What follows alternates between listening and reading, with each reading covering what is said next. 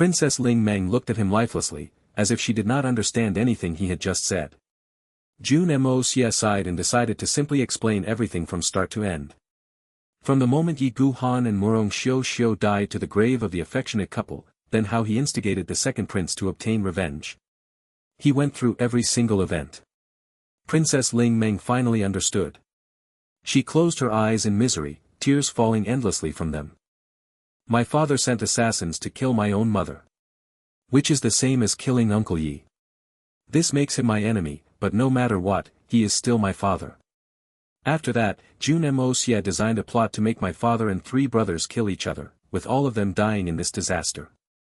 From this perspective, no matter what Jun Moxie's starting point was, he essentially helped me get my revenge. But, at the same time, he killed my father.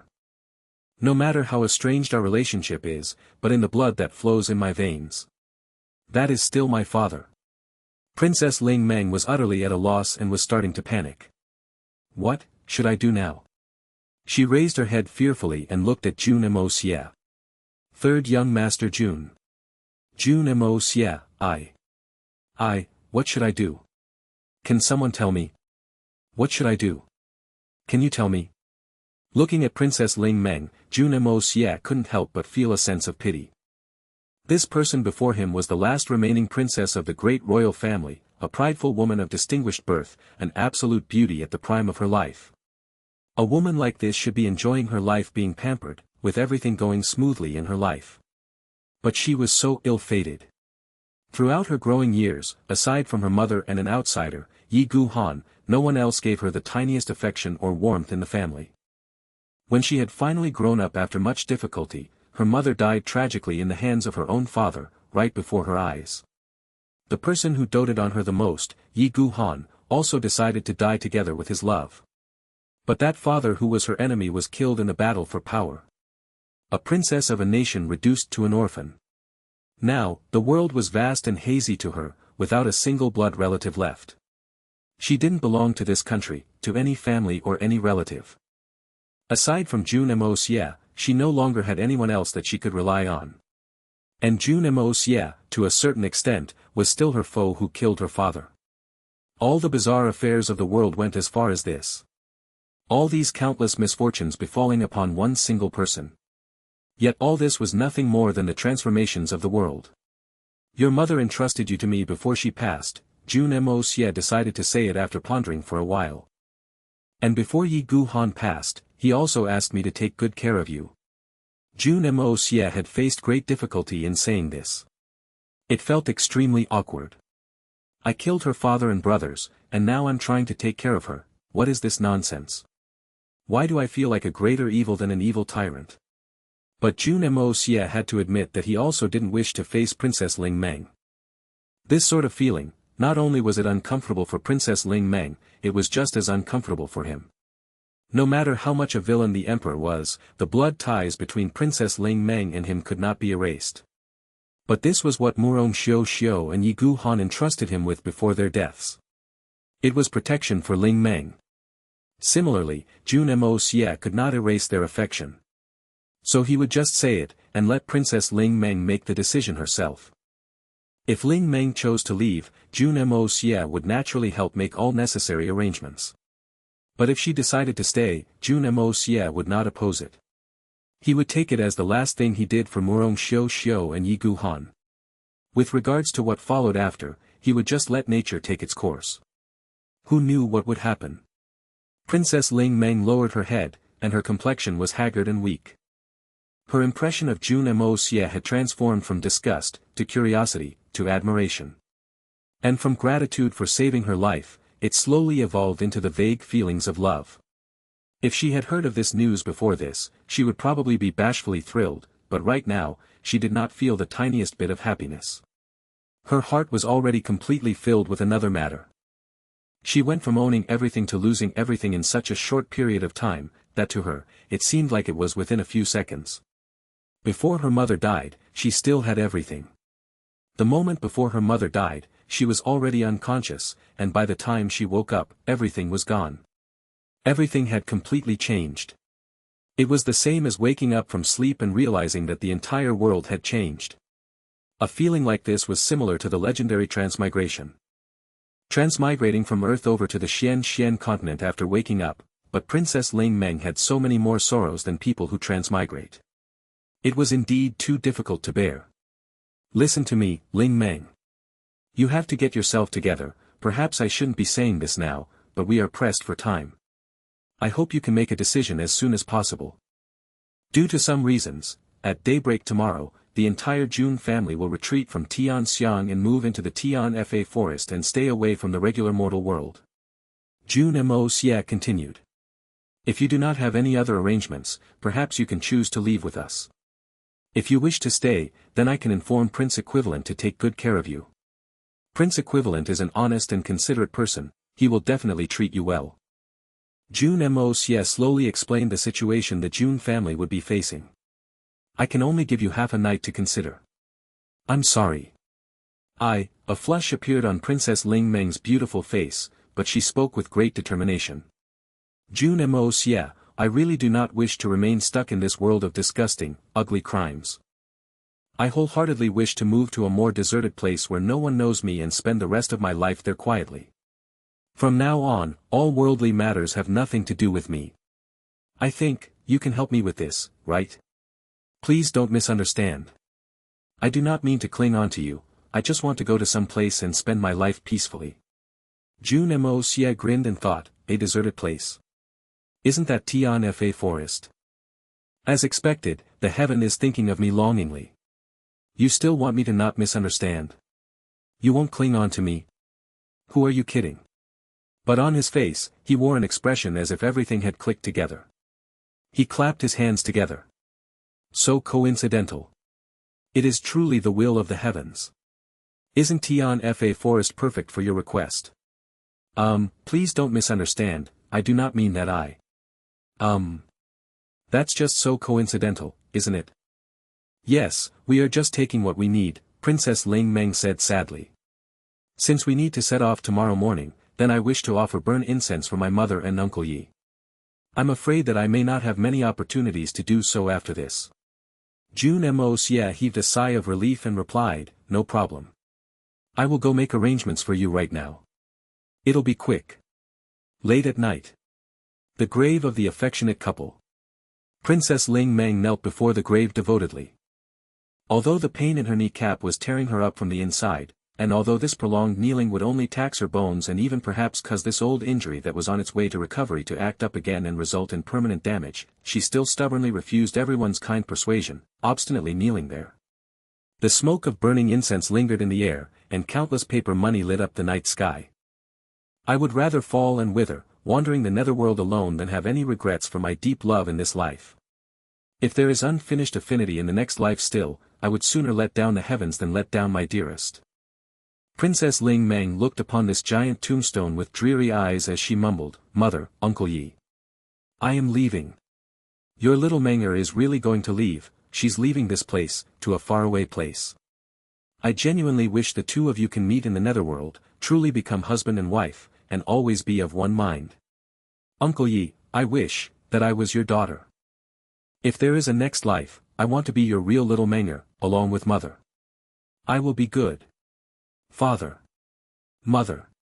Suddenly, Princess Ling Meng understood the real meaning behind her name. Little Menger, wasn't this her mother's greatest wish? To spend her life with the person she loved, with Yi Gu Han. She had no other hopes in life, only in dreams. So her mother named her as Ling Meng 1, nickname, Menger. This was her mother's dream. But it was also Uncle Ye's dream. Today, the two of them were lying under this cold tombstone. So Princess Ling Meng cried from the bottom of her heart. Father. Mother. She was her mother's only daughter. Shouting "Father" was helping her mother and Uncle Yi accomplish their greatest dream. In the next life, I will still want to be your daughter, no matter how poor or lowly, how simple our lives are, but, to be able to have parents like this in my life, that is my biggest dream. The night wind blew, lifting up some paper ashes that had yet to finish burning. It danced and fluttered about in the air, as if Murong Xiao and Yi Gu Han were nodding their heads, feeling satisfied and bidding farewell to their daughter reluctantly. Wishing their daughter peace and happiness. If there is the chance, little Menger will come back to visit you. Father, mother, Menger is leaving now. Princess Ling Meng looked at the tombstone before her longingly. Turning back once every 3 steps, tears streamed down her beautiful face. The wind blew louder, and the leaves of the pines and cypresses in the grave of the affectionate couple rustled and shook in the darkness. Princess Ling Meng heard it clearly. That rustling noise of the leaves was Mother and Uncle Yi gently looking at her back, gently reminding her, Menger, have a safe journey. Take good care of yourself, and don't let us worry.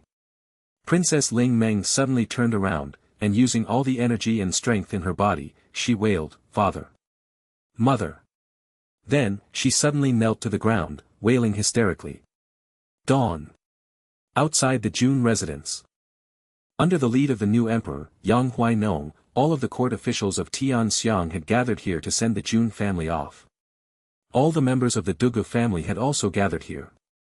Old Dugu Zongheng stood upright, supporting his old madam. Dugu Wu Di brought his 7 sons. Heavy reluctance to part was evident on everyone's faces. The corners of the old madam's eyes were already stained with tears. On the other side, Li Yuran stood beside Tang Yuan, one fat, one slim, contrasting nicely. Hai Qinfeng and Song Shang stood behind Tang Yuan, looking at the door of the Jun residence with reluctance on their faces. The Jun family was done with their preparations. Their doors slowly opened. Jun Zhantian, Jun Wu Yi, Jun Moxie, and the rest slowly walked out. Dugu Xiao Yi leapt out, running into the arms of her grandmother, crying. After a long and reluctant exchange of parting words, it was Dugu Zongheng who put an end to it. Stop with this wishy-washy attitude. What use is there? It's not like we are going to be separate in life and death. If you feel like coming back, just come back. Hurry up and go. You're already running out of time. The enemy might arrive any moment, so why are you still dawdling around? Everyone laughed. Jun Moxie straightened his body and faced everyone. Everyone here is a friend of the Jun family. The Jun family is forced to retreat like this due to a lack of better options. But I believe that one day, we will return and come back even stronger. Everyone, if there are any issues, you can send us a letter by Eagle. If it is within our abilities, the Jun family will definitely not decline your request. Jun Moxie cupped his hands. Everyone, take care. Everyone returned the greeting. Take care, third young Master Jun. Take care, old Master Jun. Take care, third Master Jun. Jun Moxie chuckled loudly. Taking one final look at Tang Yuan, he laughed. Fatty. The future top millionaire of the Xian continent. You can just wait quickly to strike it rich. Ha. Jun Zhantian and Jun Wu Yi cupped their hands at the same time, bidding everyone else farewell. On Jun Moxie's command, all the Xian beasts were already ready. Everyone got onto their backs. Long Crane spread his wings and flew into the air with a whistle. Like an arrow, shooting into the sky like a bolt of lightning. With a series of cries, thousands of flight-type Xian beasts rose into the air in formation. Under Jun Moxie's command, they flew in a circle on top of Tianxiang city before suddenly changing direction straight south. Triggering thunder and lightning all the way. Everyone looked up at the sky pensively, watching the entire Jun family leaving. This divine military family that had protected Tianxiang for decades still left in the end. Even though they were retreating, they retreated in such a grand manner that was unprecedented in all of history. In the sky, Dugu Xiao Yi was full of tears, weeping till she fell unconscious in Dongfang Wen Xian's arms. The thunder eventually dissipated. There were no longer any traces of the Jun family in the sky. A bright ray of sunlight shot from the east. Emperor Yang Huainong immediately issued a royal decree the moment he returned to the palace. The Jun family residence will be now changed to the divine military residence, and no one would be allowed to trespass. No one was allowed to move anything inside. And he even put someone in charge of cleaning and maintaining it, no matter when or for how long, they had to keep it clean and tidy. Then, he set up another area to build the Tianxiang military tomb for the general in white, Jun Wu Hui, Jun Wu Meng, divine iron-blooded battle commander, and the rest. To construct a statue and ancestral tablet to be worshipped by all of Tianxiang. The grave of the affectionate couple would be made into forbidden grounds, and no one was allowed to go and damage it. Violators would have their entire family executed. Aside from these, there were many more new rules set in place, and most of them were essentially related to the Jun family. Although the Jun family was forced to retreat, the honor and love they received in Tianxiang was extreme. This was definitely unprecedented in all of history. In Tianfa Forest, Big Bear and the rest had never stopped in their work. They had been making significant progress, and it was almost halfway complete. This bunch of Xian beasts that was not lacking in their strength was definitely not meticulous, but they were definitely fast. This saved Jun Moxie tremendous work. While everyone else was touring Tianfa Forest in curiosity upon arrival, young Master Jun began his career as a laborer. It couldn't be helped. His power of earth was too convenient for construction purposes. In a single day, young Master Jun emptied the inside of an entire small mountain and created a large palace full of splendid and magnificent houses out of it. The countless night pearls he plundered from the palace of 9 Nether first young master could finally be put into use. First, it was a road so wide that it could accommodate 10 horse carriages arranged side by side. Giant stone pillars with dragons and phoenixes engraved onto it lined the road, supporting the entire infrastructure. The eyes of the dragons and phoenixes were all night pearls. There were many other small roads on the sides of this main road. Although they were small roads, they were still relatively wide. At the end of one of the smaller roads was an extremely large hall. All the necessary furniture was inside. On the sides of the hall were a few other smaller rooms. It looked like Jun Moxie was determined not to let the 9 Nether first young master's design monopolize the limelight. But right now, although he had his great palace, the doors became young Master Jun's greatest headache. He didn't have outstanding mechanism skills like the 9 Nether first young master. He developed an actual headache from thinking for a long time. Young Master Jun finally decided to use the traditional, ancient method, a wooden door with a bolt. Making 2 holes on the stone walls, then tying the door frame to it before attaching the wooden door. This was also the simplest method.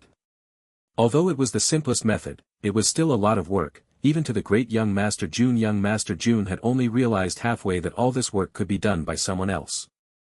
And thus, from laborer, young Master Jun became supervisor. In a way, he was freed. Jun Wuyi's family occupied a residential hall. Old Master Jun occupied one room alone. Dongfang Wen Xian and the other girls all shared hall, the largest one. The young Master Jun built a personal space for himself. The countless smaller roads led to where the servants of the Jun family lived. There weren't many of them, since most of them were dismissed. But the money given to any random one of them was enough to ensure a peaceful and comfortable life. To those who had followed them over, Jun Moxie was not unsympathetic. He said, "No matter male or female, as long as you have a partner, inform me and I will set up another lodging for you. If anyone could not get used to staying here, they could just bring it up anytime." The Jun family would send them out of Tianfa with money to settle down and seek livelihood elsewhere. Everything finally began to settle down after half a month. Big Bear looked at the Jun family getting busy. Then, he looked at that splendid palace Jun Moxie created. After returning to his own den, he suddenly felt displeased with what he was looking at. That is what you call a home. This. What is this? The disparity was too great. Although he had never felt this way before, as there was nothing to compare to in the past, but now. If what the Jun family is staying in is a house, then what we live in is at most a shack. Even the servants of the Jun family reside in better rooms than us. This is too much. We are the magnificent beast kings of Tianfa. This is too embarrassing. All the beast kings could only drool silently in envy after touring the new residence of the Jun family. After suppressing their grievances for 2 days, they finally brought it up. Stammering, they asked. "Brother-in-law, we are all our own people, do you think we can also stay in that sort of houses? We are your related brother-in-laws, sister-in-laws." Jun Moxie rolled his eyes. Looking at this bunch of brother-in-laws, he was left without a choice. What else could he say? They even emphasized on related. He could only continue to work. By the time the 7 brother-in-laws and 1 sister-in-law happily moved into their new homes, young Master Jun was so tired he couldn't even move. The 8 beast kings no longer had any brother-in-law in their eyes after getting their new homes. Who is brother-in-law? We need to enjoy our new homes. There seemed to still be an ocean of brother-in-laws staring hopefully at him. Young Master Jun declared weakly, from today onwards, one could only get this sort of treatment after reaching the level of a first-level venerable. Big Bear and the rest were the only exceptions for this one time, and there would absolutely be no second time. First-level venerable. Even the 8 beast kings did not reach this level. Although their physical strength had surpassed it, but in terms of actual skills, they were still far from it. Amongst all the kings, only Big Bear and Long Crane were close to that level. The beast kings glared till their eyes turned red. They looked at the new homes of Big Bear and the rest, their eyes full of envy and jealousy. They'd snatch it and make it their own if they could. In order to get new homes like this, young Master Jun's one single sentence triggered a craze for training in Tianfa Forest. It persisted on without break. If reaching the level of a venerable was something that could be achievable by mere determination, perhaps young Master Jun would have to spend the rest of his life on this tough mission of building houses. Although he had temporarily deflected numerous brothers and sisters-in-law, Jun Moxie was still extremely busy. First, he used the power of wood to free up an entire patch of land worth 1,000 plots of fields. Then, he used the power of earth to flatten the entire place to use it as a base for growing crops. We've already moved into here, we can't possibly go without food, can we? Although we can purchase food supplies, but it seems a little wasteful compared to growing them ourselves. But having soil and land was not enough to grow crops. How could you make plants grow without water and irrigation? With the aid of the power of water and power of earth, a few deep wells were created. Near the fields, with spring water drawn from elsewhere, a small little lake-like pond was also created. Thus with this, most problems were resolved. In the duration young Master Jun was busy working, their neighbors came to pay a visit. In Tiannan, under the commission of the new emperor, General Wan delivered many household essentials and supplies, piling them all outside Tianfa Forest. The quantity of those items was enough to form a mountain. With a wave of Jun Moxie's hands, all of the level 9 Xian beasts got to work as temporary movers, moving everything back within a single trip. But the side effect of this was, the number of level 9 Xian beasts deployed was enough to scare General Wan out of his wits. Young Master Jun was completely engrossed in his construction. He turned the nearby area of the new Jun residence into a large-scale garden. There was food and all sorts of entertainment facilities. He even set up a few seats for fishing on the side of that small lake for Grandpa and the rest to use for leisurely purposes. Young Master Jun really had it tough during this period of time. In the day, he worked laboriously, at night, he studied the different tactical formations. Finally, at the end of almost 1 month, he successfully set up a heavenly 5 elements formation. Young Master Jun situated this formation outside the new Jun family residence. The day it was activated, the entire mountain range was shrouded in thick white mist instantly, leaving all the Xian beasts of Tianfa in astonishment. Big Bear decided to test it out, sauntering his way in. Only a couple thundering noises were heard, then Big Bear came flying out with the smell of burnt bear paws. His entire face was covered in dirt, and his whole body was quivering. Thank God Tianfa beast kings had impressive defenses, otherwise he would have already turned into a roasted bear. Young Master Jun was still standing in the formation, knitting his brows in deep thought, worrying if he had missed anything. But he didn't expect the newly set up formation to have an intruder so soon, so he immediately rushed over to stop them. But it was still too late, and the Beast King was already in a pathetic state. If not for the amazing defenses of a Beast King, and Jun Moxie stopping it in time, this Bear King might be the first Tianfa Beast King to be roasted alive by heavenly thunder. From the outside, it looked like a sea of thick and heavy, white mist, and naturally, nothing could be seen. But in it was a completely different scenery, cloudless blue skies. As for the other 3 sides, they were directly sealed by Jun Moxie with other formations. With the power of the outer surroundings of Tianfa Forest, it could be said to be well fortified and absolutely safe. After the resettlement was more or less completed, by the command of Jun Moxie, the Heavenly Destroyer and Spirit Devourer teams exited Tianfa and headed over to their old address at Shuihun Manor and set up camp there. Here would be the first base of Jun Moxie's expansion. The rule of the evil monarch would begin from here.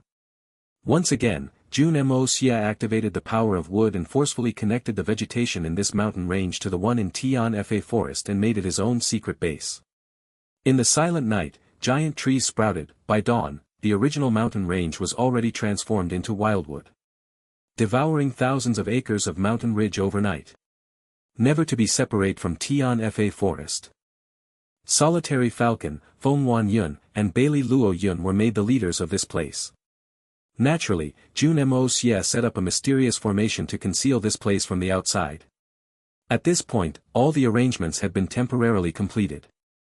There was finally considerable certainty on the issue of their own protection. Jun Moxie could finally heave a sigh of relief. He never imagined that it would be this troublesome to move houses and change locations. When he had returned to Tianfa forest, he was just in time to see Long Crane flying into a terrible rage. It turned out that after Crane King had his own imperial palace, he regarded it as his own treasure. Every day, he would happily go on inspections of the place, treating it as a walk. But to his great anger, he found out on this day that there were small beasts that dared to defecate right outside the Crane King's residence. The Crane King was instantly enraged. His original dwelling cave was a mere nest, so sometimes, he would also do the same. It wasn't something to be embarrassed about, everyone was extremely thick-skinned, and anywhere could be a toilet. But now that he had taken up residence in this splendid and beautiful palace, how could such crude behavior be endured? So Crane King blew his top, and all Xian beasts were trembling in fear. They were all crawling on the ground as they experienced Crane King's furious rage. The way young Master Jun saw it, this was something that was needed.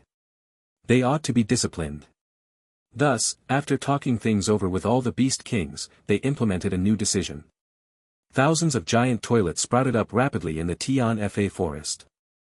The 8 beast kings would take turns on duty, changing shifts every month to let the beasts under them be in charge of disposing waste materials, ridding it all into another empty valley that had a cliff thousands of zhang tall.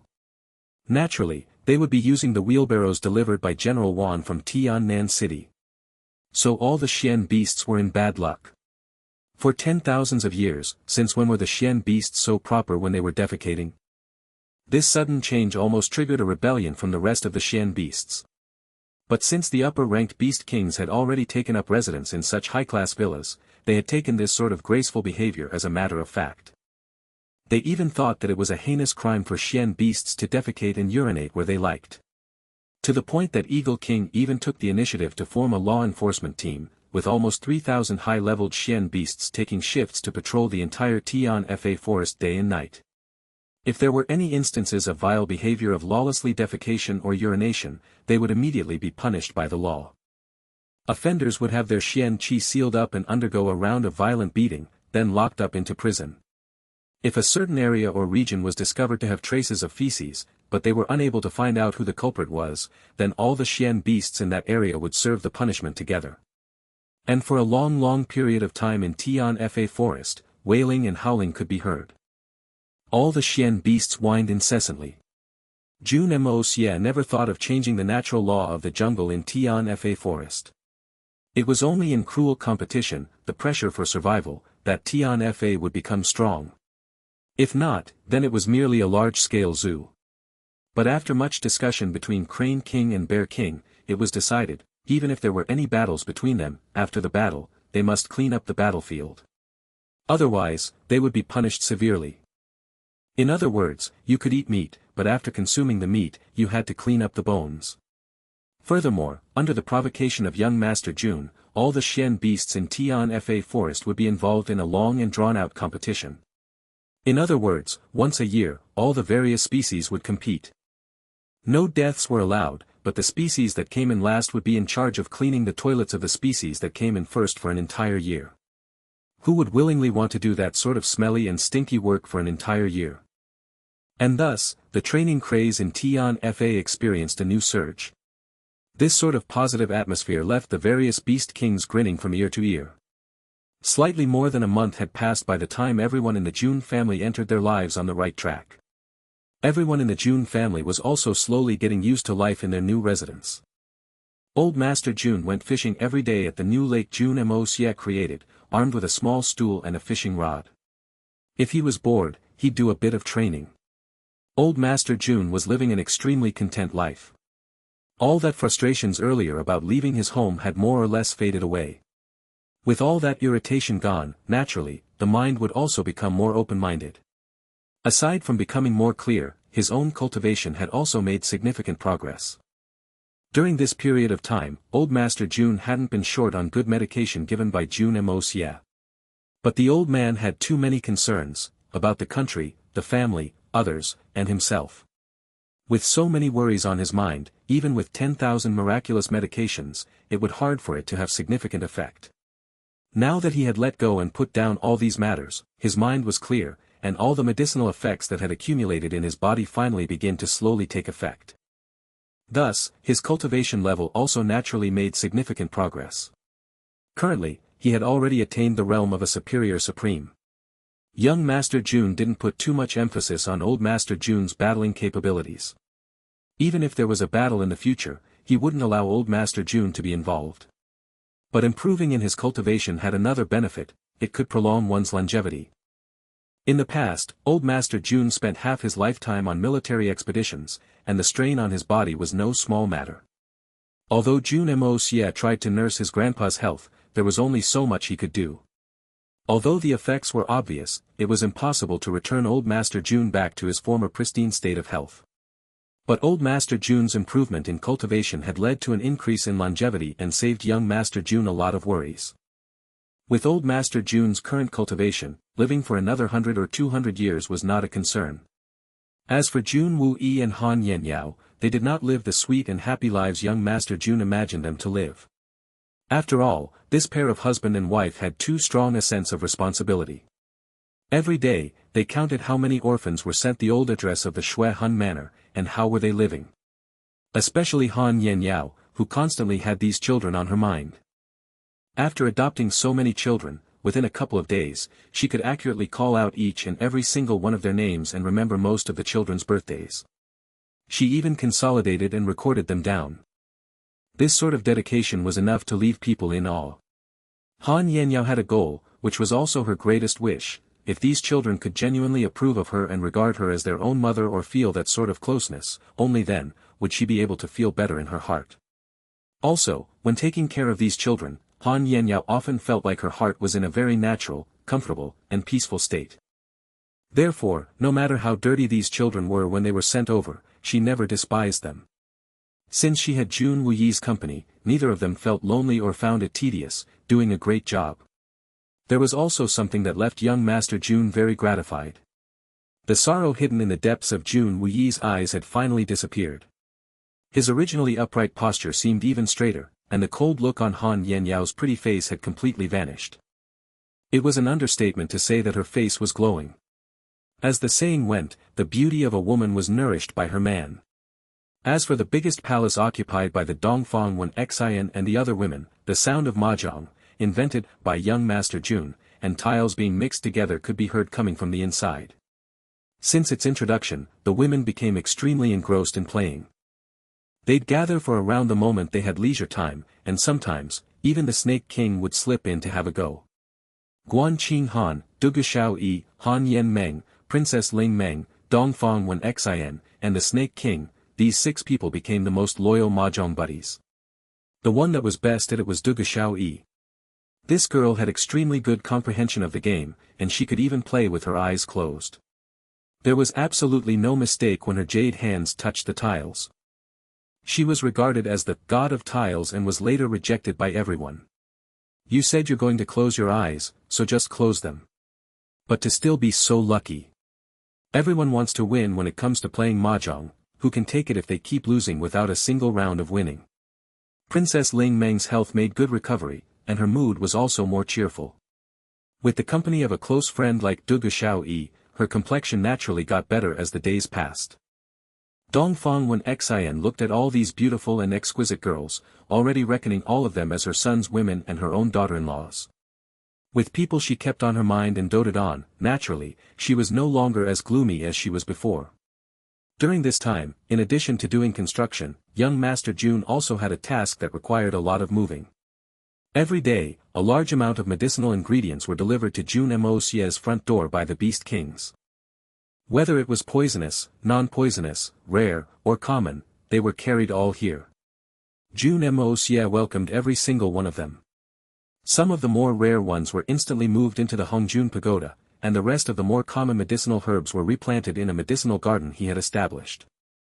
Although he had already obtained the 9 nether first young master's treasured collection of 10,000 years, it was a pity that those medicinal herbs were too precious, and their age and medicinal effect were too strong to be used. They were tempting to look at, but he lacked courage to put them into use. Using them at this level would be completely wasting them. Whereas these locally produced ones from Tian Fa could all be put into good use. Concocting pills, Shui Yan's complete awareness. Speaking of the Beast Kings delivering medicines, the most impressive instance was the day Jun Moxie opened the door to see Earthcracker running over carrying a huge object. It was several feet tall, and its roots swayed in the air.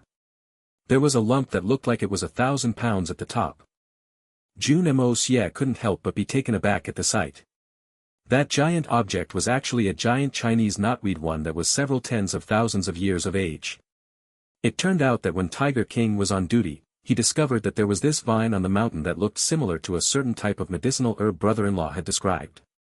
Thus, he deployed a few hundred 9th level Xian beasts to shave away an entire mountain to dig this entire thing out perfectly. Then, he came over excitedly to offer this treasure. This was Earthcracker after his breakthrough. Otherwise, the average person was really incapable of lifting something this heavy, a supergiant knotweed that was thousands of pounds. It was said that medicinal herbs like the Chinese knotweed were very different from other types of medicinal herbs. Most other medicines, no matter how precious or rare, would turn into ashes the moment it reached tens of thousands of years of age, returning the spiritual qi back to heaven and earth. Only Chinese knotweed was not restricted by this limitation, no matter how old it was. But it was also precisely because of this uniqueness that the Chinese knotweed Earthcracker found was also extremely rare. Even the 9 nether first young master's giant pile of rare medicines didn't have it. Without any delay, Jun Moxie immediately tucked this enormous object into the Hongjun Pagoda, as if he had just obtained the most precious treasure. Naturally, all the Beast Kings had the same mindset as to why they were working so hard. Brother-in-law, you should hurry up and concoct pills. We are all waiting to enhance our strength. With greater strength, then we can go and thoroughly beat up those goddamn wretched trash from the Holy Land, to get revenge for Big Sis. Jun Moxie had 1,001 things to do, but after finally setting up all the various formations in place, he immediately put the task of concocting pills into his schedule. Strength was indeed the most important. Tian Fa forest was undoubtedly very strong, and the Xian beasts were also extremely united. The entire forest was equivalent to a piece of iron, and the saints would not dare to come in recklessly. However, even if they didn't dare to come in recklessly, it didn't mean that they absolutely didn't dare to come in. There was always the risk of accidents. To give one of the simplest examples. The 3 holy lands outside Tian Fa gathered a group of their strongest experts and joined forces to attack. As long as they did not rush and knew when to stop, they would definitely be able to achieve relatively considerable battle results. Aside from external troubles, there were also internal worries. Jun Moxie would not forget that there was an immensely powerful power sealed in the mist within Tian Fa forest, the 9 nether 14th young master. When it came to the 9 nether 14th young master, Jun Moxie would sometime think that, if there were no such madman in the world, it would be a little too peaceful. Furthermore, the people from Misty Illusory Manor could also enter Tian Fa. A very safe fort was not absolutely safe. This was knowledge that needed to be understood. Even if it was not clear whether they were enemies, Jun Moxie was still determined to remain on guard. If it wasn't someone he could really acknowledge, Jun Moxie would never let his guard down. For 2 consecutive nights, Jun Moxie created large amounts of vitality linkage pills, vitality congregation pills, and heavenly vitality pill in batches, no less than 2,000 of each type. Since the metamorphosis of the inside of his meridians to purple spirit energy, the young Master Jun had improved greatly his efficiency in concocting pills. Originally, when producing these 3 great pills, he could at most make a few furnaces in one night, and sometimes, there was a chance of failure. But now, he could produce 3 to 4 furnaces in 2 hours. And the success rate had increased significantly. Originally, he could only produce 10 pills from one furnace, now, he could make at least 50. And useless pills? There was no such thing. This let Jun Moxie truly feel the benefits of this purple spiritual chi. Not only did it surpass the original white spiritual chi by several times in its toughness, its compatibility with the flame of primal chaos and the furnace of good fortune was impeccably perfect. It was as if these three were meant to be a single family. Jun Moxie vaguely sensed that his guess should be very close to the truth. Jun Moxie didn't know that his guess was not close to the truth, but it was literally the truth. The flame of primal chaos and the furnace of good fortune were objects made from purple chi before primal chaos, lasting throughout time. The newly born purple chi in his meridians were the origins of the flame of primal chaos and the furnace of good fortune, primal chaos purple chi. If you still had accidents when using primal chaos purple chi to activate the flame of primal chaos and the furnace of good fortune, especially if you could create low-quality medicines from it, then the great Pan Gu Tu who had parted heaven and earth would need to go and commit suicide. But then again, Jun Moxie's current primal chaos purple chi was still too weak, so it was still incapable of supporting his endless alchemy for a long time. By the time it got really strong, then it would really get impressive. However, even if total amount of spiritual chi was not enough to keep up, young Master Jun was too dedicated. Even the most dedicated of Dan practitioners would not be like him. Grabbing a few types of medicinal ingredients, he concocted pills like crazy, without taking a single break, as if he had not eaten a single proper meal that filled his stomach for 10 whole years and he had suddenly walked into a free buffet. If he didn't eat his fill, he refused to stop. What was even more enviable was that this fellow was also backed by almost inexhaustible medical materials. Most people would stop concocting pills after creating a few furnaces because they ran out of raw materials. But this fellow had it good. Not only did he have the entire supply of Tian Fa forest, he also had the treasured collection of the 9 nether first young master. Those were all high-quality treasures. Thus, 2 days and night passed quickly. Jun Moxie's dedicated working also finally came to a halt. Stretching his back and cracking his bones, he decided to step outside for some fresh air. He originally wanted to let Mei Shuiyan practice beside him while he was concocting pills, but Mei Shuiyan had just reached the first level of the art of unlocking heaven's fortune and was still way far from reaching the standards of the 4th level of the Hongjun Pagoda. Left without any choice, young Master Jun had to give up on this decision. But Jun Moxie was astonished when he stepped out. Although the current Mei Shuiyan had yet to break through in her art of unlocking heaven's fortune, but with constant practice and absorption of large quantities of spiritual chi, she had already leapt straight up into the tier of a 7th level Xian beast. This left young Master Jun feeling unfair. That is too fast. Who is this? Oh, no, it should be, what beast is this? This is too beast-like. Even this young master did not have such rapid advancement. It hasn't even been that many days yet. Young Master Jun had clearly neglected an important thing.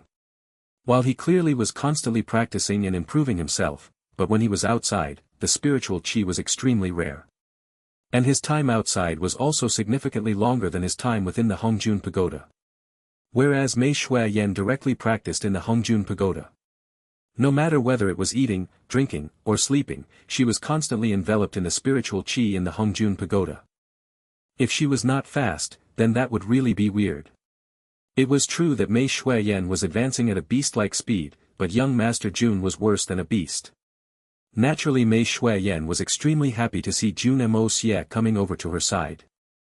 Clearly, she was quite satisfied with the results she achieved with her practice during this period of time.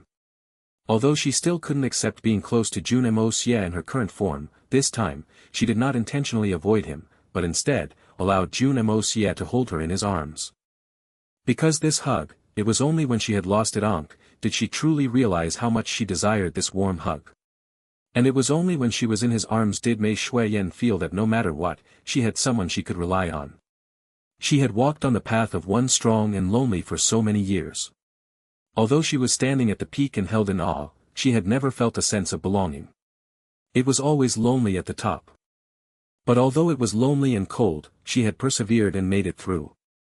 At first, she didn't feel anything, as if this was simply how life was. From the moment she was born, she worked hard to become strong, to throw her life away on the battlefield of the war for seizing the heavens. As if that was her final destination, the fate she was destined for. Mei Shuiyan didn't feel anything about it. She had gotten used to accepting her fate a long time ago. Although she had never felt what happiness was like. What sort of feeling happiness was, she had never experienced it before. But since the appearance of this hug, she knew. She truly understood it. She knew the meaning of her life. It was not only Tianfa, not only the war for seizing the heavens. It turned out that in this world, there was another type of beautiful thing that could make her put down the war for seizing the heavens or even give up everything unconditionally, something that she would protect and cherish even if everything went up in flames.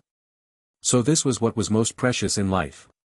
Only by having him, her life became complete. She could still sacrifice herself in the war for seizing the heavens, but she would still have lingering attachments. The war for seizing the heavens, the sake of the world was an ideal or goal of the past, it was not living, and it was not what life was all about. It wasn't the meaning for her existence. Without all those things, at that moment, when she had no other worries, she only wished to have a partner she could rely on for the rest of her life. To watch the sun rise with him, enjoy the night breeze with him. Admire the flowers in spring, experience thundering storms in summer, watch the moon in autumn, and in winter, experience the ice and snow, or hide in a house that was built in the heavy snow, hibernating. Precisely because they had each other, even the coldest snow would become tender and warm. The moment she was back in Jun Moxie's embrace, Mei Shuiyan could clearly feel herself shuddering. Her soul was shuddering because of the happiness. Mei Shuiyan could distinctly feel the love from this hug and how unwilling it was to part from her. So she didn't care anymore. No matter what sort of worries, she didn't care about them anymore. No matter how my appearance changes, I am his most beautiful Shuiyan, his most beautiful lover, the person he loves the most. It doesn't matter if I'm in my human form or my original form. If this is the case, then what else do I have to care about? Jun Moxie was delighted. In the Hongjun Pagoda, he could clearly feel that Mei Shuiyan had a thorough and complete awareness to have finally let go of things. This girl had managed to break through her frame of mind significantly and successfully unlock the lock in her heart on her own. This was really delightful. He hugged her silently, the both of them in a mutual understanding. Although they did not say a single word, but, the silence right now, spoke louder than words. After a long while, Jun Moxie said with great satisfaction, "Shuiyan. Did you know, ever since you were injured, I may have looked fine on the surface, but the inside of my heart never had a day of peace. I was constantly worried and concerned, but that was all until this hug today, it really made me feel at ease, you little elf who left me deeply worried really tormented me." Mei Shuiyan's bright big eyes blinked. Looking at Jun Moxie's face, she continued to stretch her body and bury herself in his embrace. Silently pressing her little ears against his chest, capturing that familiar heartbeat. Ba bump, ba bump. Every beat left her feeling immensely happy and blissful. I can't take it. You little heartbreaker still want to seduce me at this timing. I've decided, even if you recover someday in the future, you must revert back into this form from time to time for me to hug. I love this sort of feeling too much, I'm too blessed, young Master Jun sighed with great satisfaction. You still want to do this even after I've recovered? Humph, then how could I face others out there? However, it's not bad to fulfill your wishes.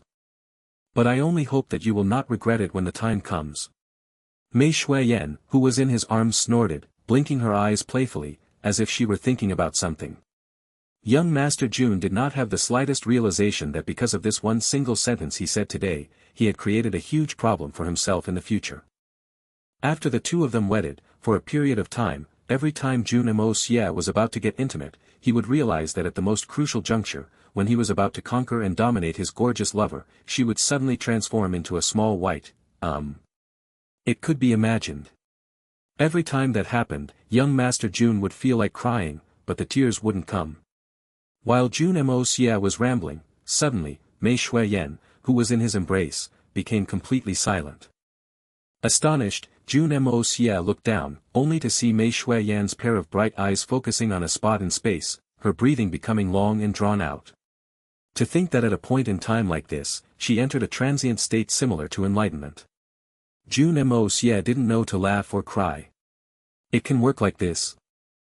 There's no other choice, I'll just hug this soft, little thing in my arms and be a statue for a while.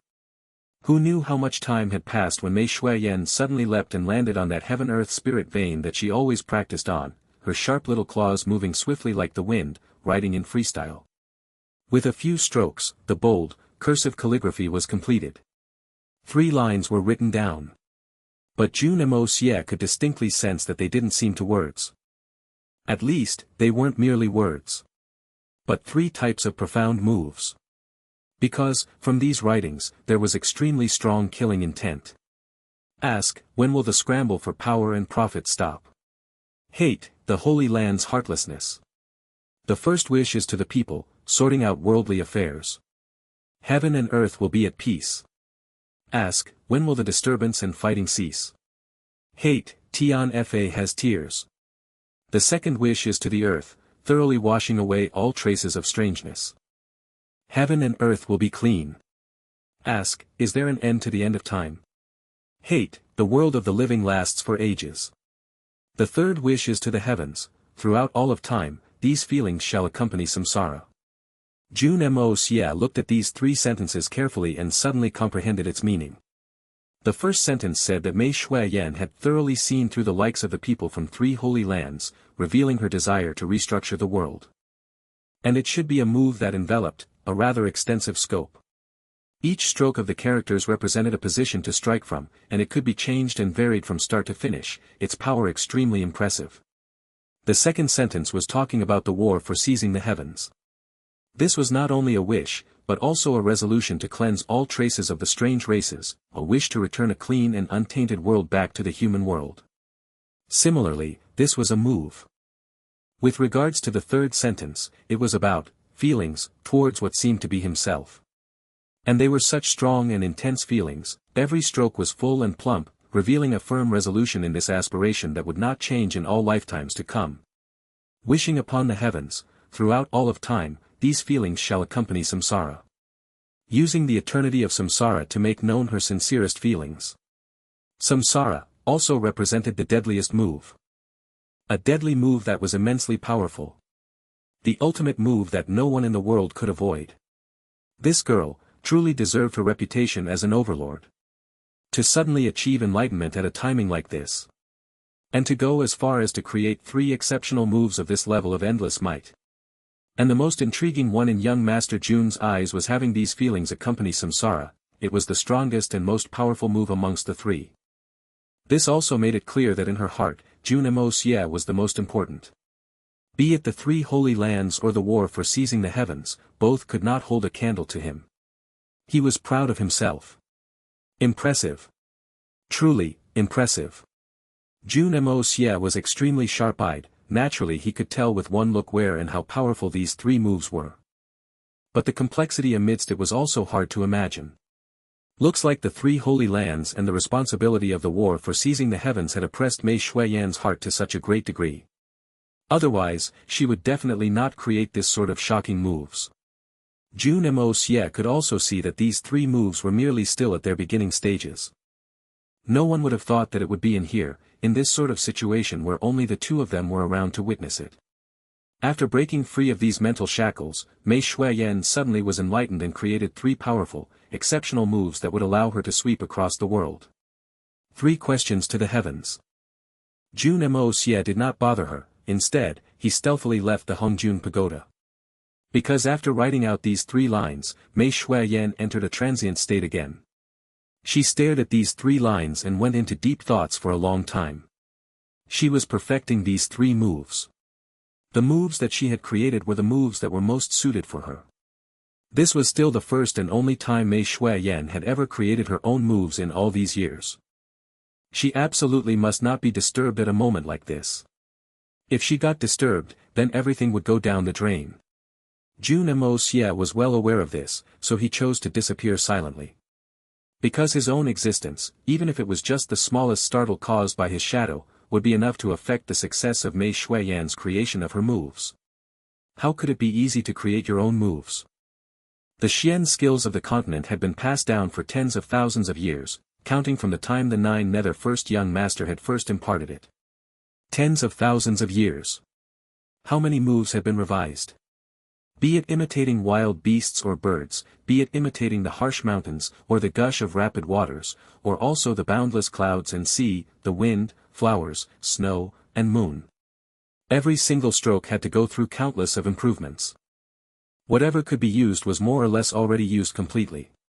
The space left for the descendants to further innovate had also seemingly become less and less. So on a foundation like this, to be capable of creating a move of their own, every one of them was a grandmaster of their generation. People of exceptional talent. Under the circumstances of completely losing all her cultivation and having to start from the beginning all over again, and even pick up a unique kind of art that was completely different from the one she had previously cultivated, Mei Shuiyan had essentially thrown away everything from her past. And at a timing like this, she could still put down the shackles that were bound to her heart, and with her feelings as the basis, she created a set of moves that entirely belonged to herself. It was also from this moment, that despite only having the cultivation level of a 7th level Xian beast, Mei Shuiyan truly had qualifications that were no inferior to the ancestors of the 3 holy lands. Creating her own moves. At this moment, Mei Shuiyan fell into deep thought like this, not even caring about how she looked. Jun Moxie did not have any opinions about it. He was not jealous, nor did he feel the need to compete. The only thing he felt was a sense of pride that filled his entire heart. Because someone with this sort of accomplishment is my woman. Is my wife. This enlightenment Mei Shuiyan had lasted for 3 whole days. And during these 3 days, Jun Moxie did not dare disturb her even when he was delivering food and water. When he was concocting pills, he entered the 4th level of the Hongjun Pagoda directly and moved them out from the pagoda straight from the 4th level. Outside, it was a state of celebration in Tianfa Forest. Because Jun Moxie had released news that all level 9 Xian beasts who did not get to eat the pills previously would get their share this time. Every single one of them would get their share. When this great news was released, the beast kings came running at breakneck speed, their loud cries shaking the heavens, calling and summoning the level 9 Xian beasts of their own species. Hurry up and come. There is great news. There is a large supply of that great pill from last time. With that pill, you can advance more quickly and reduce the time needed for your cultivation. And this means you are taking a step closer to your new home. Hurry up and get it. In a split second, from those that flew in the sky to those that ran on the ground, everyone came running over in a hurry. There were constant sounds of silly, large-sized beasts knocking into trees, before picking themselves back up from the ground and sprinting. Jun Moxie looked at the giant ocean of beasts before him, then at that large fleet in the sky that was blocking out the sun. And there were still more flying over and sounds of what seemed to be a giant army running over. All of them stared at him with great desire in their eyes. Young Master Jun suddenly broke out into a cold sweat. How many are there actually? A giant army of hundreds of thousands of Xian beasts. Didn't Shuiyan say last time that there was no less than 20,000 level 9 Xian beasts left in Tianfa Forest? How did so many more pop out of nowhere all of a sudden? Not even mentioning those located farther away, or those who had not received the news, who knew how many there were. Right now, all those who were located nearer were in the minority. But this minority group looked like there were 200,000 of them at the very least. Shuiyan, your random answer has really caused me trouble. This was the 20,000 you talked about. How many 20,000s are there? Jun Moxie did not realize that he had missed out a word when he made his announcement, peak. This word was too important, and it definitely made a world of difference. Mei Shuiyan's words back then were, peak level 9 Xian beasts, there were approximately 20,000 of them. But young Master Jun was muddle-headed and said, level 9 Xian beast. The difference between the two was too vast. 20,000 peak level 9 Xian beasts, although it wasn't little, but when put into the enormous Tianfa forest, they did not hold much ratio. In fact, that was not even 1 in 10 million Xian beasts. But level 9, there were 100 times more than this number. Jun Moxie finally understood why Mei Shuiyan once said that if Tianfa wished to wipe out the 3 holy lands, or even wipe out the whole continent, it definitely would not be a difficult matter. He had also finally learnt the true reason why even immortal-like big shots like Saint Kings and Saint Emperors did not dare to recklessly enter Tianfa. Tianfa forest occupied an area of more than 100 million acres, almost 2/3 of the entire Xian continent horizontally from east to west. How enormous was a region like this? Although there were not many peak beast kings in there, peak level 9 Xian beasts were definitely the minority, but the number of regular level 9 Xian beasts were definitely in the millions. Or more. This sort of forces, plus all the level 8, 7, 6 beasts that were in even larger numbers, wait. Jun Moxie only felt a wave of dizziness. How could the mere few thousand of people of the three holy lands hold a candle to a tremendous force like this? No wonder the three holy lands ultimately had this sort of restraining fear towards Tian Fa. But these Xian beasts were truly extremely simple and honest. To have such a terrifying force, it was more than enough to dominate the entire continent. But for 10,000s of years, this had never happened. In fact, they never had this sort of wild ambition, which was what was truly bizarre. Miracle. A real miracle. Jun Moxie suddenly felt extremely confident. With this sort of powerful force in my hands, who the F***ck do I still need to be afraid of? The three holy lands. The F***ck are they?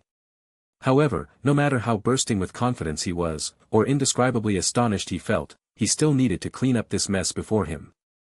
If every single level 9 Xian beast was really each to receive a pill, then young Master Jun need not do anything else in his entire life, he could just focus on concocting pills.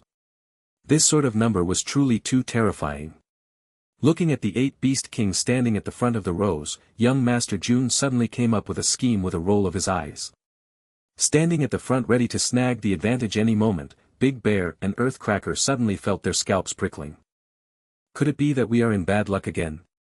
Sure enough, they saw young Master Jun knitting his brows with great doubt, then slammed the table. Big Bear. Earthcracker. What are the two of you doing?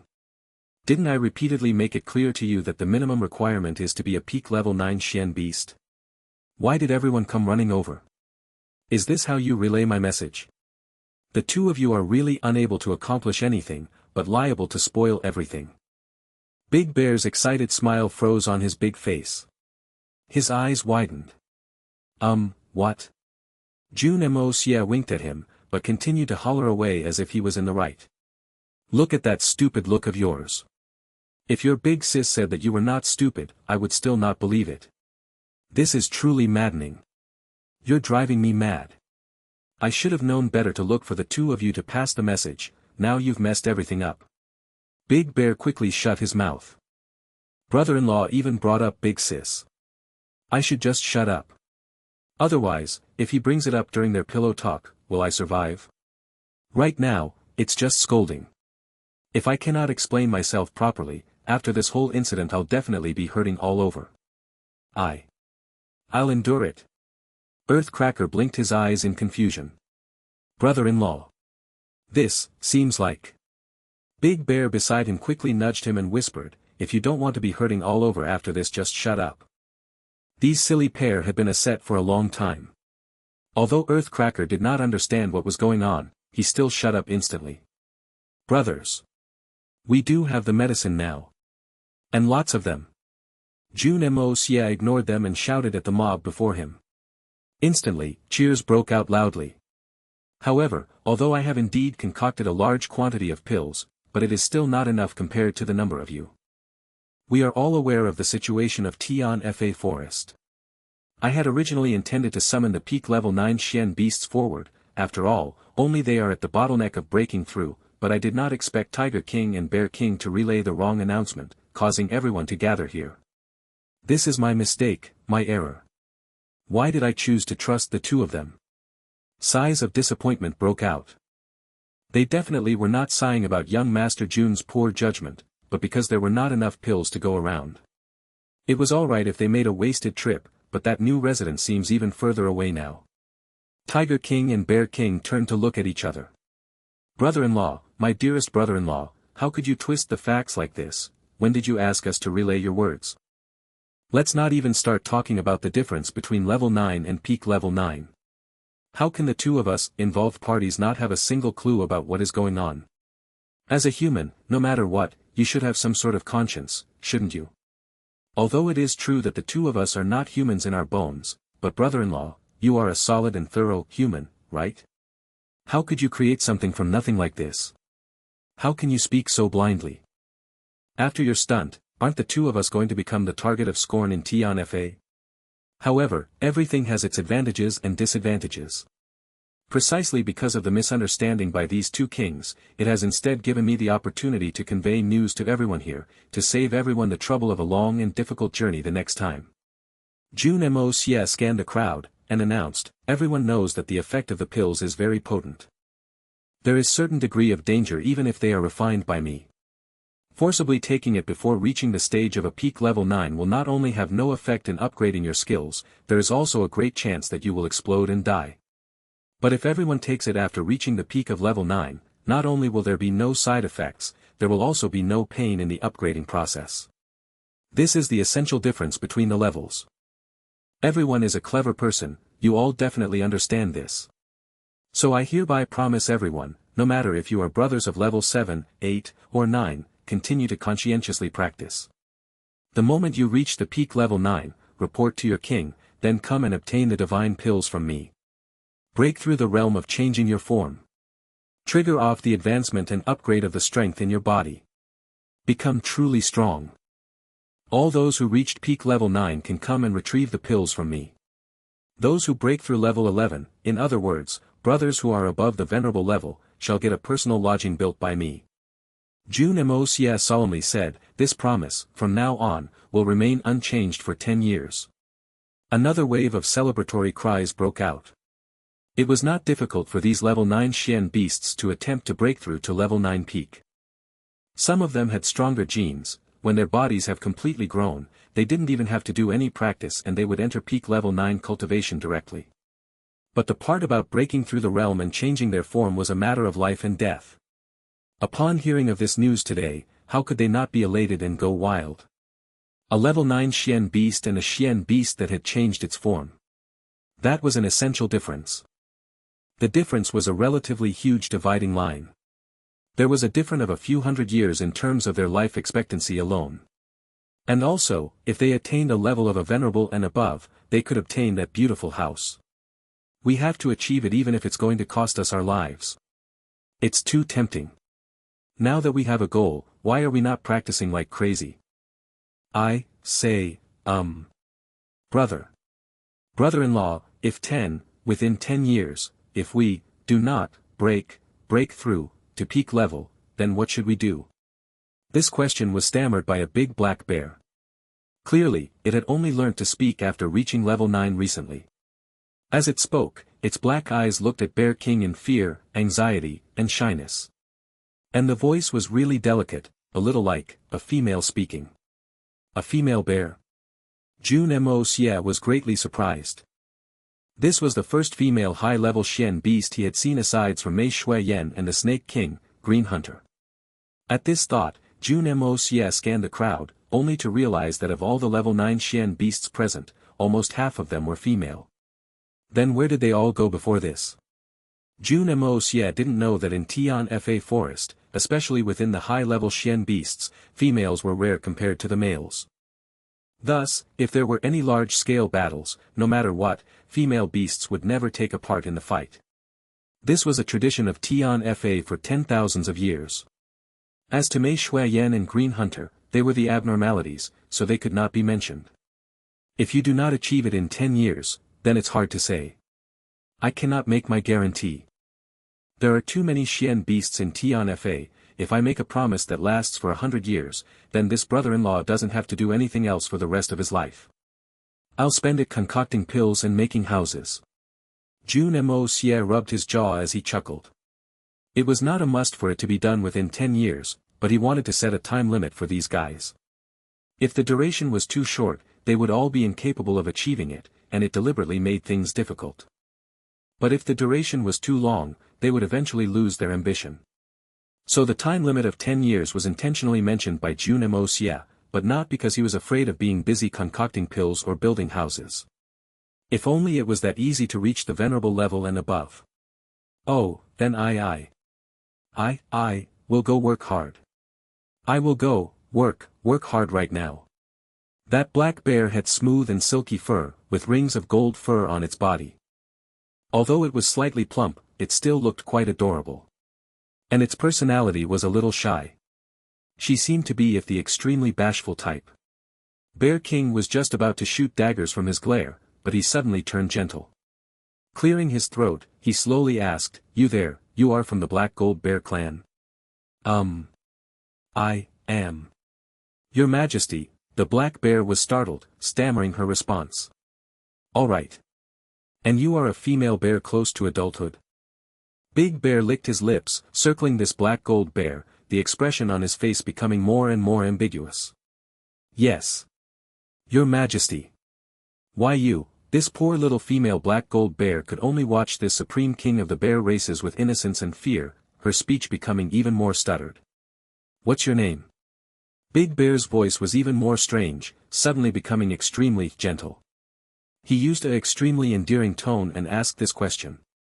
But Big Bear's voice had always been the rugged type. Suddenly turning into such a gentle one instantly left the other beast kings in goosebumps. Jun Moxie felt all his hair standing from hearing this change. All the Xian beasts that had taken form were standing in the first few rows, all making eyes, but no one knew what were they thinking. I am called Bear. Little Dance, the black gold bear Little Dance was increasingly nervous, and her stutter started getting worse. She had no idea what this Bear King wanted to do, she was completely at a loss and didn't even know where to put her huge bear paws. Bear Little Dance. Such a large creature actually has such an elegant name. This is too poetic.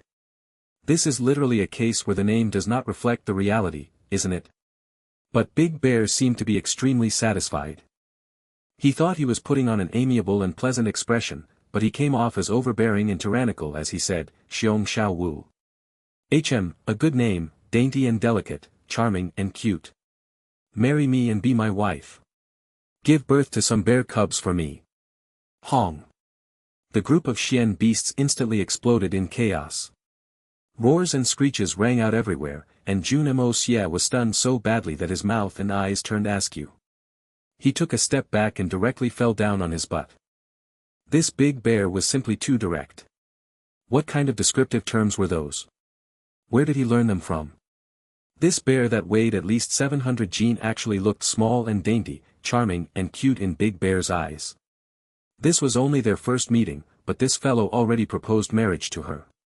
And he actually did it so domineeringly. Marry me, and be my wife. Give birth to some bear cubs for me. There was such a way to propose marriage. If a human suddenly walked up to a lady that he liked and said, "Marry me, and be my wife. Give birth to some little babies for me," wouldn't he just get beaten half to death and called crazy? But Long Crane and the rest simply stood to the side, not interfering. It seemed that they didn't find anything wrong with this scene at all. "How is it? Are you willing?" Big Bear asked nervously. I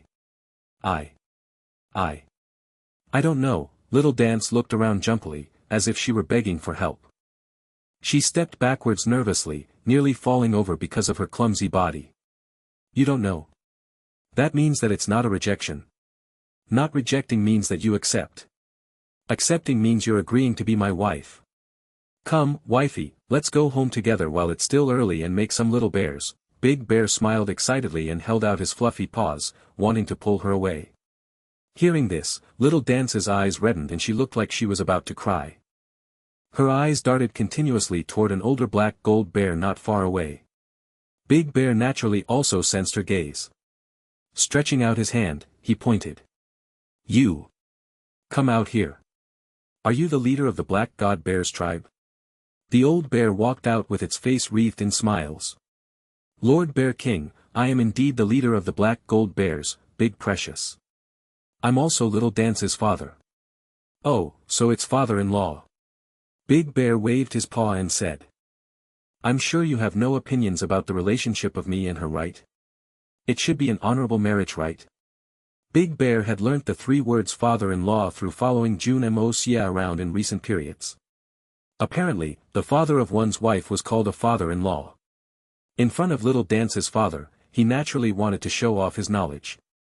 Those words like small and dainty, charming and cute were simply to obtain the favor of the beautiful bear.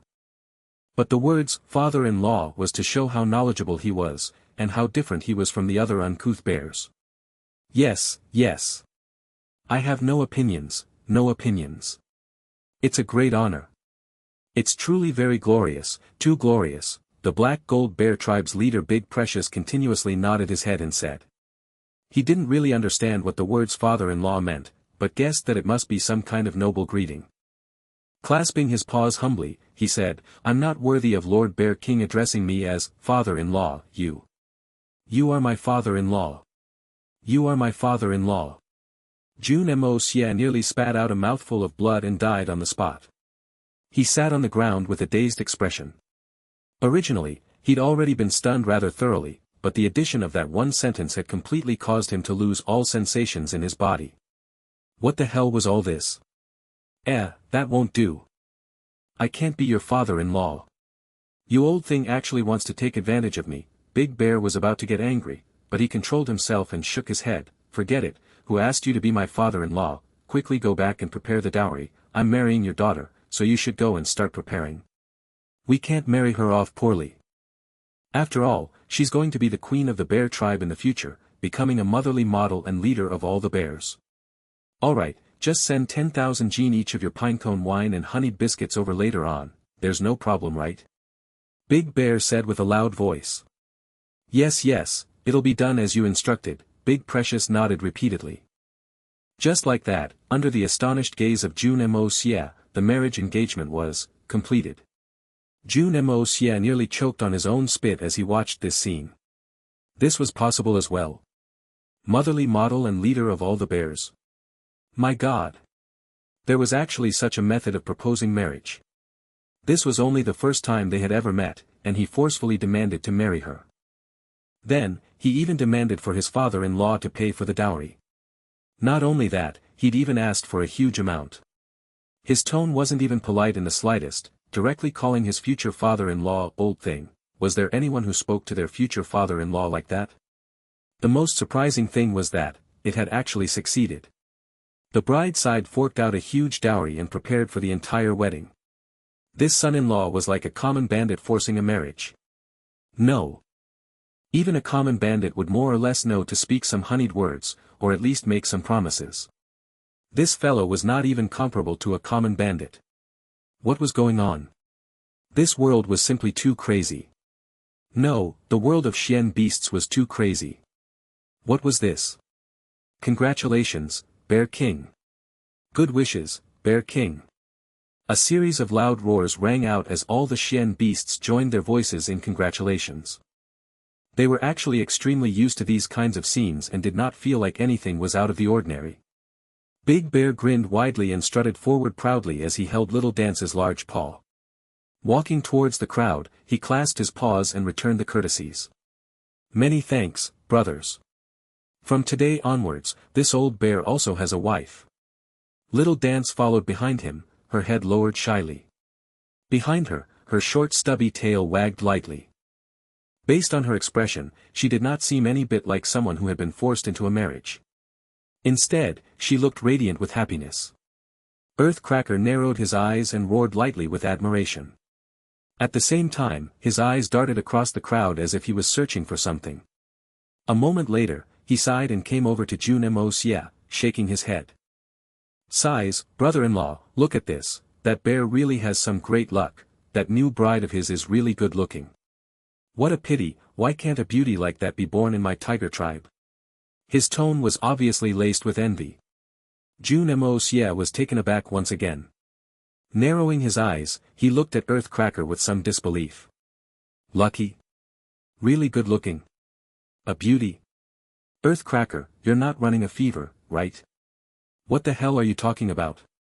TSK, brother-in-law, you're really. Look at those glossy black fur on that bear chick, see how it glistens, the golden fur ring patterns on her fur, it's so beautiful. And look at that figure, it's so healthy. There's her features also, that nose is so pointy, kiki, and those eyes, those are the eyes of a true bear. Her snout is also really wide, kiki, and those ears on her head are so straight and round. And look at her hips, that's definitely the finest of the finest. There wouldn't be any problems giving birth to a bunch of little bears, the only thing that's slightly imperfect is that her tail is a little bit short. Still, it's not bad already, the main thing is that perfect rear end. I've long heard that the Black Gold Bear tribe produced the #1 beauty of Tian-Fa, and now that I've seen it myself, it's indeed true. There's a phrase that I'm not sure how it goes. Oh, right, it's, knowing a person by repute is not as good as seeing him in the flesh, and the actual person far surpasses the reputation. Just looking at this makes me envious. How did Big Bear get so lucky? Truly, silly people have their own silly fortune. Drool rolled down the side of Earthcracker's mouth as he commented. From the way he said it, if Big Bear hadn't acted so fast, he would have moved to fight over the beauty himself. Jun Moxie was stupefied for a long time, and his lips twitched heavily. Earthcracker, you rascal, are you sure that you're speaking from the heart? The #1 beauty of Tian-Fa? She is Tian-Fa's #1 beauty. Brother-in-law, what are you talking about? Is it surprising that she's Tian-Fa's #1 beauty? Unless you think that eldest sister is a beauty. She doesn't have any figure, and her butt is practically flat. How will she bear any children? When the time comes for your child to come out, you'll know how difficult it is. Earthcracker looked at young Master Jun in a manner as if he were looking at an idiot. Shaking his head, he advised sincerely. Brother-in-law, cough cough, although all of us are very impressed with eldest sister, and her strength is truly extraordinary, and everyone respects her from the heart, her looks are truly a little too lacking. Although Snake King's figure is also not very good, she's still a snake. No matter how she changes her form, she can't escape from that skinny appearance. But with eldest sister's high cultivation, why can't she make herself better looking? Brother-in-law, I have to say, your aesthetic standards are truly a little unique. Brother-in-law, it's not that this brother wants to talk against you, but marrying my eldest sister is really quite a waste for a man like you. Earthcracker shook his head and snorted in an exasperated manner. From the way Jun Moxie heard it, his words even had a tone that sounded like, this slow-moving product that had been stored for many years was finally taken. Huh? A girl like Mei Shuiyan actually isn't considered beautiful? That peerless beauty and unparalleled distinguished air of elegance and coquetry, is not considered beautiful in Tian-Fa forest. From what Earthcracker was trying to say, she is even a leftover girl. Marrying my eldest sister is really quite a waste for a man like you. Do you all know that if your eldest sister went out as she is to look for a husband, all the men in the Xian continent would immediately flood into Tian-Fa forest, flattening it? Hold on, if even a beauty like Mei Shuiyan is an ugly woman in your eyes, even to the extent of implying that I was blind, doesn't that mean that I'm ugly to the point of being unwanted as well? Jun Moxie's tongue was completely tied for a moment. He had been stabbed by this soft blade so badly that his world was spinning, and his hands and face were pale. Knocking his head against the table, he was nearly on the verge of tears.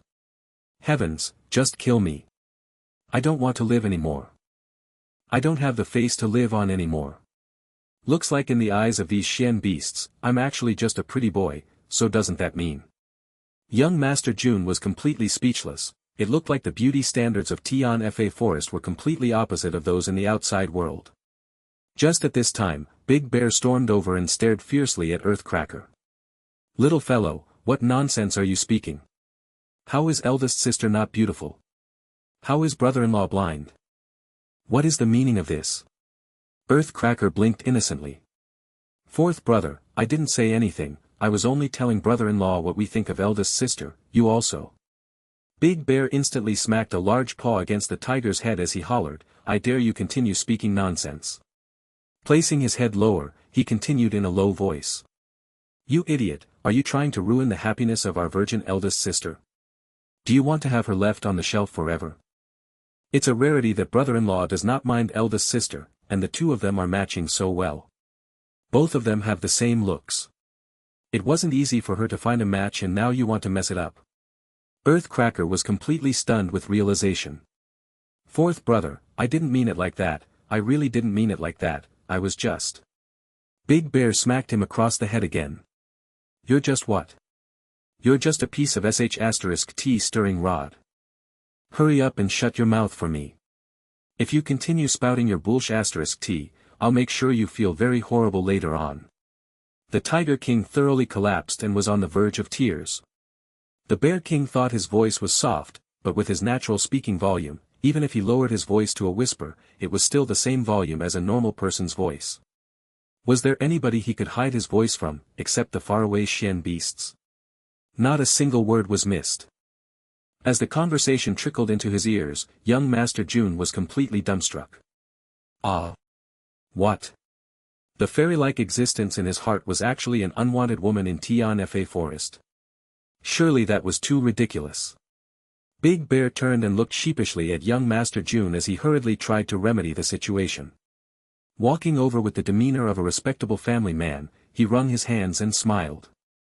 Brother-in-law, don't believe him, that Tiger King doesn't know anything at all and likes to pretend as if he knows. Actually, eldest sister is considered quite beautiful. Look, this is my wife, and she's only just so. She's called. He suddenly turned around. What's your name again? Little Dance, the huge bear answered shyly. Exactly. My wife is called Little Dance, she's just passable only, definitely not some Tianfa's #1 beauty. Brother-in-law, this. I'm the first younger brother to get married, the greeting gift. Big Bear opened his huge hairy paws and stretched it out like a debt collector demanding payment. Take it. The tormented young Master Jun hurriedly took out 3 pills and slapped them onto Big Bear's palm. Big Bear looked on stupidly for a moment before reacting. Brother-in-law, are you playing with me?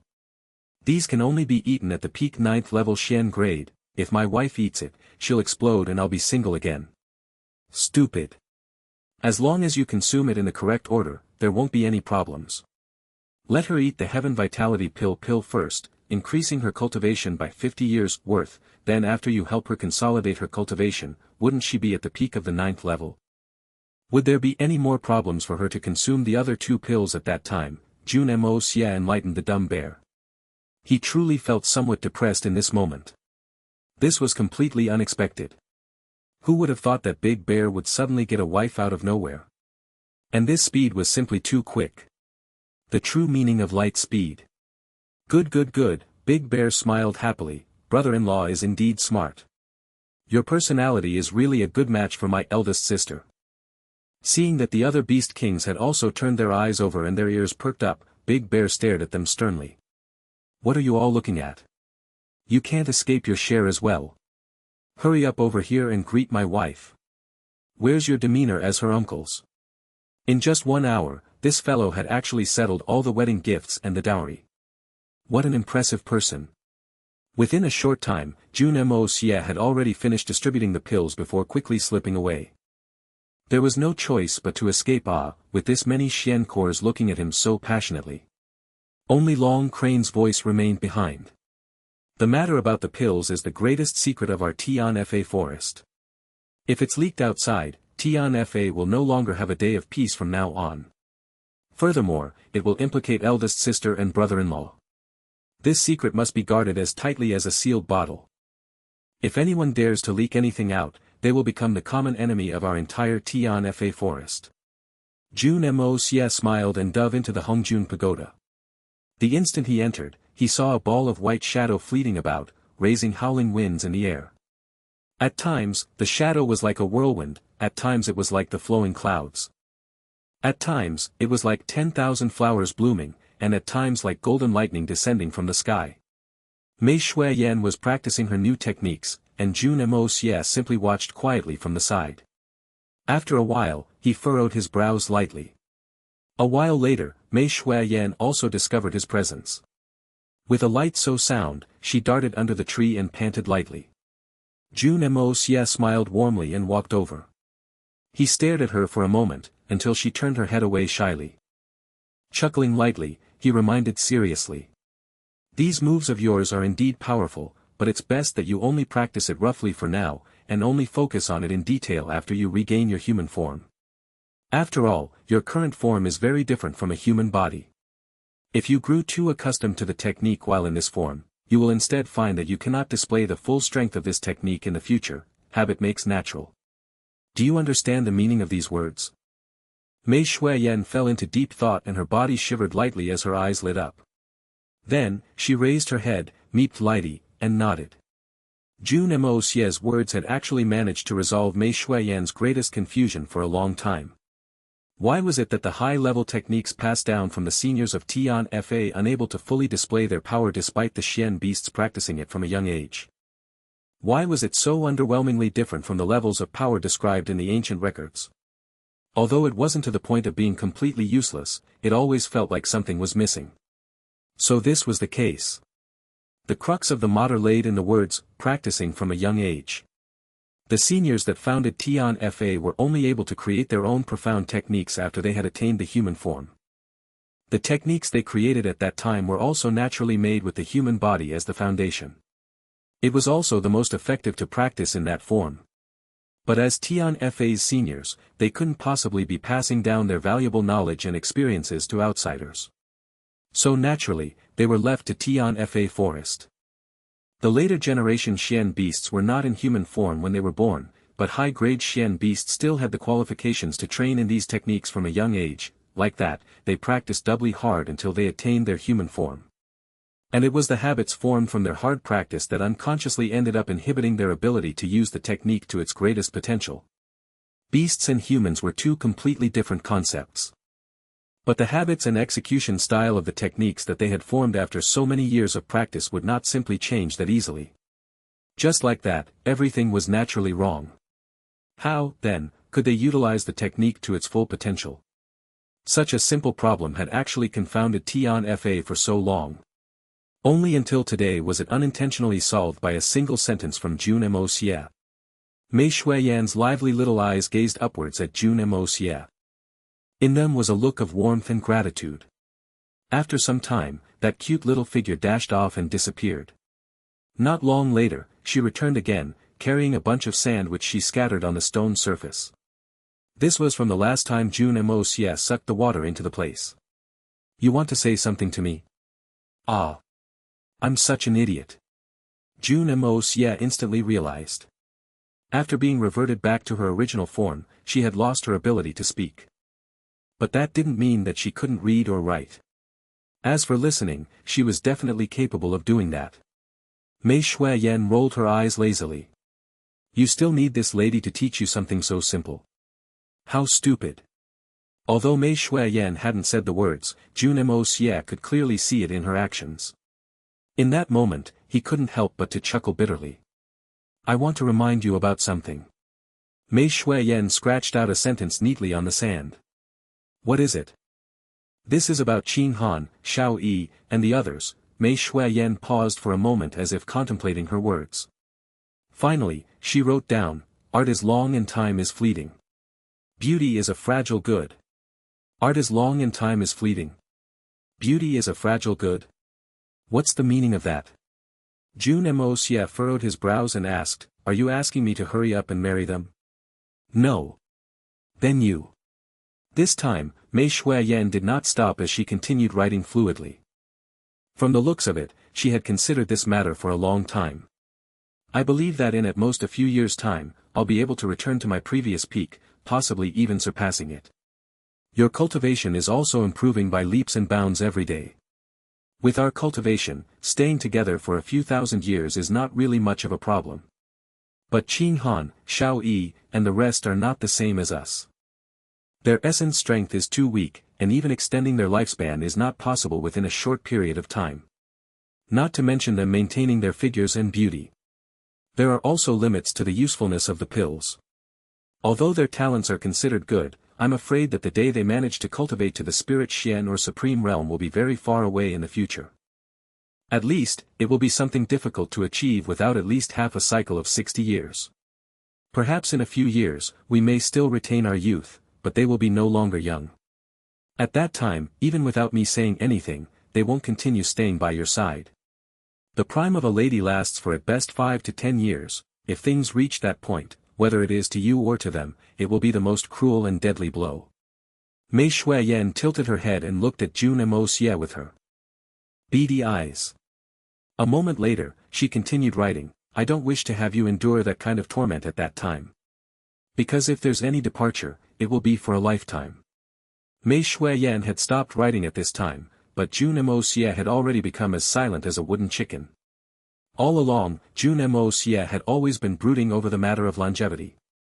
His progress along this area had also proceeded pretty well thus far, so he had never considered this problem at all. He thought that as long as one was alive, they would always be able to keep their love.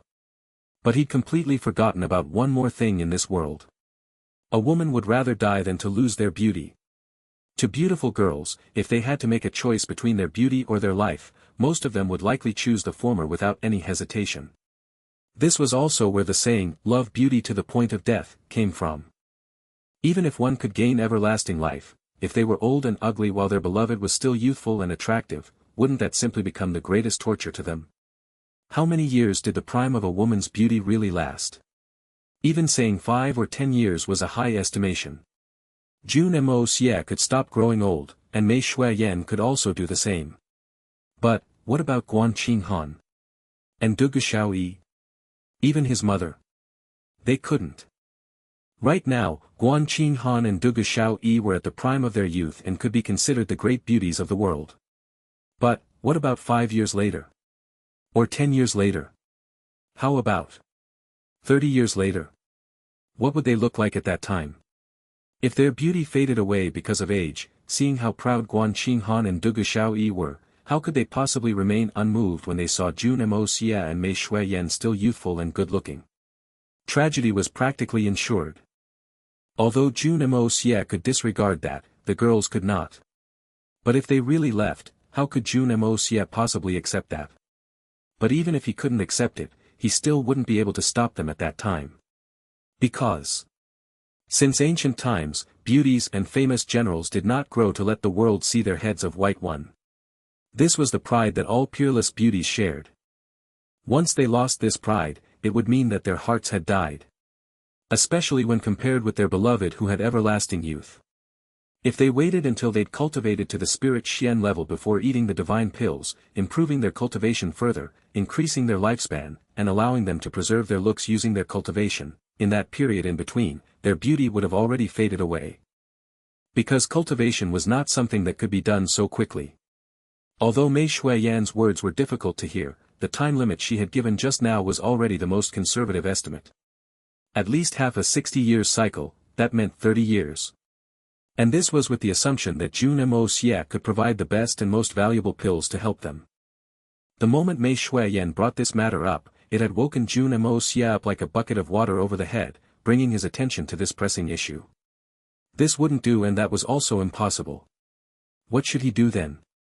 Jun Moxie furrowed his brows tightly and stood up as he paced around the area with his hands behind his back, deep in thought. But no matter how he thought, he couldn't come up with anything feasible. Unknowingly, his eyes swept across the Hongjun Pagoda. All of a sudden, an idea lit up in his mind. Pill recipes. Right, the pill recipes. There were so many pill recipes in the Hongjun Pagoda, so surely there were some pills suitable for retaining a woman's beauty. The novels he had read in his previous life often mentioned pills that didn't raise cultivation, recover essence chi, or improve one's skills. They were seemingly worthless, beautification pills that could only maintain a person's looks. Wasn't this exactly what he needed the most right now? Back then, he had always wondered why such a seemingly worthless type of pill would be so sought after by millions of people in those novels, going as far as to obtain them with sky-high prices. So this was the reason. Jun Moxie was like a drowning man who had suddenly grabbed onto a life-saving straw. Without any hesitation, he burst into action as he pored over the pill recipes in the Hongjun Pagoda. Ever since he had gotten this thing, this was the first time he had searched so seriously. After an unknown amount of time, he finally dug out a suitable pill recipe. However, it was better if he hadn't found anything. Because the result of this search had caused his heart to sink to the deepest abyss. This bit of hope was the same as having no hope. Extreme beauty retaining pill, no cultivation restriction. Consuming this pill will retain one's youth forever, remold their meridians, and construct a pure female body, granting immortality and immunity to the wheels of samsara. Refining requirements, 9th level of the Hongjun Pagoda. Ingredients, Adumbra grass, ageless root, timeless vine, rootless flower. Restriction, only suitable for consumption by females. 9th level of the Hongjun Pagoda. How many difficulties had he gone through to just break through to the 5th level of the Hongjun Pagoda? From the looks of things now, each level of the Hongjun Pagoda was inestimably more difficult to break through than the last. The amount of time needed was far out of sight. Apart from that, the ingredients required could not even be found in Tian Fa Forest, or even 9 Nether First Young Master's abode. But, the most crucial part was still. 9th level of the Hongjun Pagoda. This, aren't you toying with me? Is this still considered hope? Jun Moxie scratched his head with frustration. 9th level. Even a god would not be able to cultivate to the 9th level within 10 years. Extreme beauty retaining pill, retaining one's youth forever, remolding their meridians, and constructing a pure female body. Jun Moxie didn't even know what a pure body was. But based on the descriptions, this pill was definitely nothing ordinary. It was definitely not something that those cosmetic pills in the cultivation novels could compare to. However, I rather have a good old regular cosmetic pill. Why must the same type of pill in the Hongjun Pagoda be such a high-leveled one? Immortality, immunity to the wheels of samsara. This meant that eating a single pill would allow one to become a deity. How could such a miraculous pill be easy to obtain? In truth, this extreme beauty retaining pill was second, only below the first-placed 9 Revolutions golden pill on the list of pills.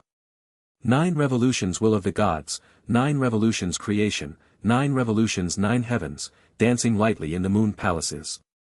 Mei Shuiyan looked at Jun Moxie silently, and after a long time, she finally sighed and wrote a few sentences in the sand. If it cannot be done in 10 years, how about 500 years?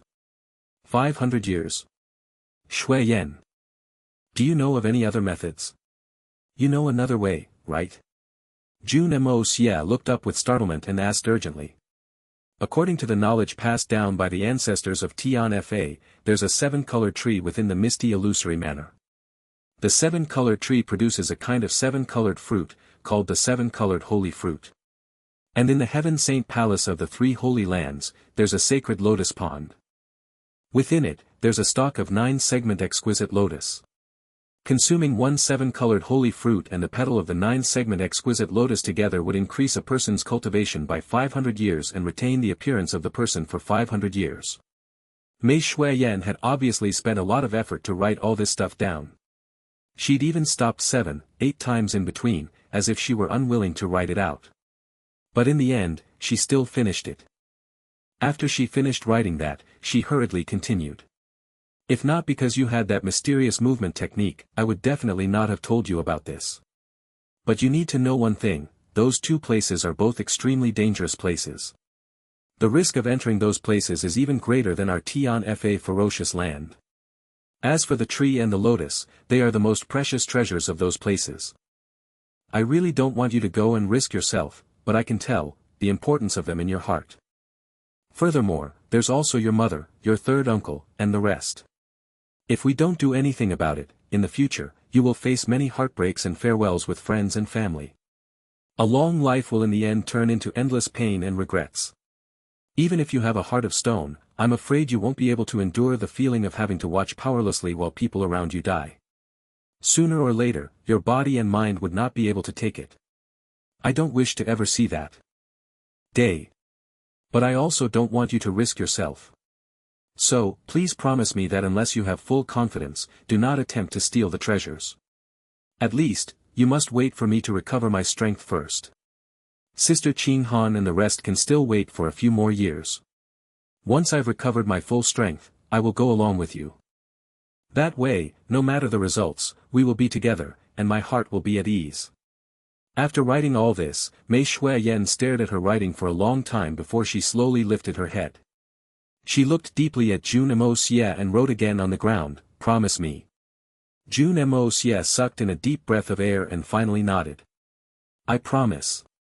A serious expression appeared in Mei Shuiyan's eyes as she meeped lightly and continued writing.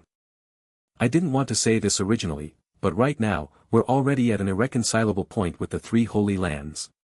Even if we did not snatch their 9-segment exquisite lotus, they would still seek to consign us to death. As for the misty illusory manor, they had already revealed their greedy ambitions back then with the beguiling mist. Our 2 sides are already destined to be enemies." Jun Moxie smiled calmly and nodded. Looks like our enmity with these powers is truly King fated. Even if we don't want to become enemies, it's impossible. He closed his eyes and spoke softly. 500 years, is sufficient. As he said that, he clenched his fists into a ball. The 7-colored tree and the 9-segment exquisite lotus, are mine now. Mei Shui-yen looked at him silently as her eyes narrowed into a cute crescent shape. Those girls are all good ladies. You must not let them down. Moxie, I can also see that Han second young miss is also very interested in you. There's also Princess Ling Meng. Your charm with women is really not low, huh? Jun Moxie smiled awkwardly. To be honest, the one I like the most is still you. Mei Shui-yan's little body straightened up immediately and she sat down cross-legged. Her 2 snow-white paws were crossed in front of her chest and she tilted her head with a, "There's no way I believe you," kind of expression. Unbeknownst to her, this posture was adorable to an extreme level. Paired with the expression she was making right now, it was simply so cute that it could charm others to death. Jun Moxie's face froze in an instant, and with a swift grab, he caught her and started kneading her soft fur affectionately. Mei Shui-yen cried out with shock and hurriedly escaped from the claws of the devil, fleeing far away. Jun Moxie roared with laughter, and his gloomy mood was completely swept away. After some time, he once again dove into his sea of consciousness and began searching through the pill recipes again. He had only just broken through to the 5th level, so there should be some new pill recipes that he could use. After searching for a while, he discovered that there were actually 3 pills that were suitable for him to refine at the 5th level. Grade 3 pills. Void Extremes Pill, Profound Extremes Pill, Heaven Extremes Pill. After looking through the properties of the 3 pills and the refining requirements, he slapped his thigh and instantly decided to refine them. It was impossible to not be moved. The effects of these 3 medicinal pills were simply too alluring. Void Extremes Pill, upon successful refining, will revert to a liquid state. Can repair and nourish the meridians, greatly increase the flexibility of the meridians, and expand the size of the dantian. From what Jun Moxie gathered from the information, this pill should be restricted to those at Sky Xian and above to consume.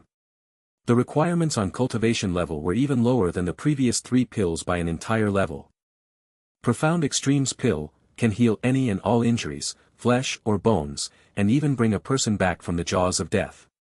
Does not distinguish between internal and external injuries.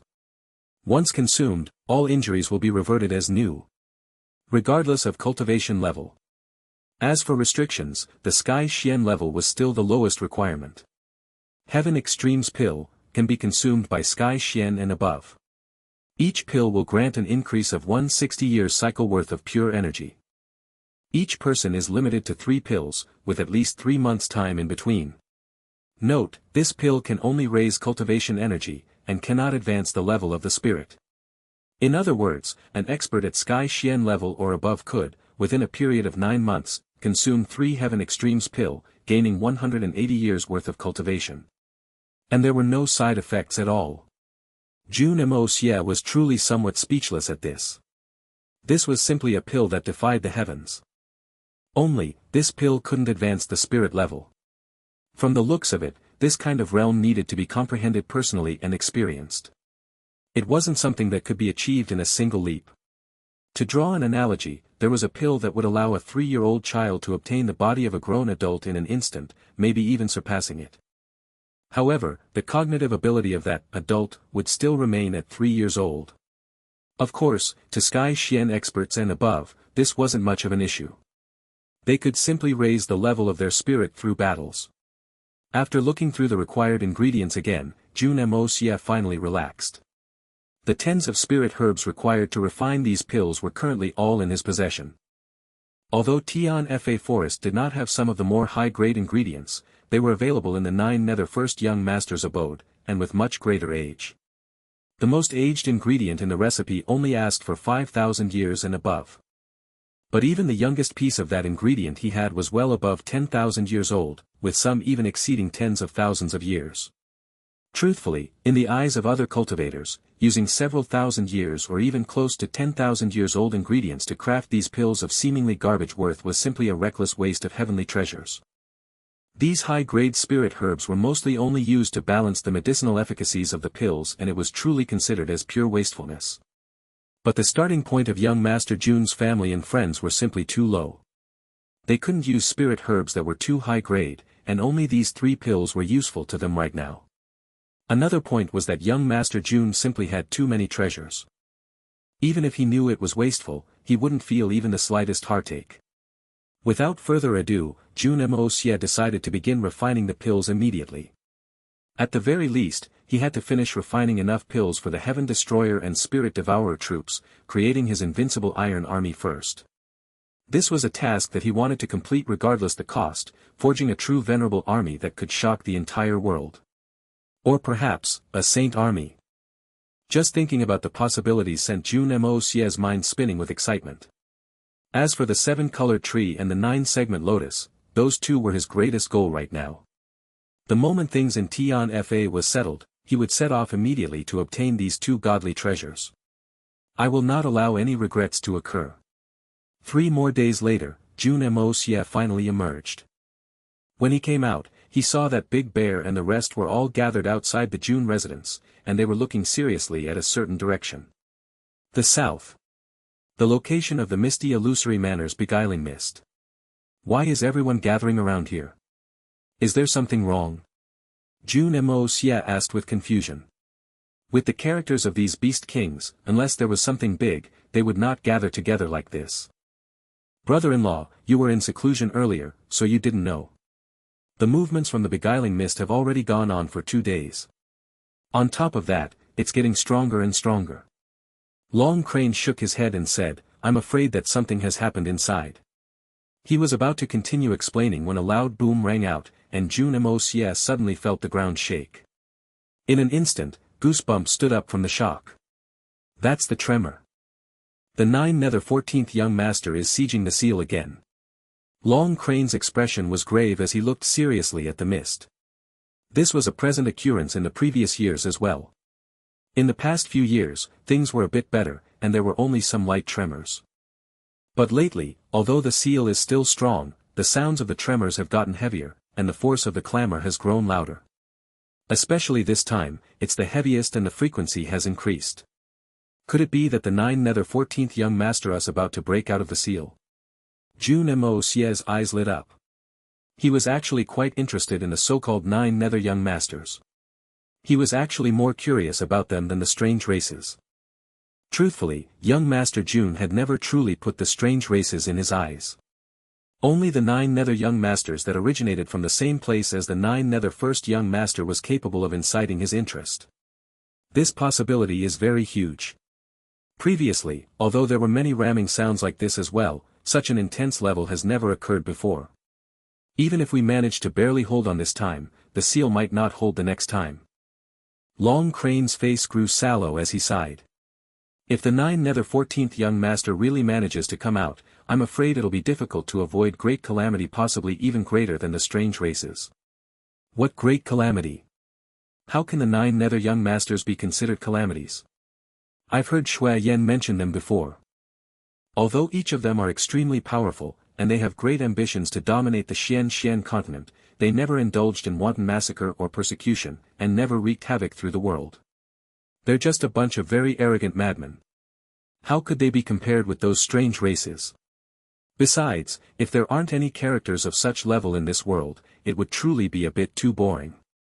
Jun Moxie's eyes gleamed as he laughed.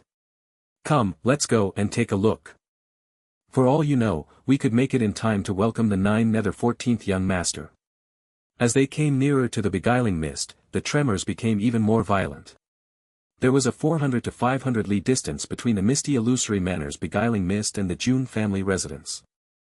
Such a distance could not be considered short, but if the 9th 14th young master really managed to break out, and a clash happened between him and the Beast Kings, even the Jun family residence would be affected.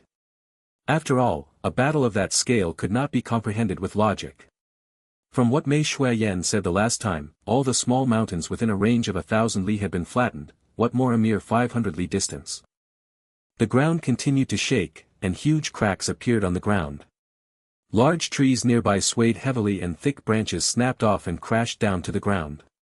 Rocks of all sizes jumped crazily on the ground, and a small earth mound not far away shook and loosened continuously, finally scattering into loose sand. Jun Moxie stood outside the beguiling mist, feeling the shocks on the ground. His eyes gleamed sharply as he stared at the mist, seemingly capable of seeing through everything. Long, low howls continuously rose out from within the mist, seemingly far away and seemingly near, piercing through the soul.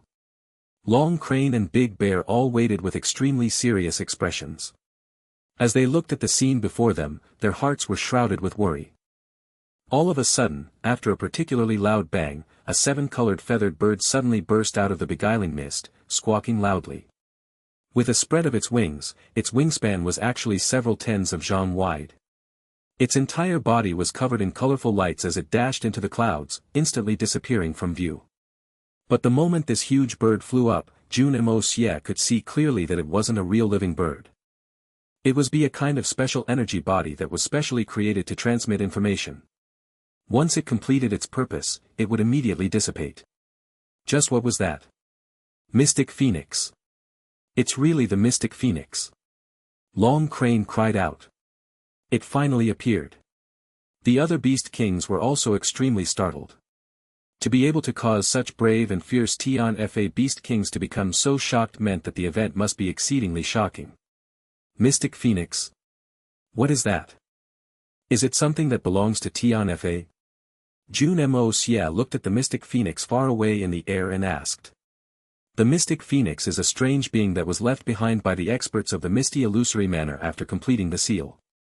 At that time, the experts said that in the event that a day comes when the seal is no longer able to contain the 9 nether 14th young master, the Mystic Phoenix will morph into the form of a phoenix and fly back to the Misty Illusory Manor to report the matter. Mystic Phoenix appears. That means the seal is broken. Long Crane's expression was grave as he continued in a low voice. The experts of the Misty Illusory Manor will also rush here in the shortest time possible. Then, they will engage the 9 nether 14th young master in a battle, possibly killing him or forcing him back and sealing him again. But no matter what the result is, it'll be difficult to avoid a heaven-shocking battle. And Tian-Fa Forest will undoubtedly be doomed. Since the matter happened here, the battle will naturally take place here.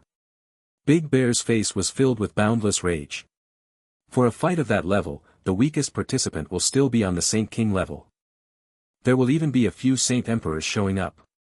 Once a battle of that scale takes place, destroying half of Tian-Fa Forest in an instant would not be difficult. The Misty Illusory Manor duped many of our senior protectors to keep watch inside the beguiling mist, wasting countless long years within. We can forget about that, but would we if they still want to destroy our home?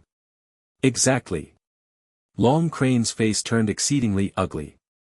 From the looks of it, from the time they chose to place the beguiling mist here, they had already prepared for this day. Their goal is not just to seal the 9 nether 14th young master. They're also looking to destroy Tian-Fa Forest. In fact, they're even planning to use us to hold off the 9 nether 14th young master first before swooping down to clean up the scene. Hateful. Truly hateful. All the Beast Kings grew enraged in an instant. Only at this point did they finally understand the intricacies of this scheme. They were utterly disgusted and finally could not endure the ugly actions of the Misty Illusory Manor. Everyone, there's no need to think so negatively. Is this fight truly unavoidable? If we can somehow lure the 9 nether 14th young master to another location, wouldn't the tragedy be avoided? Jun Moxie's face turned solemn again. Surely he couldn't allow his home to be destroyed right after moving in here. Thus, he'd come up with this suggestion. Although his method was simply diverting troubled waters to another location and could not actually solve the problem, the end result was actually the most beneficial to Tian-Fa. Brother-in-law, the 9 nether 14th young master's strength will be the weakest only in the instant he breaks out of the seal. In order to destroy the seal and escape, he will definitely need to expend a lot of energy. Only at that time will it be the most opportune moment to take him down. If there are any delays, even if it's just for a single day or half a day, with the 9 nether 14th young master's heaven-defying recuperative abilities, he will be able to recover a terrifying amount of strength. That is something that the 3 Holy Lands and Misty Illusory Manor will definitely be unable to endure. Long Crane said with gritted teeth. So what if they can't endure? Could it be that our homes must be destroyed so that they can have an easier time? They cannot endure, so we must endure. Jun Moxie rolled his eyes and snorted coldly. Not mentioning the 9 nether 14th young master, we can't endure the 3 holy lands or the misty illusory manor either. Do we have to kill them as well? Utter nonsense. What kind of reasoning is that? Brother-in-law, whether this matter is reasonable or not, we still have no choice. Long Crane said bitterly. The mystic phoenix has already been sent out. That means that in a short while, the peak experts of the misty illusory manor and the 3 holy lands will arrive. Furthermore, they are Saint King and Saint Emperor level people. If we don't let them in, we will become the public enemy of all humans. In that case, they will have ample reason to join hands to deal with us, and in a very righteous way too. But if we let them in, although we suffer some losses from the battle, we just need to let the forest recover for a few years and Tian-Fa will still be Tian-Fa. Besides, the reason they're coming in here to deal with the 9 nether 14th young master is all for the sake of the well-being of the people and the peace of the world. We don't have any reasons to reject them. In fact, we need to lend our aid. What bullsh***t? Based on your logic, we should let them do whatever they like. They're here to make trouble and destroy our homes, but we should wave flags and cheer for them, lend them our aid, and receive them with smiles. Nonsense. Jun Moxie spat huffily. Also, since they're Saint King and Saint Emperor level people, do they still need our permission to step into Tian-Fa forest? Couldn't they just come in? Who can stop them? Stopping them will be the equivalent of turning us into public enemies of humanity. I'd like to ask, when have people ever treated Xian beasts as their companions? Was hunting and massacring Xian beasts for their Xian cores not something that humans did? Well-being of the world. How has 9 nether 14th young master ever harmed the safety of the world? The only ones he wants to conquer are just the 3 holy lands and misty illusory manor. What does that have to do with the world? Not to mention other stuff, has the 9 nether 14th young master ever sought to initiate harm against Tian-Fa's Xian beasts? Why must you all help those hypocrites deal with him? Are those reasons you mentioned really valid? Jun Moxie asked sharply. Hearing these words, all the beast kings looked at each other in uncertainty. Indeed, before this, those who were trying to deal with the 9 nether 14th young master only repeated the words, for the sake of all world. Everyone knew that 9 nether 14th young master was a devilish person. The moment he was released, the world would experience a great calamity. But truthfully, when the 9 nether young masters appeared, while they were indeed very domineering and their ambition was remarkably high as well, whether it be to unify the continent or to rule the world, their actions did not seem to affect the world at all. What did the world mean? It referred to the common people. No matter who the ones at the top were, the common people were completely unaffected. The common people only asked for the simplest stuff. Food for their bellies and warm clothes on their backs. It was good enough for them as long as they were able to continue their way of life. As for who got to rule, they did not care much. The world needed a sovereign ruler eventually, but as for the identity of the ruler, it wasn't very important to the commoners. The ones who truly felt threatened were the highest echelons of the continent, the 3 holy lands and misty illusory manor. As for the commoners, they were instead completely ignored by proud madmen like the 9 nether young masters. It was similar to how a fearsome dragon did not concern itself with the opinions of the ants. They only viewed the experts who had the ability to hinder their conquest as threats. Brother-in-law means, could it be that all this was just an excuse? Long Crane widened his eyes with disbelief. When the beliefs a person held for a long time were smashed in an instant, no one would be able to accept that reality in a short time. Well-being of the world, safety of the common people, why the f***ck do they link everything to the fate of the common people? Those bunch of hypocrites. Jun Moxie spat with rage. Why must every single one of those f***ers be so fake? Why can't they just admit straight up that they aren't willing to be stepped on, under the feet of another person, that they aren't willing to let a foreign expert rule and unify the continent? What's the point of making so many ridiculous excuses, as if they're some kind of saints? There must always be an excuse for everything, it would justify and make every action more presentable, Big Bear said with sudden enlightenment. Excuse? Humph. Jun Moxie's sharp eyes pierced through the mist as he snorted coldly. Since that's the case, you guys back off first. Prepare to receive those saint kings. I'll stay here a little longer, I truly do not wish to face those dogfart hypocrites. Long Crane and the rest sighed and quickly left. Not long after, only Jun Moxie was left. No matter what, I will not allow the place that I've decided to call home and the home of the magnificent Xian beasts to be destroyed by those hypocrites just as they like. Jun Moxie narrowed his eyes ruthlessly as he thought in his heart. Perhaps you all had a great time bullying Tianfa and using them. However, things are different now. Because Jun Moxie is now in Tianfa as well. I'm not like those naive Xian beasts. Jun Moxie's face grew conflicted as if he were ruminating over something very intensely. After a long time, he gritted his teeth, and a crazed expression appeared on his face. Jun Moxie, am unwilling to be somebody else's dog. Even if they're Saint Emperors, or the misty illusory palace. Heaven watches as man goes about his deeds, and makes his destiny. Since I've settled down in Tianfa right on the eve of 14th young master's appearance, it means that even the heavens are no longer able to tolerate the unbridled actions of those hypocrites. I shall let those self-righteous bastards know one thing. Those who scheme against others shall be schemed against by others as well. We will see whose schemes are deeper and who will be the one being toyed to death. Young Master Jun's figure blurred, and his corporeal body suddenly turned into an intangible shadow. With a light shake, even this shadow also disappeared. At the same time, the tremors in the ground also grew heavier. Beneath the ground, a great power that seemed intent on destroying everything also grew more and more powerful. It was as if that primordial demonic god would rise up from the dust at any time. A shrill screech rang out from the misty illusory manor's beguiling mist. In the 2 months the Jun family was overseeing the entire Tianfa forest and building a fixed lodging for themselves, the entire continent was uncannily quiet. A few days after the Jun family pulled out of Tianxiang city, many strange people arrived in the city, inquiring and asking about things in a covert manner, as if they were trying to find out some matters. Every day, there would be quite a few people sneaking into the old Jun family residence, exploring the huge manor. Jun Moxie's little courtyard was especially visited by these mysterious people. There was also the grave of the affectionate couple.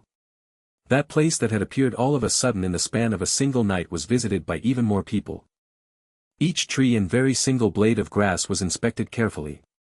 Anything or anyone that was related to the Jun family was fully investigated by these unknown people. Tianxiang's new ruler Yang Huainong, heeding Li Yuran's advice, looked and listened to everything, not asking and acted completely oblivious to the whole situation. Finally, half a month later, the mysterious figures disappeared tracelessly in the span of a single night. Nothing was left behind, and it was as if they had never been there. Even the old Jun family did not suffer any damage. Nothing was moved, and even the grass and trees were completely unharmed. At the same time, all large families in the continent were roused into a fluster. Because the fairly powerful Duanmu family and Sikong family had fallen overnight. The businesses the two families had were cut off in just a single day. All their connections and clients practically cut their relationships with the two families at the same time. This was an unimaginably queer matter. Because no matter who was controlling the show behind the scenes, it shouldn't have been so clean and so swift. Furthermore, nobody was hurt or killed at all. But this unimaginable matter had indeed happened. Anything that came out of the two large families' workshops, no matter how exquisite or how beautiful, were suddenly undesirable. Even things that would originally sell for sky-high prices turned into worthless dog poop. Their stocked goods were completely unretailable. All their import channels were also mysteriously cut off. All kinds of trouble also appeared within the family. Many of the younger generation members stood up and left, taking away a significant portion of business shares. Strangely, any businesses they snatched away from the family managed to operate normally again, without any obstructions. Even if the business was completely lifeless a day ago, the instant it left the hands of the original family, it instantly recovered to its former position, and some even saw a period of great growth. In a single night, these two great families went nearly bankrupted. The only thing they could do except living off their savings, was nothing. Strangely, these two large families did not display any unhappiness or disgruntlement. They only endured everything silently. The magnificent jewel halls that Blizzard's Silver City owned, spread out in various parts of all the cities in the continent, were suddenly boycotted against at the same time.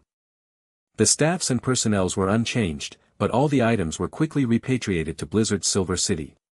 Blizzard's Silver City similarly did not raise any troubles, as if these matters were exceedingly ordinary.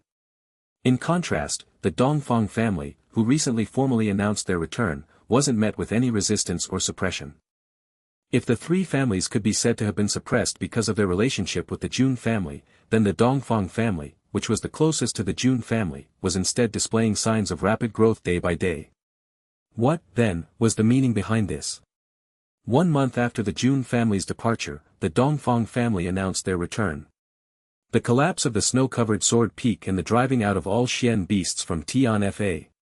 This vow had already been fulfilled. Although the Dongfang family knew that wasn't a good time to announce their return, but since the vow had already been fulfilled and the entire world was watching them, they couldn't not return. Furthermore, there were many people anticipating and looking forward to their return. The members of the Dongfang family especially had grown impatient. After a full 10 years of hiding away, everyone in the Dongfang family could hardly bear it. They needed to vent their emotions. They needed to allow the once feared name of the Dongfang family assassins to herald their glorious return. After some long and difficult consideration and 1 month of observation, old Madame Dongfang decided that even if the three Holy Lands moved to suppress and shut down all their business, they would at most revert to their life as a hermit for the time being. It wasn't that big a deal. After all, with the status of the three Holy Lands, they couldn't possibly just gather in front of their residence with forks and pitches to slaughter them. After much thought and under fervent requests from other members of the family, the old madam finally announced their return. An announcement to the entire continent. The assassin's family of old has finally returned. Following that, the strangest events truly begun. Ever since Grandma Dongfang announced the comeback of the Dongfang family, the assassination requests came in like snow in a blizzard. It was as if the whole world reached the consensus of acknowledging the Dongfang family overnight. Furthermore, the bounties were exceptionally lucrative. Normally, the bounty for an Earth Xian expert would be 100,000 silver taels, but now the offer was even 2 to 3 times as much. The only problem was that those whom they hired to assassinate were all experts. If there were only 1 or 2 of these requests, the Dongfang family would not be at all bothered. It would be a lovely surprise for them. However, with so many of them, and so many of them demanding the assassination of top experts such as 4 of the 8 supremes. Even if the Dongfang family was very competent, there was no way it could handle so many requests. If the family dared take up the challenge, the obvious consequence would be the mortality of all the outstanding assassins of the family. The whole family would crumble. However, the family had already officially declared their comeback. There was no return, or they would turn into the laughing stock of the entire continent. And this would lead to the family falling back into obscurity. Hence, they were caught in a dilemma. The explanations given in each request were all reasonable and ethical in terms of the family's standard. Some of the clients even sent deposits along with the request. All of them seemed very sincere. The situation could not have been prevented as well. The requests were sent back to the Dongfang family separately. The Dongfang family had local representatives stationed in various locations. They were finally mobilized once again after 10 years, so they were definitely more proactive than usual. Each of them could not resist accepting the numerous requests that would have been considered big deals 10 years ago and handing them over to the headquarters. Their urge to achieve clearly backfired. The Dongfang family was now in a terrible position. Grandma Dongfang was able to realize that this was retaliation from the three Holy Lands. It was indirect, but blatant. The three Holy Lands would never retaliate with force. They didn't want condemnation. So this was the best way to take revenge. And perhaps their main aim was to force Jun Moxie out of Tianfa forest. After all, it was Jun Moxie who initiated all the trouble. In the headquarters of the Dongfang family, Dongfang Wenjian asked cautiously, "Mother, should we contact Moxie? There's no way we can deal with all the requests, especially when they have time limits." Grandma Dongfang sat upright on a chair, thinking about something. She was infuriated when she heard what Dongfang Wenjian said. "You still call yourself Moxie's uncle when you said that? It's so obvious that what they want is to lure Moxie out. If you notify him, aren't we falling for their traps?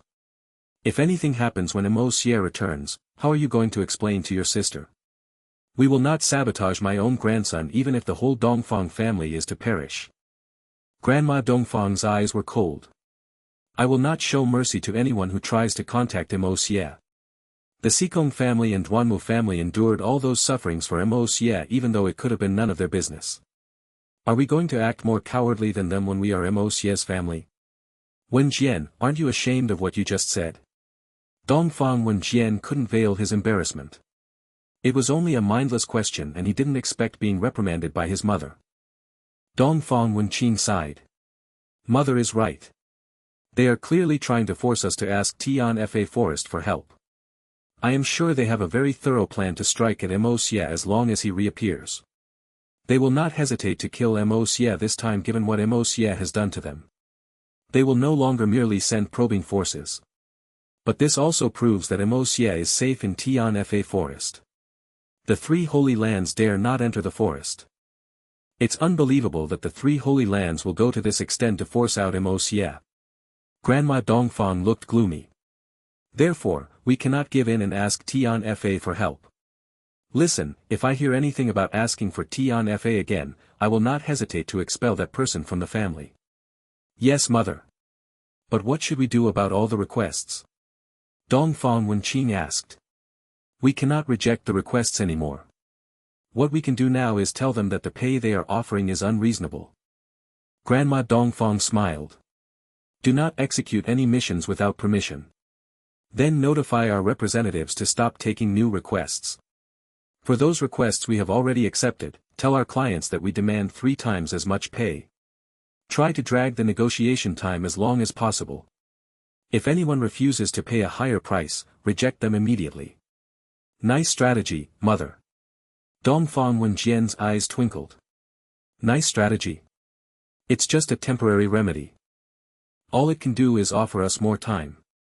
If I am not wrong, they won't even hesitate to offer more money for the requests, Grandma Dongfang frowned. Therefore, we won't even gain much time. The fame of the Dongfang family shall not be compromised under my command. So we have to react to the situation step by step. If they increase the pay, we will still have to execute the assassinations. You should still be prepared for it. Preparation is not a problem. As long as we have enough time, we will be able to fulfill all the requests. If we are able to do it, we will leave a mark in history apart from bringing the family back to the height of its glory. With Grandma Dongfang's strategy, Dongfang Wenqing was more optimistic about the situation. Don't be blindly optimistic just because of a temporary remedy. We are still disadvantaged and the 3 holy lands are not easy to deal with. Do you know what I am most worried about now? Grandma Dongfang still looked gloomy and concerned. What? There are more concerns. As long as we have enough time, with our competent men, I am sure we will be able to achieve. Dongfang Wenjian was puzzled. What I am worried about is that the majority of our clients will decide to withdraw their requests. It will signify a very serious situation. Why? If so, aren't we less pressurized? Dongfang Wenjian was more puzzled. How stupid. If that is to happen, it means that there is no more possibility of thawing the relationship between the 3 holy lands and Xie. Just imagine what will happen if we receive a request of assassinating a weak person who is accompanied by a very strong expert from the Holy Lands. Are you so naive to think that they won't resort to this? If the target is stronger than what the client claims, we have a very good reason to reject it, don't we? Dongfang Wenjian asked. But by conventions, only the information on the subordinate of the person will be provided. What if the expert we can't handle is his guest? The 3 holy lands have so many of these kinds of persons. If this is to happen, then it will be a deadly trap that will guarantee our fall. If that's to happen, we can give up the mission. Why do we have to jump into a deadly trap when we know what it's about? Dongfang Wenjian sounded angry. Give up. We can, but we will have to pay a compensation that is many times more than the original bounty. How can we afford that if there are tens or hundreds of these requests? That's true. But why don't they do it in a straighter way? Dongfang Wenjian finally understood the seriousness of the situation and sounded more cautious. It's because the situation is not as serious yet. Although there's much tension now, the 3 holy lands still lack their target. As long as Mo Xie doesn't leave Tian Fa Forest, the three holy lands cannot do anything. This is also why I emphasize not letting Mo Xie know about the situation. The old madam continued slowly. The three holy lands still want their faces right now, but this face is destined to be unable to be kept for much longer. Our prediction will come true sooner or later. Therefore, we need to choose our future contracts much more carefully. For example, those supreme-level hits are already far out of our capabilities. For those kinds of missions, we can reject them directly using this reason. The old madam continued.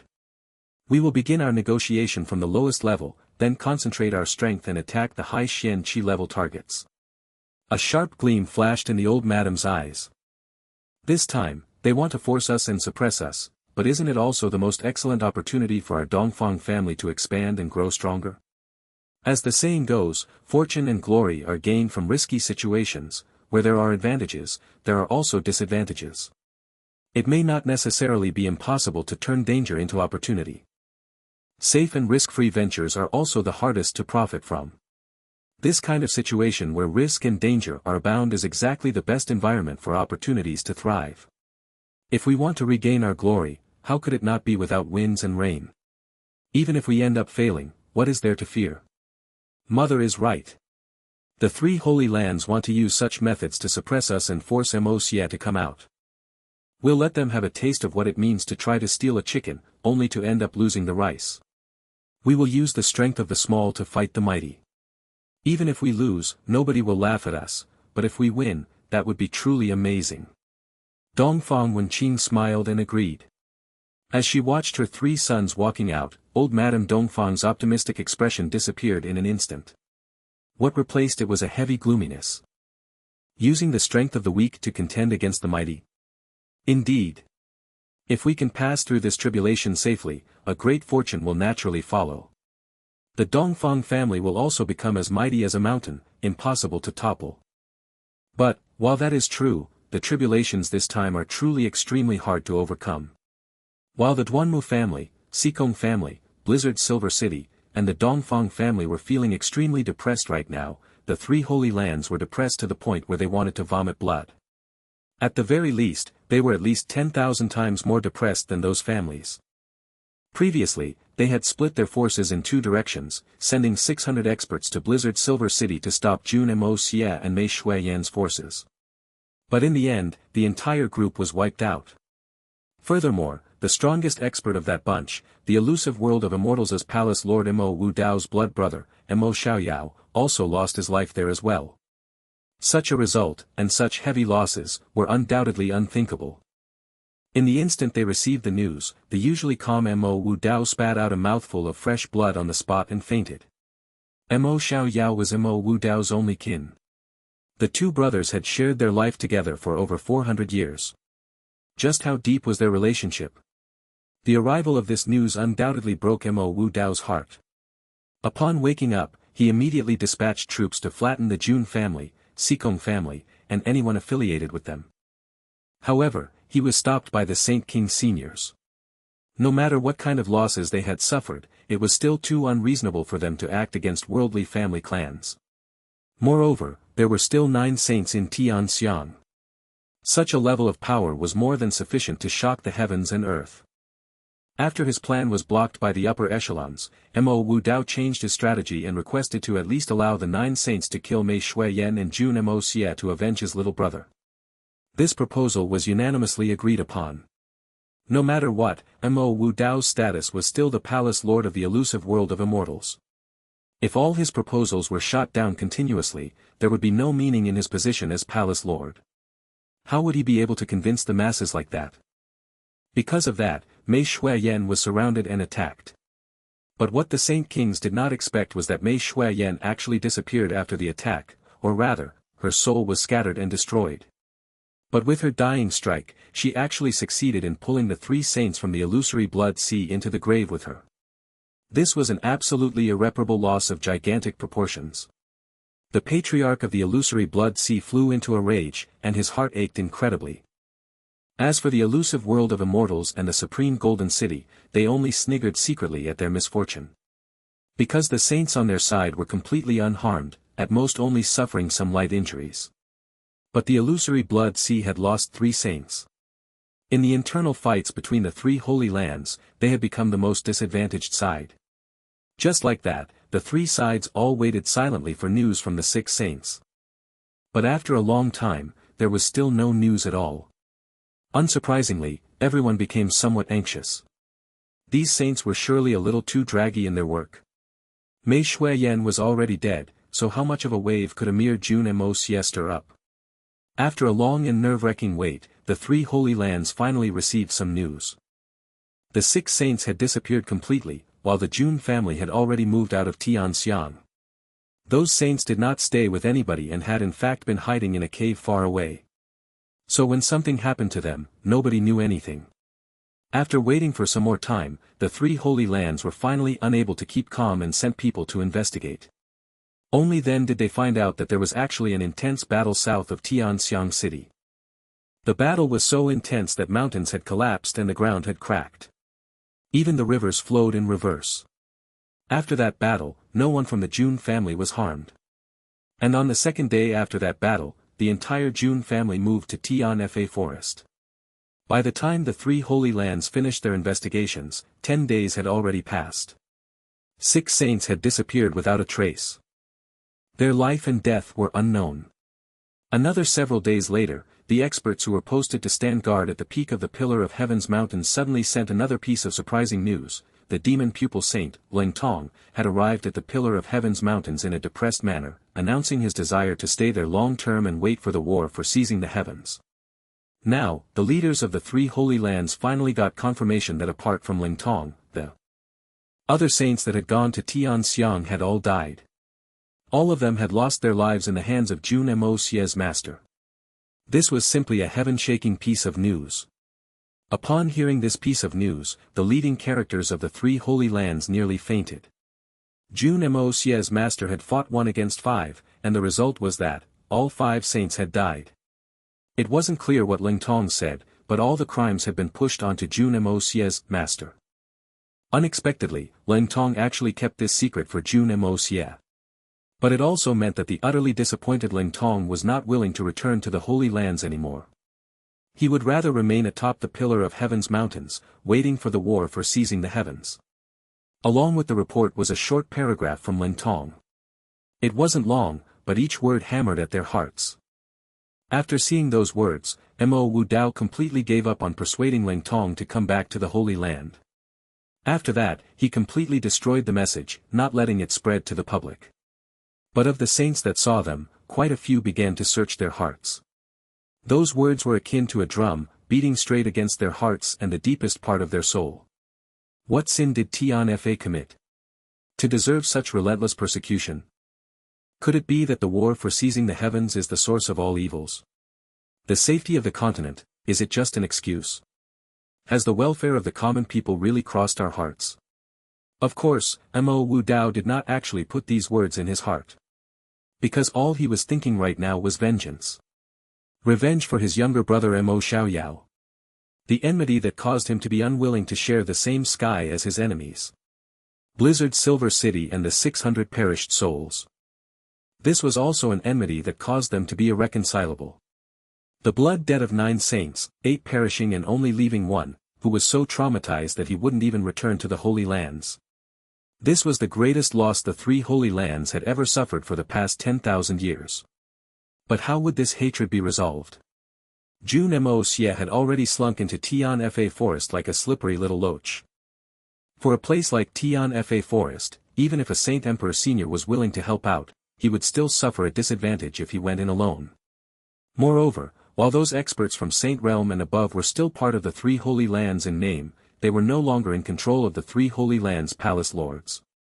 Mo Wu Dao, Huyin Ao Bo, and the palace lord of the Supreme Golden City, Shiroa Chen, discussed for a long time over the matter, and all 3 had their own proposal. Huyin Ao Bo's proposal was that they should kidnap all the people from the Dongfang family, Blizzard Silver City, the Xikong family, and the Duanwu family and round them up, or directly kill them. That way, they could force Jun Moxie to show himself. But such a crazy idea was immediately shot down by the other 2. If they really went ahead and carried it out, the Saint Emperor's palace would be the first ones to go after them. Using the strength of the three holy lands that far surpassed the worldly powers to wantonly slaughter and bully the common people was something that was best not done. Mo Wu Dao had another suggestion, which was exactly what was happening to the large families now. Without using any military strength, they could scheme in the dark, using a soft knife to force their enemies to death. When the four families were forced to their wits' end, they would definitely look for Jun Moxie. Furthermore, what they were using was a series of schemes that contained a virtually endless stream of backup plans. As long as these families remained in the world, the three holy lands would have an endless arsenal of methods to deal with them. But as long as Jun Moxie came out of Tianfa forest, everything could be resolved. Shi Ruochen was of another opinion, but with two people against one, he had no choice but to go along with Mo Wu Dao's gentler approach, even though he still felt very aggrieved and unresigned in his heart. Still, the perpetrator of their misery was Jun Moxie and his master. It didn't have anything to do with those other families. Thus, the only thing that could bring these three behemoths any comfort was that Venerable Mei is already dead. There was also the point that although Jun Moxie's master was able to fight against 5 saints and kill all of them, it must have been extremely tough for him as well. It was entirely possible that there were people who could fight and win against 5 saints in this world. However, it was impossible for them to do so without paying a price. If Jun Moxie's master was really able to fight and kill 5 saints with ease, without suffering any injuries, would the Jun family still need to run away?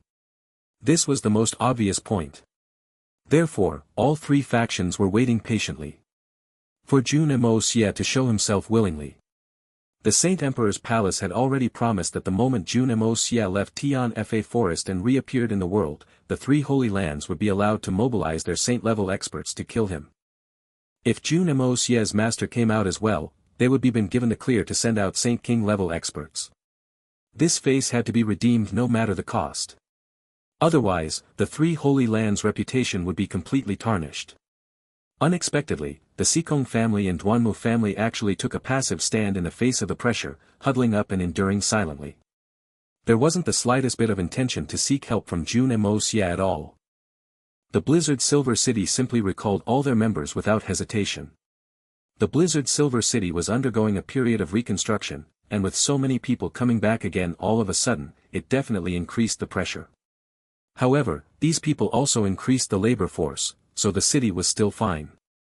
The Dongfang family had been forced onto an exceedingly thorny path as well.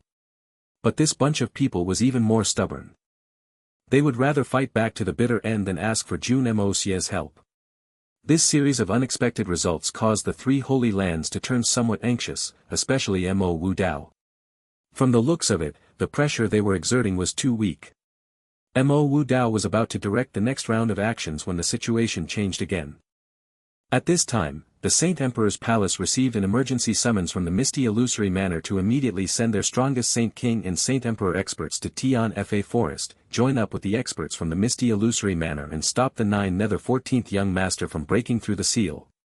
Just as the 4 Saint Kings and the 2 Saint Emperors from the elusive world of immortals were about to set off, Mo Wu Dao approached one of the Saint Emperor. "Senior Jean, Junior wishes to trouble you to help with a matter since you're going to Tianfa forest." Mo Wu Dao's tone and posture was exceptionally respectful. "What's the matter?" This Senior Jean, who was in a hurry, stopped and asked. "Senior will definitely see that little thief Jun Moxie now that you are going to Tianfa." Mo Wu Dao said with a light smile. "This Junior simply hopes that Senior can help me pass him a single sentence. Dongfang, Duanmu, Sikong, and Blizzard Silver City, are finished." Dongfang, Duanmu, Sikong, Blizzard Silver City, are finished. That's all. Yes. Fine. I've remembered it. I'll definitely help Palace Lord pass the message. Senior Jean muttered with disinterest as he soared into the sky and disappeared. Mo Wu Dao's white robes fluttered in the wind as he looked at the empty sky with a wry smile. "Jun Moxie, even if you crawl like a rat into your little hole, I will still make you crawl out again obediently to accept your death. After killing my little brother, you think that you can hide away like a gutless turtle and continue living peacefully? There aren't such great deals in the world. I, Mo Wu Dao, will let you learn that there are some people who cannot be offended in this world. If you offend some people whom you cannot afford to provoke, even the lives of your entire family will not be enough to pay for the crime. Jun Moxie revolved the yin-yang escape art to its maximum capabilities, and when he dove 40, 50 zhang downwards, he could already feel the powers of the beguiling mist weakening. At 100 zhang, he could feel that he had already completely escaped the confines of the mist and he could move through the ground at ease. This beguiling mist is much weaker than the 9 nether first young masters under the snowy mountain. No, the two are simply incomparable, Jun Moxie thought silently to himself.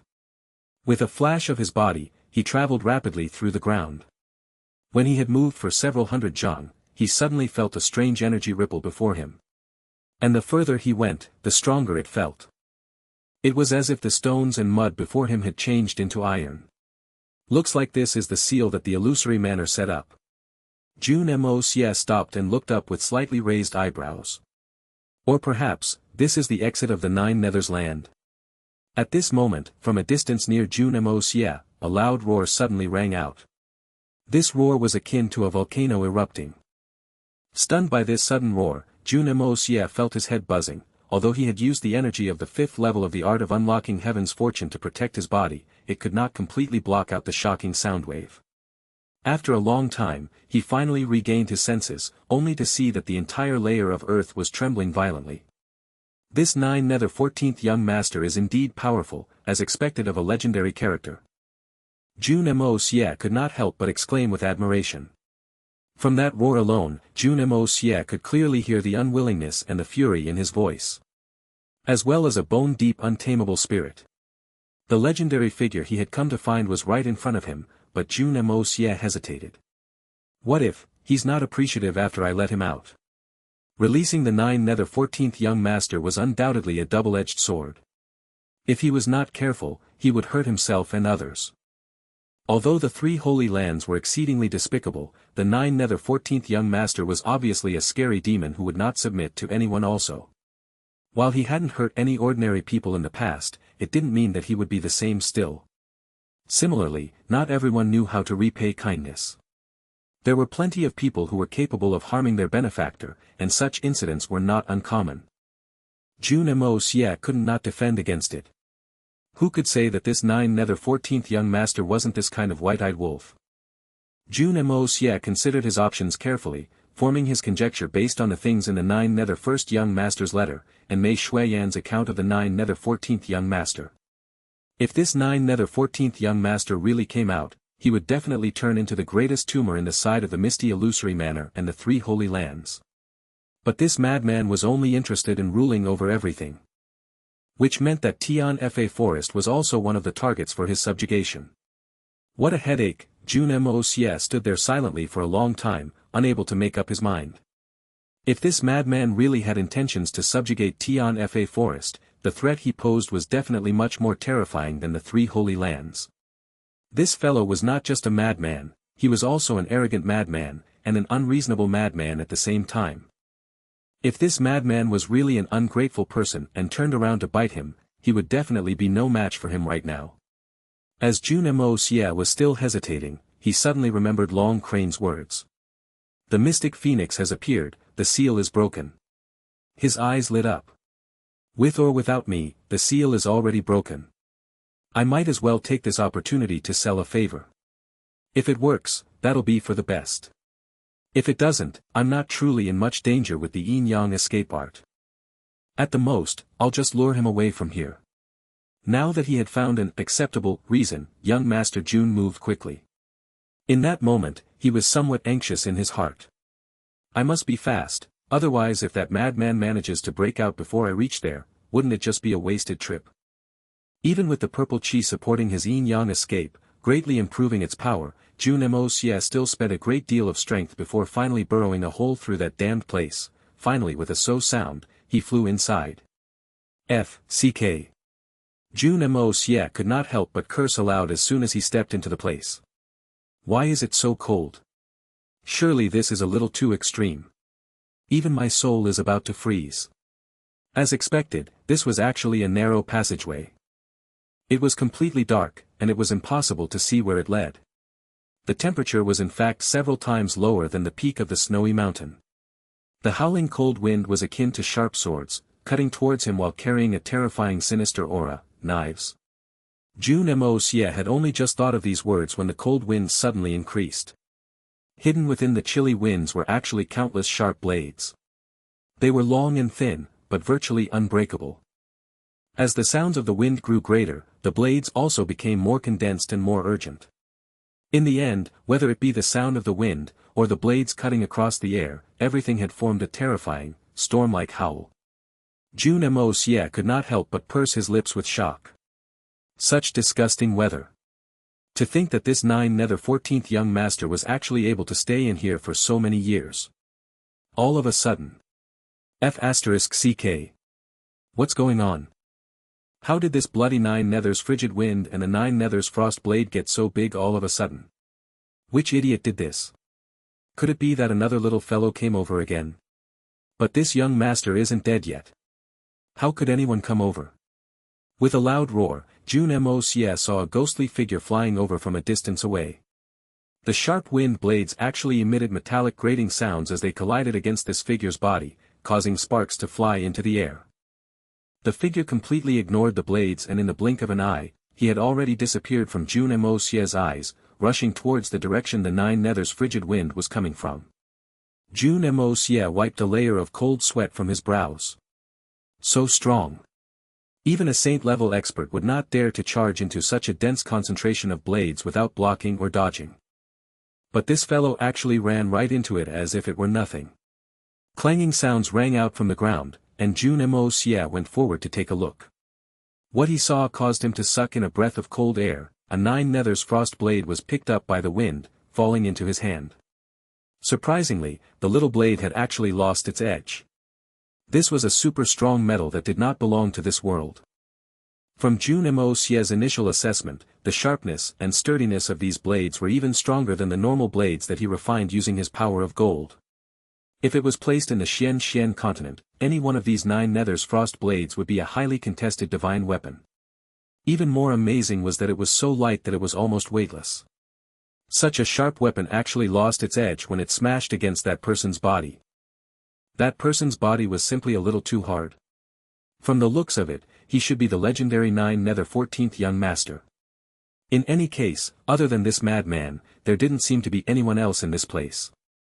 As for these blades, although they couldn't hurt the 9-14th young master, could it be that they couldn't hurt other people? These were actual treasures. If the power of gold was applied to it and it underwent a bit of refining, its strength would surely rise to another level. The material of these blades was so unique, and they were so light as well. As long as they were refined properly, they would surely display amazing effects. At the very least, they would be better than the other blades. With so many materials here, it was no different from pies dropping from the heavens. Jun Moxie's face lit up with joy as he reached out and grabbed all the blades in front of him. Following the wind, he ran forward happily and collected 9 frost blades as he went, those on the ground, those in the air, even those that were lodged in the walls. The further he went, the more of this stuff he found. Each blade was only as thick as a chopstick, and each shone with a chilly light. An icy feeling that permeated to the bones could be felt from them just by holding them in one's hands. Mei Shuiyan, who was cultivating inside the Hongjun pagoda, suddenly heard some sounds. Opening her eyes, she saw numerous strange little knives dropping out from empty air. The sky was thick with blades like a rain of hailstones. In just a short while, a large pile of blades had formed on the ground. Even then, the blades hadn't stopped falling. Carefully making her way over, Mei Shuiyan was completely stunned as a thought formed in her mind. This can't be the legendary 9 frost blade. If it's the 9 frost blade, where is Moxie right now? The 9 frost blades were the famed weapon of 9 young masters. Apparently, each 9 young masters that appeared in the Xian continent all had an inexhaustible supply of 9 frost blades. In the Xian continent, such weapons were practically invincible, divine-grade weapons. Furthermore, the blades had never been allowed to be lost. Even if they were destroyed, they were retrieved very carefully. Although Mei Shuiyan had never truly seen one before, she had heard about these blades before. Seeing such a huge pile of these strange blades before her now, she naturally recognized them in an instant. Could it be that Moxie went into Tian Fa's forbidden ground? Mei Shuiyan could not help but grow worried. Jun Moxie collected all the blades along the way as he traveled. After some time, he realized that he had already collected several thousand such blades. And there were still an uncountable number of them in front of him. Behind him, more were still flying over. The deeper he went, the wider the path became. Deep marks could be seen on the walls, most likely a result of the 14th young master venting his frustration. From this, one could tell that the quality of this wall had reached an almost indestructible level. Jun Moxie took out blood of yellow flame and slashed at the wall with all his might. However, he had only managed to leave a faint scratch. Just what kind of material is this? How come it's so hard? No wonder even this freak can't get out. Jun Moxie finally understood. Further down the path, there was a faint glow of strange light. Jun Moxie walked over slowly. Looking up, he discovered that he was in an extremely odd cavern. The roof of the cavern was covered with a layer of multicolored material that emanated an immeasurable amount of dignified aura. It was seemingly indestructible and full of a mysterious strength. Jun Moxie looked at it, finding it oddly familiar. After a closer examination, his mouth opened slightly with shock. This is a formation and it's a formation derived from the 9 Nether First Young Master's intriguing variant formation. Although the effects are not as amazing as the one personally set up by the 9 Nether First Young Master, the strength of this are still obvious. To think that the misty illusory manner would actually use the 9 Nether First Young Master's methods to deal with the 9 Nether 14th Young Master. Wasn't this the most amusing thing in the world? One truly wondered if this could be counted as the 9 Nether Young Masters lifting a stone to smash their own feet. The cavern was filled with 9 Nether Frost blades, and piles of them scattered carelessly. Taking a casual look around, there should at least be several hundred thousands of them. They should be the result of the many years of accumulation. From the looks of it, the 9 Nether 14th Young Master did not really care much for these things. Jun Moxie's eyes lit up, and with a few quick movements, he soundlessly tucked away more than half of all the blades. Since the 9 Nether 14th Young Master couldn't use so many swords, he might as well gift them to me. I can make the greatest use out of them. But Jun Moxie was still moving cautiously, only taking some from each pile. As for those hidden in the darkness, he took more from them. He had only just finished tucking away the blades when the 9 Nether's frigid wind suddenly grew heavier. A black shadow flew out with a sound, cursing and complaining. How strange. There's clearly nothing here, but it's acting strange for no reason, causing this young master to make a wasted trip. This fellow who called himself a young master completely did not look anything like a young master. This man's long hair was sloppy and splayed wildly on his head, his face was stained black, and it was almost impossible to make out his features.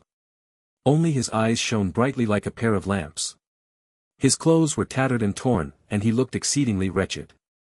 Based on his current appearance, even the most downtrodden beggar would feel somewhat consoled if he could see this person right now, so there's someone more wretched than me.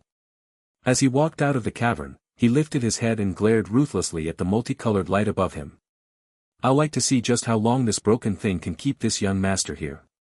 As he spat the words out, he instantly flew into the air. This fellow completely did not discover Jun Moxie's presence. From this point, Jun Moxie felt much safer.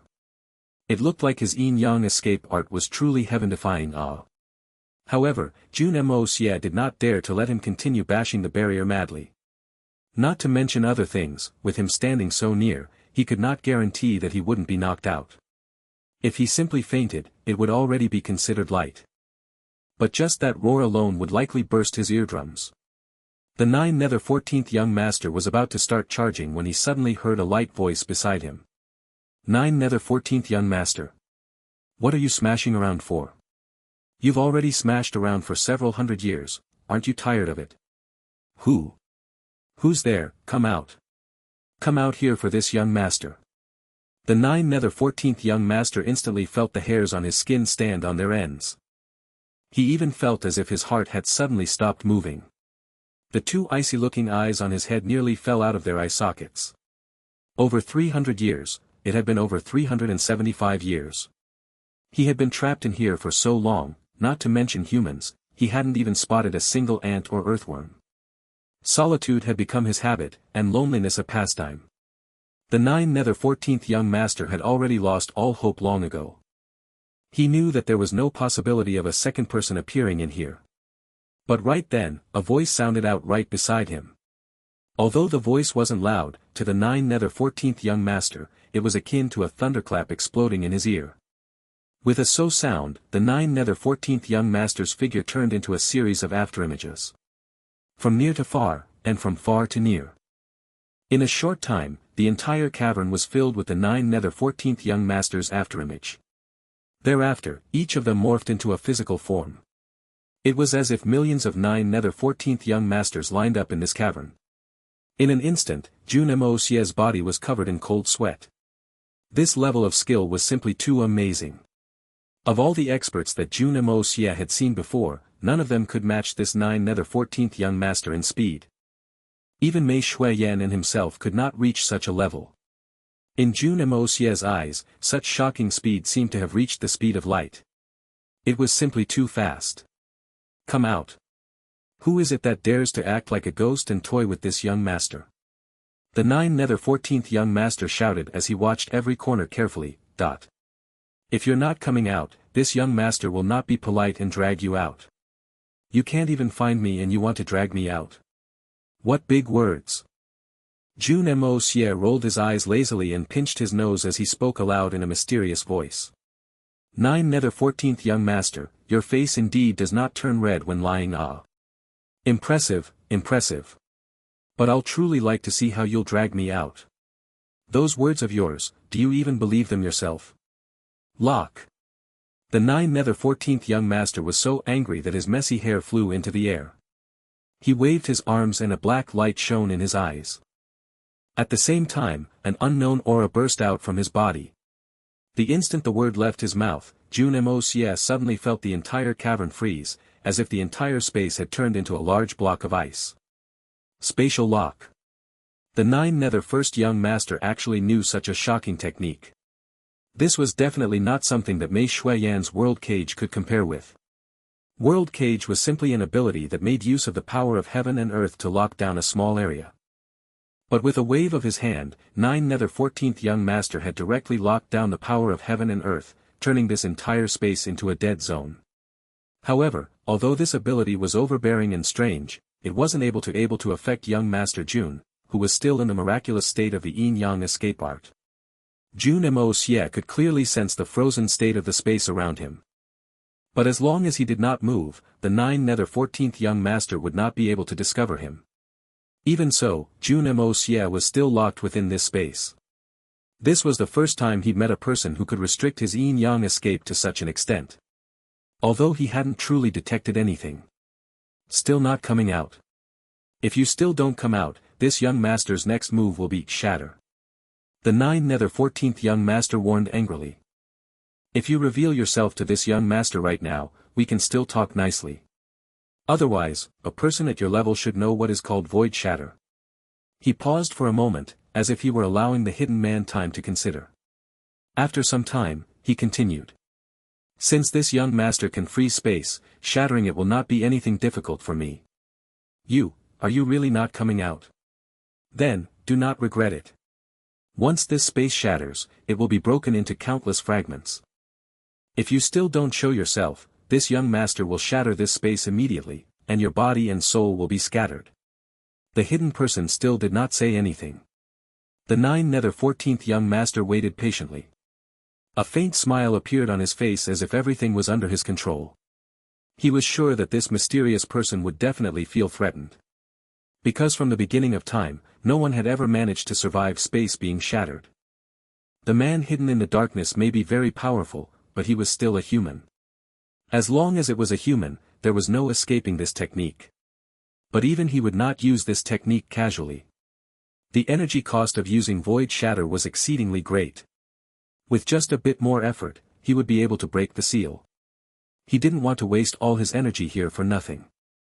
If he used that technique without caring about the consequences, the date of his escape would be greatly delayed. A long while later. The 9 Nether 14th young master did not move, and the man in the dark did not move as well.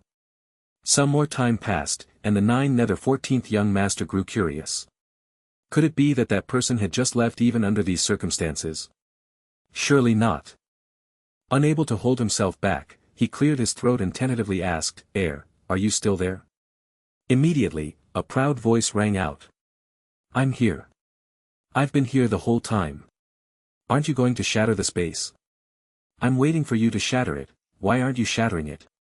Could it be that you need such a long time to prepare your shatter?" This voice was wispy and ethereal, wrapping around the entire cavern. It was nearly impossible to determine where it came from. The voice didn't seem loud, but the hint of arrogance in it was like a fierce slap on the 9-14th young master's face. The 9-14th young master instantly felt his face grow hot and red. After waiting so confidently for half a day, he thought that he would get to hear the other person's plea for mercy. But who would have thought that he'd actually been taken for a monkey? As long as one was human, it was impossible to endure something like this. Much less the proud 9-14th young master. If he couldn't even deal with this cowardly fellow, how would he claim to dominate the entire world? The 9-14th young master was utterly enraged. "Shatter." He practically shouted the words out in rage. Along with his word, a nearly tangible black light burst out from the 9-14th young master's body, blacker than the darkest night. The messy hair on his head stood straight up, fluttering wildly in the air. It looked like seaweed violently tugged by currents and also like a large group of sinister snakes erecting their necks and waiting to strike. His eyes seemed to have lost its color, only leaving a darkness as deep and profound as a black hole. In the same time that the black energy burst out, the 9-14th young master raised both his arms and pressed them down forcefully. In that instant, an unprecedentedly violent storm rose up like a hurricane from the ground. He was clearly pushing downwards with his palms, but the hurricane was rising from the ground up. Ka! Ka! Ka! Jun Moxie clearly heard the unique sound of space shattering. It was like an exquisite piece of porcelain that was knocked. First, fine cracks appeared, which quickly extended to fill the entire piece. Bit by bit, it broke until the entire thing collapsed. Jun Moxie was able to see each part of the process, and every minute detail in perfect clarity. His eyes were clearly unable to see something like that, but he indeed felt that he had seen everything. This was an exceptionally hair-raising and odd sensation. The entire space had truly been shattered. In an instant, the entire cavern turned into an avaricious black hole. It was completely cut off from the rest of the world. It was as if this broken space did not belong to this world anymore, but was a part of another world space that had been forcefully moved here. Everything felt exceedingly out of place. However, Jun Moxie, who was still in the yin-yang escape state, was completely unharmed. Void shatter. It was indeed capable of annihilating everything, returning everything to nothingness.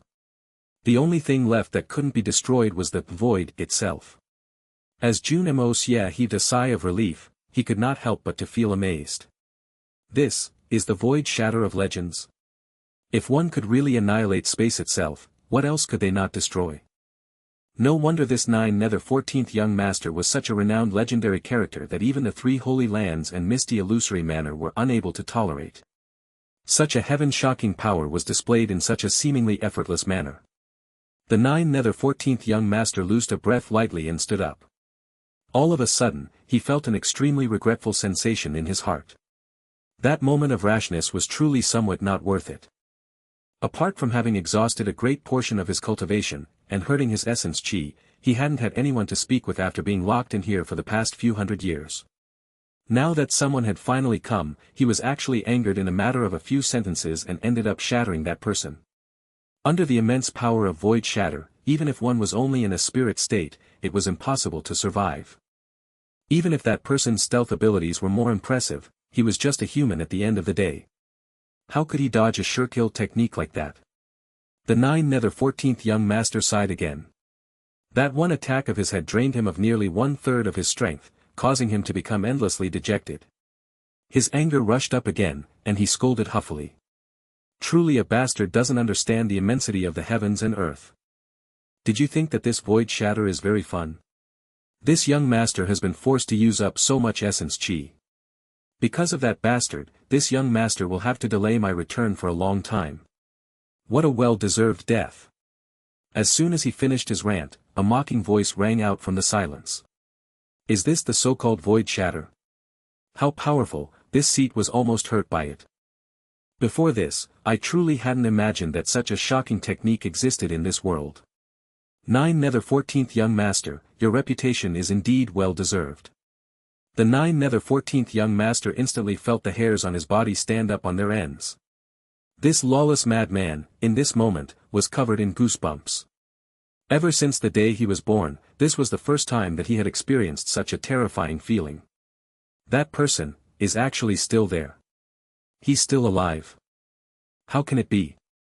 But this time, the 9 Nether 14th Young Master did not attack anymore. He sucked in a deep breath and calmed himself down. With a wave of his tattered sleeves, a portion of the shattered space was swept aside. Thereafter, he sat down. They were in the same cavern, but he was sitting in the void of another world. And yet, his presence was real. Lowering his head, he snorted. If Sir is only here to play a joke, you can go now. This young master still has proper things to do and is not in the mood to accompany you. If Sir has come for another reason, please feel free to speak, this young master's ears are open.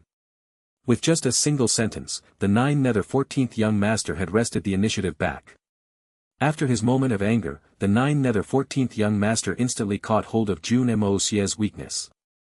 Because since he'd appeared in here, regardless of how heaven-defying his cultivation was, there must be a reason. And the reason was undoubtedly himself. The 9 Nether 14th Young Master instantly understood this point. For this reason, he said this sentence that reversed the positions of the host and the guest.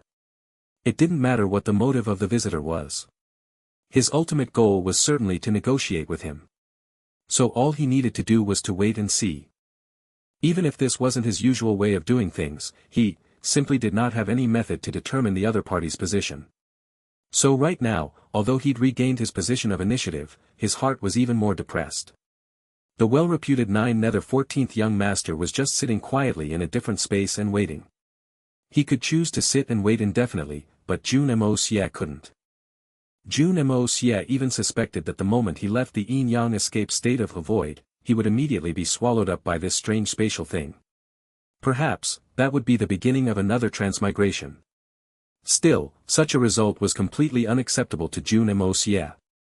This is shattered space. Who knows what *t abnormal thing will happen. He couldn't take this risk. So Jun Moxie remained in the void state of the yin-yang escape art as he sighed. 9 Nether 14th Young Master, your abilities to scheme are indeed extraordinary. The 9 Nether 14th Young Master snorted coldly, not saying anything. In fact, his eyelids did not even twitch. Jun Moxie looked at this renowned terrorist of the Xian continent with interest. No matter how he looked, he couldn't see the 9 Nether 14th Young Master's face. Even when the 9 Nether 14th Young Master raised his head, he could only see some obscured features. The 9 Nether 14th Young Master could actually block the sensory detection of all 6 senses. Or perhaps, this was just the effects of some special technique and wasn't a purposeful act. I'm a person from Tianfa Forest side. Jun Moxie was naturally unwilling to wait on like this, and he directed stated. I've come to discuss a deal with the 14th Young Master. The 9 Nether 14th Young Master remained sitting still, and even his hair did not move at all. A bland voice came out of his mouth. Continue. Say everything in one go. Jun Moxie was not angered as he continued in a calm voice.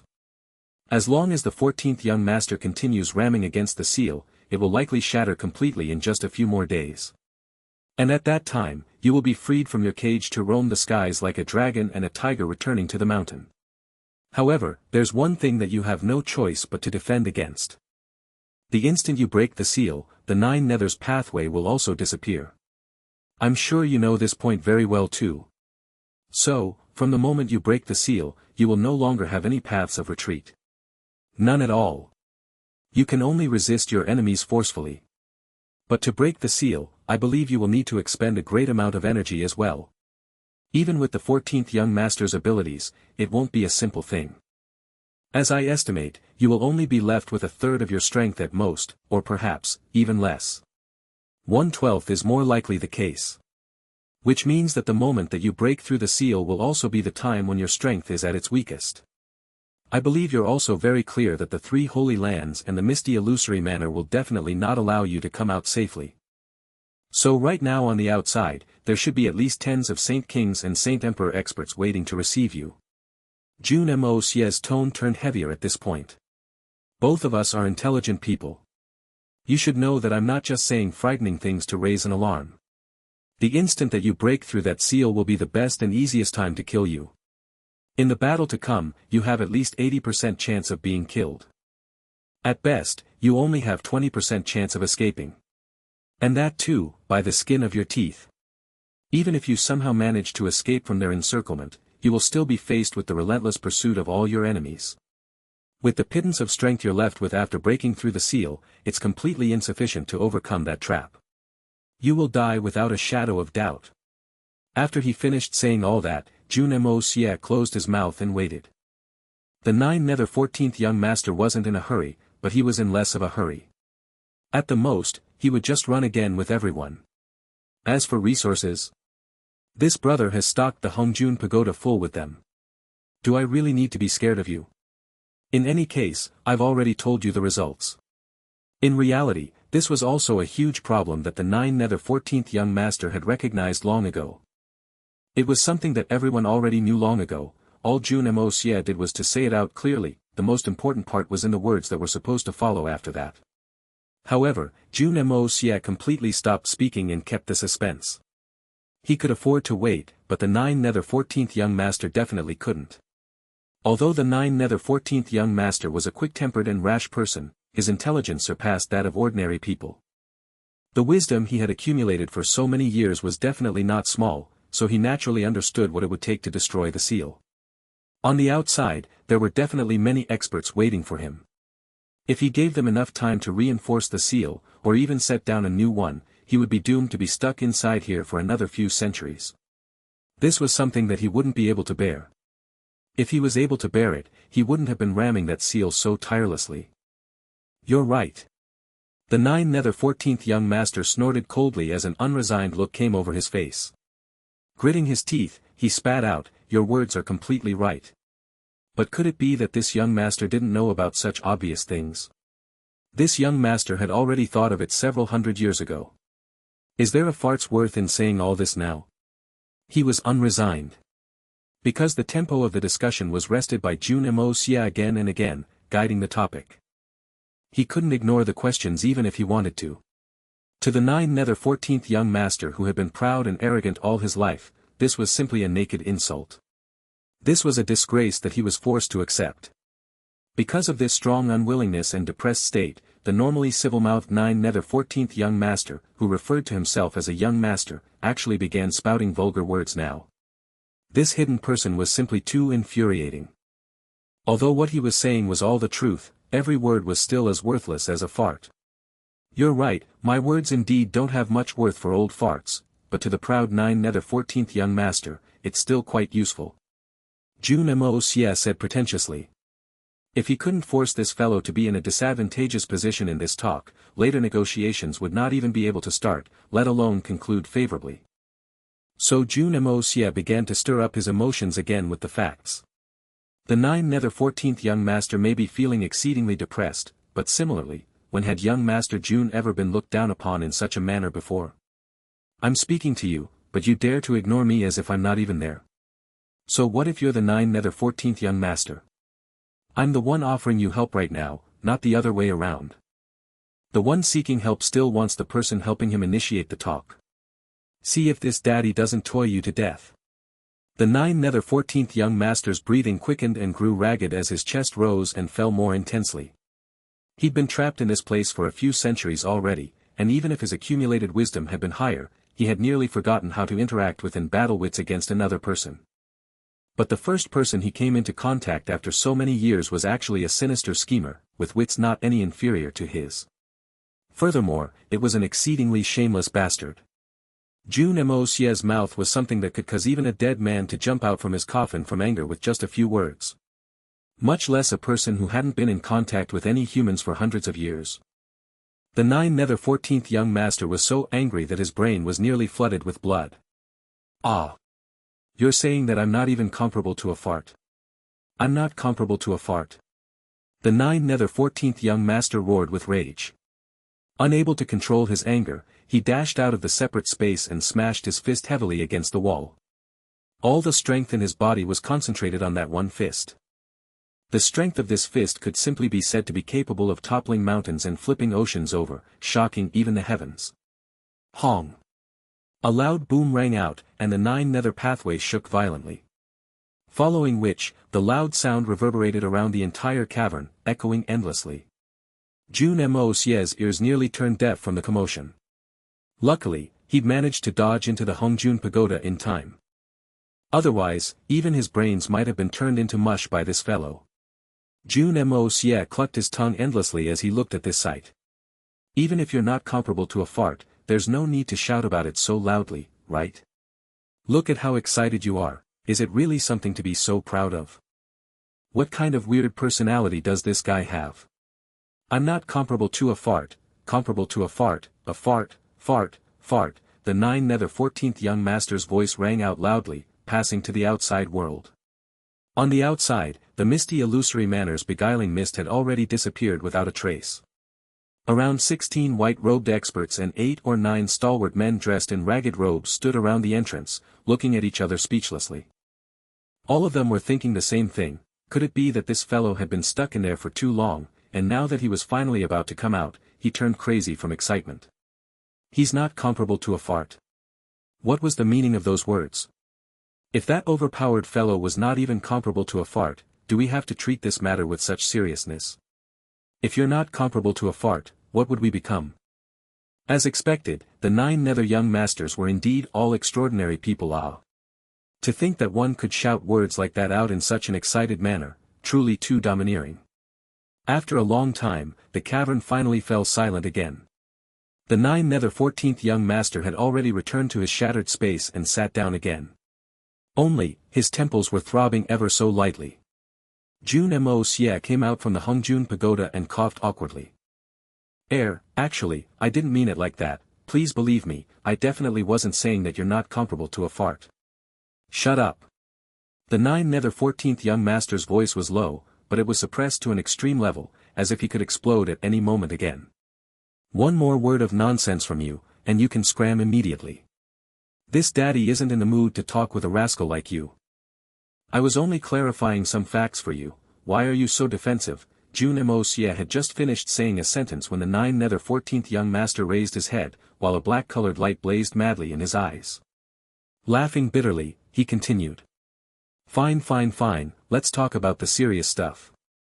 Humph. The 9 nether 14th young master slowly clenched his fists, released them, clenched his fists again, and released them again. His knuckles popped menacingly as he scowled dangerously.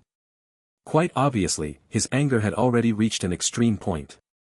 Why do the actions of this fellow seem so alike to a common ruffians on earth? Jun Moxie scoffed in his heart. However, he still continued swiftly. Of course, the danger you're facing is not impossible to overcome. As long as you are willing to promise me one thing, I can help you to weaken that seal by at least a third, allowing you to escape smoothly. Are you interested in such a deal? What do you want me to promise? Are you really able to weaken the seal? The 9 nether 14th young master's body shook lightly, but he didn't raise his head. My request is very simple. After you get out, you must not make Tianfa Forest the battleground. And, before you defeat me, you cannot move against Tianfa's Xian beasts, and you cannot invade Tianfa Forest. Jun Moxie's expression grew serious as he continued in a heavy tone. You can fight against the 3 holy lands and misty illusory manor as much as you like, but the battlefield must not be Tianfa Forest. Tianfa Forest must be preserved as a sacred land until such time as we must clash. How is it? If you're willing to make the vow, I will weaken the seal for you, allowing you to keep more of your strength, increasing your chances of escaping and regaining your freedom. The 9 nether 14th young master finally raised his head and asked in a disdainful voice. Before I can defeat you. Who the hell are you? Did you think that you're very impressive? Jun Moxie sighed helplessly and shook his head. As expected of a madman. At this critical time, the priority of this fellow was actually not whether or not he could escape and leave this damned place. Instead, he wanted to determine a victor among them. Just what kind of idiot was this? I may not be very impressive, but at least in this 9 nether pathway that you're so familiar with, you're still unable to do anything to me. In fact, even by using all your techniques, you still cannot determine my position. Is this not sufficient to convince you? Also, are you really confident that you can handle having me as an opponent on top of the misty illusory manor and the 3 holy lands? Jun Moxie asked dryly. Leave your name behind, at the very least, I need to know your name. The 9 nether 14th young master fell silent for a moment and asked. Unexpectedly, he'd actually agreed to Jun Moxie. Although he was arrogant, he still respected opponents capable of posing a threat to himself. The mysterious techniques that Jun Moxie displayed before was something that the 9 nether 14th young master couldn't do. So although Jun Moxie's words were rather jarring to the ears, they wasn't baseless. This hidden person was clearly also a powerful expert. The 9 nether young masters never denied facts. Although he felt extremely uncomfortable in his heart, facts were still facts. I don't have a name, even if I had one in the past, I don't remember it anymore. But throughout the years, the people from the 3 holy lands have been in constant conflict with me as well. In the end, they couldn't do anything to me. Because I've always referred to myself with the words, Old Master, the 3 holy lands called me. Jun Moxie paused for a moment as a queer smile appeared on his face. His voice remained serious and calm. 9 firmament first Old Master. 9 firmament first Old Master. The 9 nether 14th young master mumbled. The more he recited it, the more he found it unpleasant for the tongue. Could it be that apart from the 9 nether origins, there were other locations with this kind of weird names? 9 nethers. 9 firmament. 1 heaven and 1 hell, opposing each other. Was it really such a coincidence? Or was it done purposefully? Heaven versus hell is one thing, but I'm already the 14th of my name, and you're the first. I'm the 14th young master, and you're the first old master. Isn't that clearly toying with me? F***ck. The 9 nether 14th young master cursed with rage. Which son of AB***tch had such a poor naming sense? I don't have a choice either. I only found out towards the end that the 3 holy lands gave me this nickname as a precaution in case you came out one day, with both our names opposing each other, we would end up fighting among ourselves to the death. It's not exactly targeting you specifically either. As long as any of the 9 nether young masters heard this name of mine, they would definitely end up being antagonistic of me. Jun Moxie said without restraint, his words voluminous like the outflow of river water when the sluice gates are opened.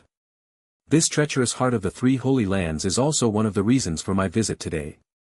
I hope you can understand this point. There's also another thing I need to make clear.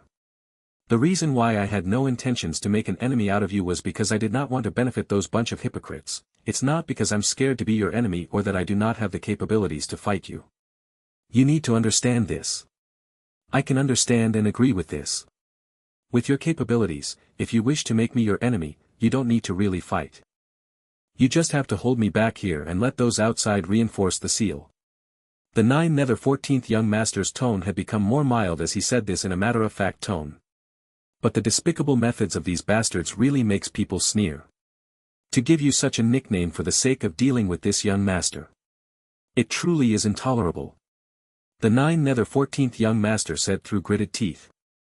Clearly this, 9 firmament first old master, that came from the 3 holy lands and misty illusory manor that Jun Moxie fabricated had enraged him greatly. Precisely because of this. When 2 tigers battle, one party will definitely be injured. The enemy of an enemy may not become a friend, but it must not become an unresolvable animosity. Jun Moxie adopted a reasonable tone and said solemnly. Which is why I came here today. The promise that you seek is not a problem to this young master. It doesn't matter where the battlefield is, they are all the same. Right now, if you really help me. Your request is so ordinary, what problem is there for this young master to agree to it?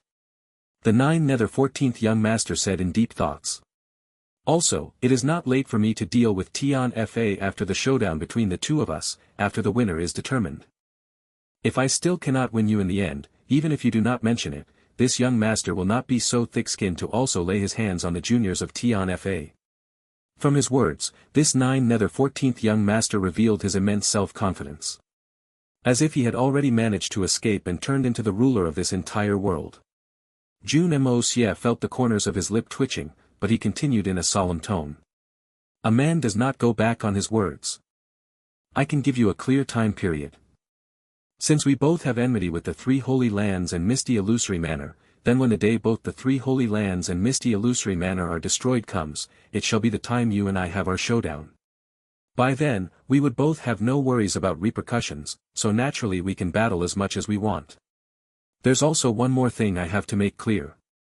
I cannot appear personally to join forces with you to deal with them. Because reputation-wise, you are still the public enemy of the continent. I need your understanding on this. Perhaps you do not care, but me. I can't. Jun Moxie laughed bitterly and said, I admit I'm not like you in this matter. Yet another flattery. This is an even smaller matter. You fight your own, I fight my own. Do I, the 9th young master, need someone's help when it comes to doing whatever I want to do? But you're really too cowardly, why do you fear these people? As expected, the 9th young master was extremely pleased, laughing haughtily, with an extremely condescending and disdainful tone as he said, the three holy lands.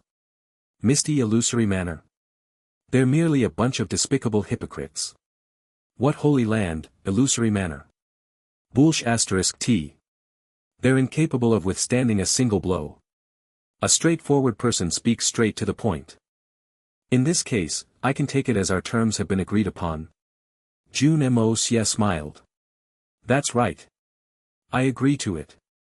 This young master always keep his promises. It will not change throughout the ages. The 9th young master scoffed, but burning excitement could be sensed from his voice. But how are you, going to help me break the seal? Are you really confident in doing it? This seal is simply a piece of cake to me. Jun Moxie pointed to the 5-color seal that still existed above his head and said, in a while, I will use my skills and exit from the center of that position. After I exit, naturally, there will be an opening in this seal. And when there is this tiny little opening, you will be able to save at least 1/3 of your energy even after getting out. It'll be far more than 1/3. The 9th young master rolled his eyes and waved his hands. Since you made it sound so easy, what are you still waiting for? Hurry up and get on with it. Jun Moxie chuckled. Then you better look carefully at where specifically I am exiting from. The black glow in the eyes of the 9th young master glistened, and he replied deeply. Don't worry. I am more clear of this than anyone else. Jun Moxie snickered mentally. Looked like during those few hundreds of years, this fellow had practically groped every millimeter of this seal millions of times. I believe he is extremely familiar with it. Under the close observation of the 9th young master, this indistinct silhouette hovering in the air flashed and floated over to the central position of the 5-color seal and stopped there. After that, it slowly vanished. And the seal at that portion really had began to undergo a subtle change. As if, the power of that seal was slowly diminished and extinguished, bit by bit. It was going through subtle changes every single second. Although it was extremely minute, but how familiar was the 9th young master with this seal? The sturdiness of this seal was the reason he had thoroughly tasted suffering. Jun Moxie could trigger off changes in the seal within such a small time. Just this skill alone was enough to alarm the heavens and astonish the world. Thinking back at the position where Jun Moxie had appeared at earlier. This 9th young master couldn't help but click his tongue. So this scoundrel had always been hiding this close to me. This alone is rather impressive. But, it doesn't seem like it is something truly impressive. This is merely a backdoor method. Your true capabilities may not necessarily be truly stronger than mine. This sentence was not because of his arrogance and blind self-confidence. Jun Moxie could remain hidden simply because he had no animosity or killing intents. As long as Jun Moxie wished to harm the 9th young master, then immediately, the 9th young master would notice him and make his response. Just then, Jun Moxie's eerie voice suddenly appeared amidst the void. Look carefully. I'll take my leave first. You do what is best for yourself. Then the space trembled and that blurry silhouette really vanished without a single trace. And at the same time that blurry silhouette disappeared, a soft pop sound could be heard. As if a sharp iron needle had gently popped a balloon. In the five-colored barrier on the seal, a small, unnoticeable opening appeared. It was even finer than a strand of hair. A scent of fresh air came in from the outside. The 9th young master greedily inhaled it. This scent he hadn't smelled in 375 years. His eyes brightened, and laughing maniacally, he flew up. A dazzling black glow radiated from his entire body. With a roar, he rammed onto the seal like a bolt of lightning. After hundreds of years, there was finally this chance of turning things around. The 9th young master could no longer wait for this moment. He had even forgotten that he had just used up his strength. He could not wait to get out. Boom! The area around the seal began to quake. A bump on the seal formed in that central position where the opening had appeared on. It was this little progress that had gotten the 9th young master's spirits up. With another furious roar, he started to strike away at it crazily.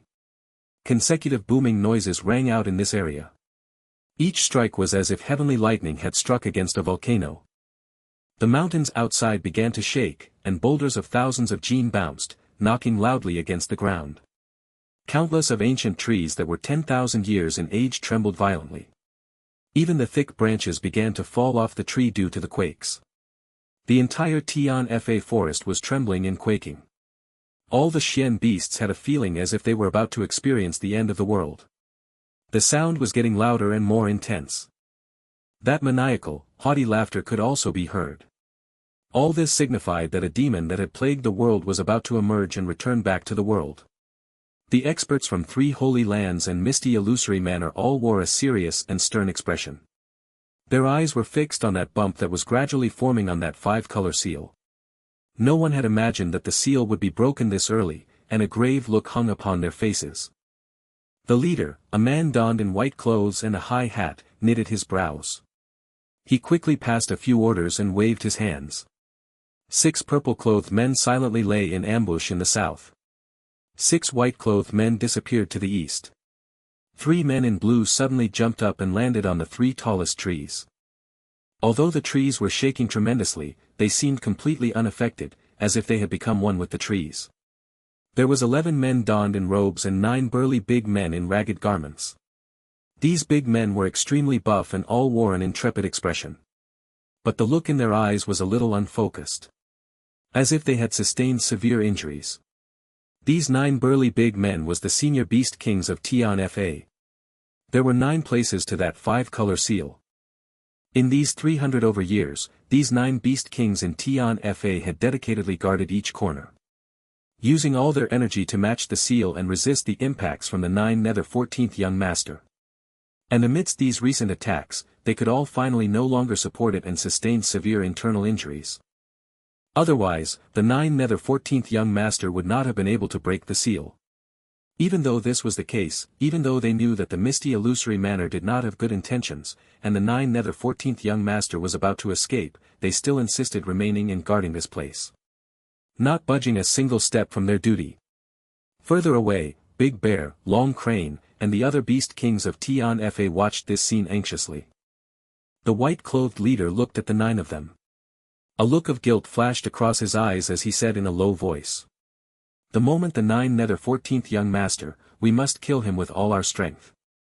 We absolutely must not let him escape from Tianfa forest. All 9 burly men jolted and looked at him in shock, fury evident in their eyes. One of them in the center stepped forward and said, "Brother Chow, we must not do that. If we begin a battle here, then what will Tianfa do? Aren't we going to be destroyed completely in this battle? Brother Lu, if we do not do it here, are we supposed to wait for the 9th young master to recover and come back to massacre all of us?" That, Brother Chow hid both his hands in his sleeves and said darkly. Besides, this place is far from the human population and away from the rest of the world. It is the best place to resolve this hazard. But did we not agree back then, that no matter what or when, the battle must not take place in Tianfa? That is why we agreed to guard and watch the seal. Did you think that we did not know the effects of the mist? That big men said angrily, "Today, are you going to just forfeit that promise? Indeed, Tian Fa is far away from the human population, but Xian beasts of Tian Fa, are we not lives as well? We have also protected the continuant for 10,000 years. So what? That person had barely finished his sentence, when suddenly everyone's face changed. That, Brother Chow, did not have the time to finish his sentence, as he hollered, set up the formation. Finally. With a loud earth-shattering boom, that 5-color seal shattered into pieces and flew into the air, disappearing in the air with a flash. From a black hole, a black human figure came shooting out with a maniacal laughter that shook the world, flying straight into the skies. Behind him, that black opening suddenly warped and vanished from sight. The instant that black figure rushed out, all 11 robed men on the ground began to strike. Closing in on him from 11 directions, the distance between them were exactly the same, as if these 11 people were one single entity. Midair, all of these 11 men shouted at the same time, "Power of heaven and earth. Cage!" Instantly, from heaven to the ground, all the energy from the surroundings converged and became an enormous enclosed space, completely trapping the 9 nether 14th young master, who was rocketing into the sky, within it. There was no pause in the movements of these 11 people. They began raining attacks down like crazy. Throwing their fists and kicks, within seconds, it was as if 11 destructive hurricanes had suddenly appeared, converging into a devastating tornado. Heading towards the same position. They did not use a single weapon. Because they all know that there was no point in using their weapons at this moment. Only by staking it all with their Xian Qi, to speed up exhausting all of the 9 nether 14th young master's remaining strength. That was the only correct way. 9 nether 14th young master was a little regretful that he was still a little too reckless. Because although he had saved much energy by breaking the seal, he still paid a relatively hefty price for it. Especially in that act of forcefully using Void Shatter in a fit of anger with the 9 firmament first old master earlier.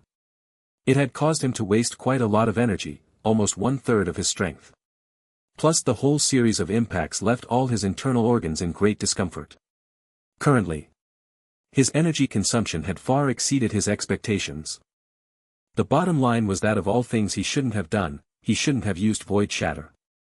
And because he was in such a rush to break free, he did not have the time to recuperate and recover, asking the other party to help break the seal. And he did not expect the 9 firmament first old master to be capable of causing a crack in the seal in just a few moments. As the opening began to fade away, naturally he had to begin his attacks. This whole series of change in events was making things worse for the 9 nether 14th young master. The current situation may not necessarily be better than him breaking the seal on his own. Currently, all he wanted to do was to find a place to recuperate and treat his wounds. Why would he even want to bother with these people?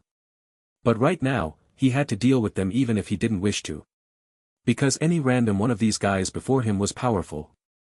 These 11 people had formed a giant powerful current with their joint forces. If he did not deal with them carefully, he was afraid that he might sustain injuries from this mere greeting with his remaining 1/5 of his entire strength. The 9 nether 14th young master was furious. Mid-air, he angrily shouted, "Get lost." With a turn of his body, he triggered a black color hurricane. In a split second, dark fog had filled up the surrounding air.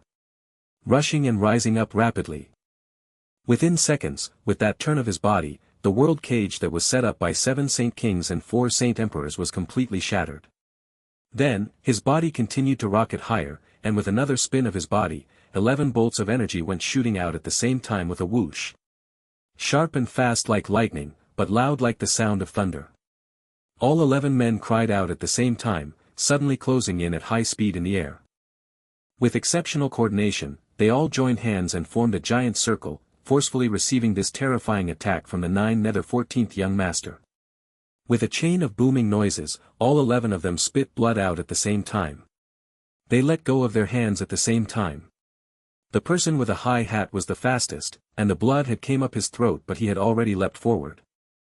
He had already appeared beside the 9 nether 14th young master by the time the blood left his mouth. Like a sharp sword, the blood splattered heavily onto the 9 nether 14th young master with a loud bang. He then pressed both his palms onto the chest of the 9 nether 14th young master. The 9 nether 14th young master violently coughed and snapped his head around.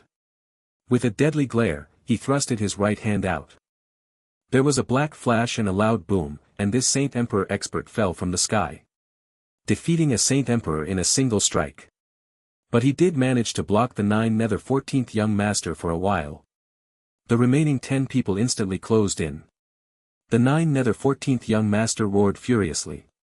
He launched a series of violent attacks. But he still remembered the promise he had just made.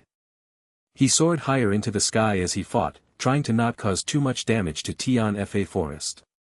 Following a series of miserable cries, all 10 figures fell from 10 different positions at the same time. All of them were violently vomiting blood. The sounds of their bones shattering and breaking could be heard only when they had fallen halfway down.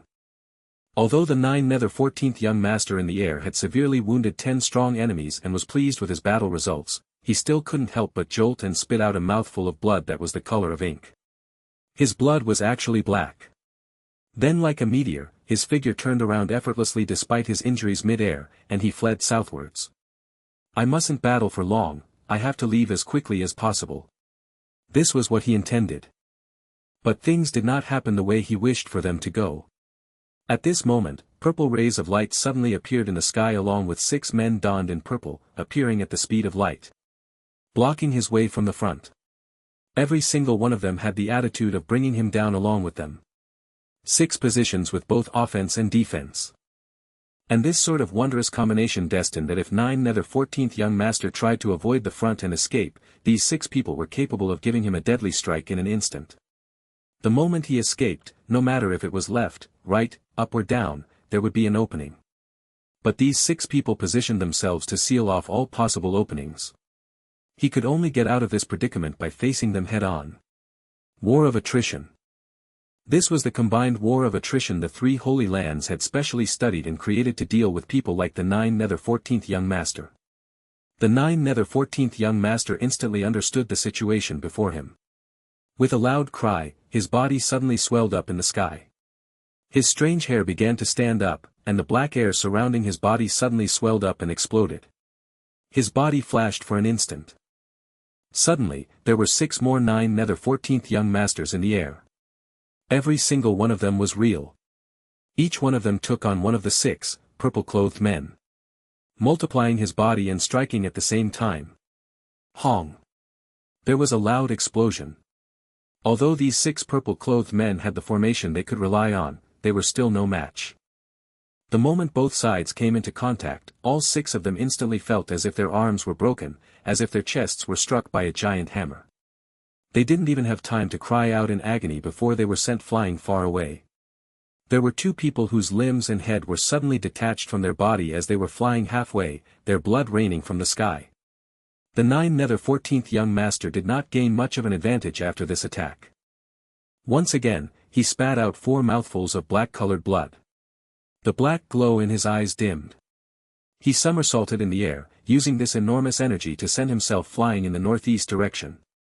His body still needed to borrow strength in the air. But in this northeast direction was where these experts who had attacked him laid their trap. Without any noise, 6 white-robed men flew up. The enemy had yet to arrive, but they had already gathered their ferocious Xian Qi and braced themselves to lack their attack. The 9 Nether 14th young master did not have much strength left after breaking the seal. Repeatedly met with such intense battles when he was barely halfway out, he was like an arrow at the end of its flight. Looking at these 6 white-clothed men launching their attack within a blink of an eye, he suddenly let out a maniacal roar. He forcefully halted himself in the air. His ragged clothes flew about. The eyes of 9 Nether 14th young master instantly turned into 2 endless dark holes. He had no expression, but his killing intent filled up the entire sky. Suddenly, the corner of his lips curled into a cruel grin. Lock! These 6 people had just gotten close, but the first 3 people suddenly froze in place, unable to move in the air. Despair was evident on their faces. The 9 Nether 14th young master did not hesitate. The moment the word lock had left his mouth, he had instantly pressed his arms downwards. The hurricanes rose up, like 10,000 giant dragons that suddenly rose from beneath 9 Nether 14th young master, surrounding him. Then he coldly declared, shatter. Hong! The space that the 3 white-robed men were locked in suddenly distorted and turned into a black hole. And instantly those three men vanished without a trace in an instant. The black hole continued to warp and slowly faded away. Void shatter. A saint emperor, two saint kings. To die a sullen death like this. But this strike was also clearly the last strike the 9 Nether 14th young master could put out. He was forced to use this deadly move of void shatter once again, but it had stripped his entire body of all the energy he had left. It had completely milked him dry. He did not intend to use it. But these 6 men in white had clearly used a profound formation. If he faced them off head-on, although it may be a short duration, but it would be enough for the 11 men on the ground to rush back up. When that happened, it would really be all over for him. If this battle this time used up too much energy, if he did not even have the strength to dodge back into that dark cavern as unwilling as he would really be killed by this bunch of people here. Thus left with no way out, the 9 Nether 14th young master finally used it. The effect of void shatter could be seen instantly. 3 people died, and 3 people retreated. The 9 Nether 14th young master had used up all of his remaining energy. Like a bolt of lightning, he fled from the place. He shouted in a hoarse voice, "It's been 300 over years, you guys have never changed in your habit of being despicable. This young master will settle this score with you sooner or later." At this moment, on a big 3 not too far away trees, 3 dazzling sword lights came shooting out, like 3 huge rainbows. 3 exceptional divine weapons went piercing towards the 9 Nether 14th young master. This was the real fatal move. All the sacrifices and arrangements earlier was merely for the sake of exhausting the 9 Nether 14th young master's remaining energy. The real fatal move was dealing the fatal blow at the most crucial point in time. Absolutely killing him in one strike. The 9 Nether 14th young master could indeed no longer avoid these 3 swords. The 9 Nether 14th young master howled, his eyes emitting wild black light. He only had enough time to lift up his right hand that was radiating black light and strike his own skull. A wave of black chi came pouring out. At this moment, the 9 Nether 14th young master's look was that of extreme resentment. And grudge. Black-colored mist suddenly began to rise again within his body.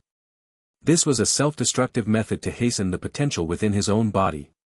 He did not even use this method back then. But today, he was forced and cornered to this state. But it was too late. The swords were extremely fast. Whoosh! A sword had already passed through the left side of his chest.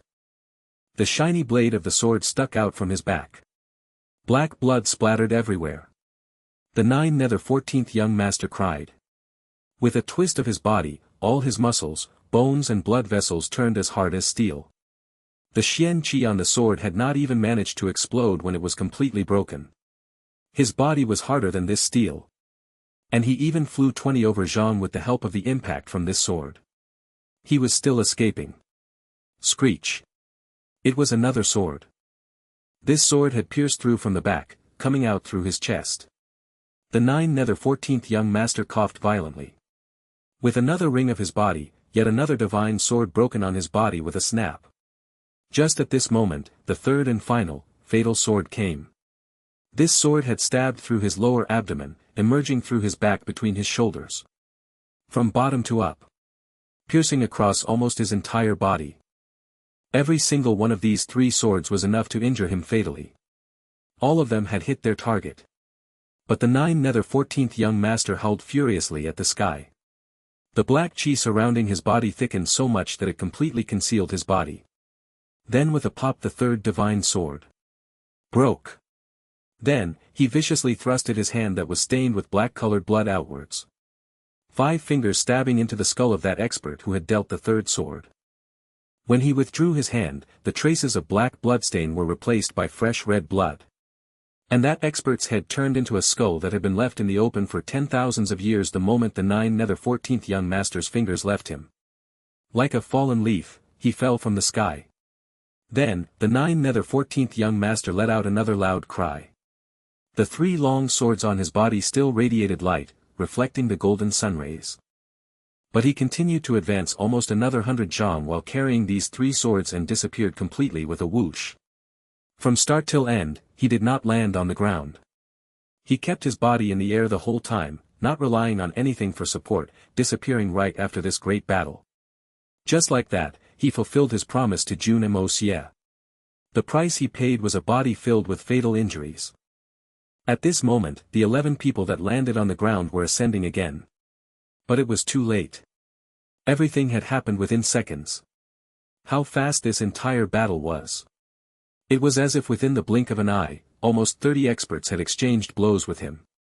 Some died, some sustained injuries, and some fled. In a flash, the blue sea turned into mulberry fields one. And only those who had witnessed this battle could truly comprehend and understand the meaning of this sentence. Only the 9 nether 14th young master's bitterly resentful voice came through the air from far away. Just you guys wait. A legend. Truly a legend. The 9 nether 14th young master had sustained continuously severe injuries, and his strength was completely used up, but in such a pessimistic situation, he could still manage to seize an opportunity and escape. And even leave his pursuers behind in the dust. Amazing, truly amazing. Jun Moxie had concealed himself and watched the battle midair the whole time. He had intended to render his aid each time he saw the 9 nether 14 young master in danger, so as to gain more favors. After all, there were more advantages than disadvantages with the 14 young master helping him share the pressure from the 3 holy lands. But the subsequent outcome of the battle had left him dumbstruck. He broke out in cold sweat. It was not out of fear, but out of shock. The 9 nether 14th young master battled 26 of the top experts of the world with only his own strength. Severely injuring many of them, killing 6 of them, and finally escaping with his injuries. Jun Moxie's jaw almost hit the ground. And this fellow, even till the very end, still kept in mind the promise between them, engaging most of the battles in midair. He was willing to suffer this disadvantage as opposed to landing on the ground. This was a genuine and real monster. He could call himself a monster, but to compare his current capabilities to that of 9 nether 14th young masters, to say that he paled in comparison was speaking too highly of himself. They truly were incomparable. They were of completely different levels. The alliance of Misty Illusory Manor and the 3 Holy Lands, those 26 experts who were like immortals, even with the upper hand of all their schemes and various plots, had lost 6 men to him.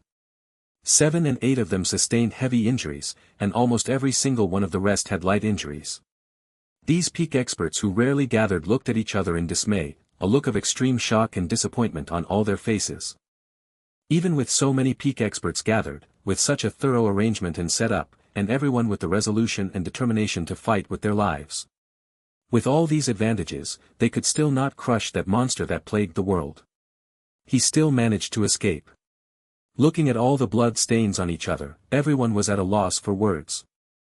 Met with the combined strength of 8 Saint Emperors stopping him, 18 Saint Kings taking turns to battle, sustaining 3 absolutely fatal injuries. But he still managed to leave after snapping those swords.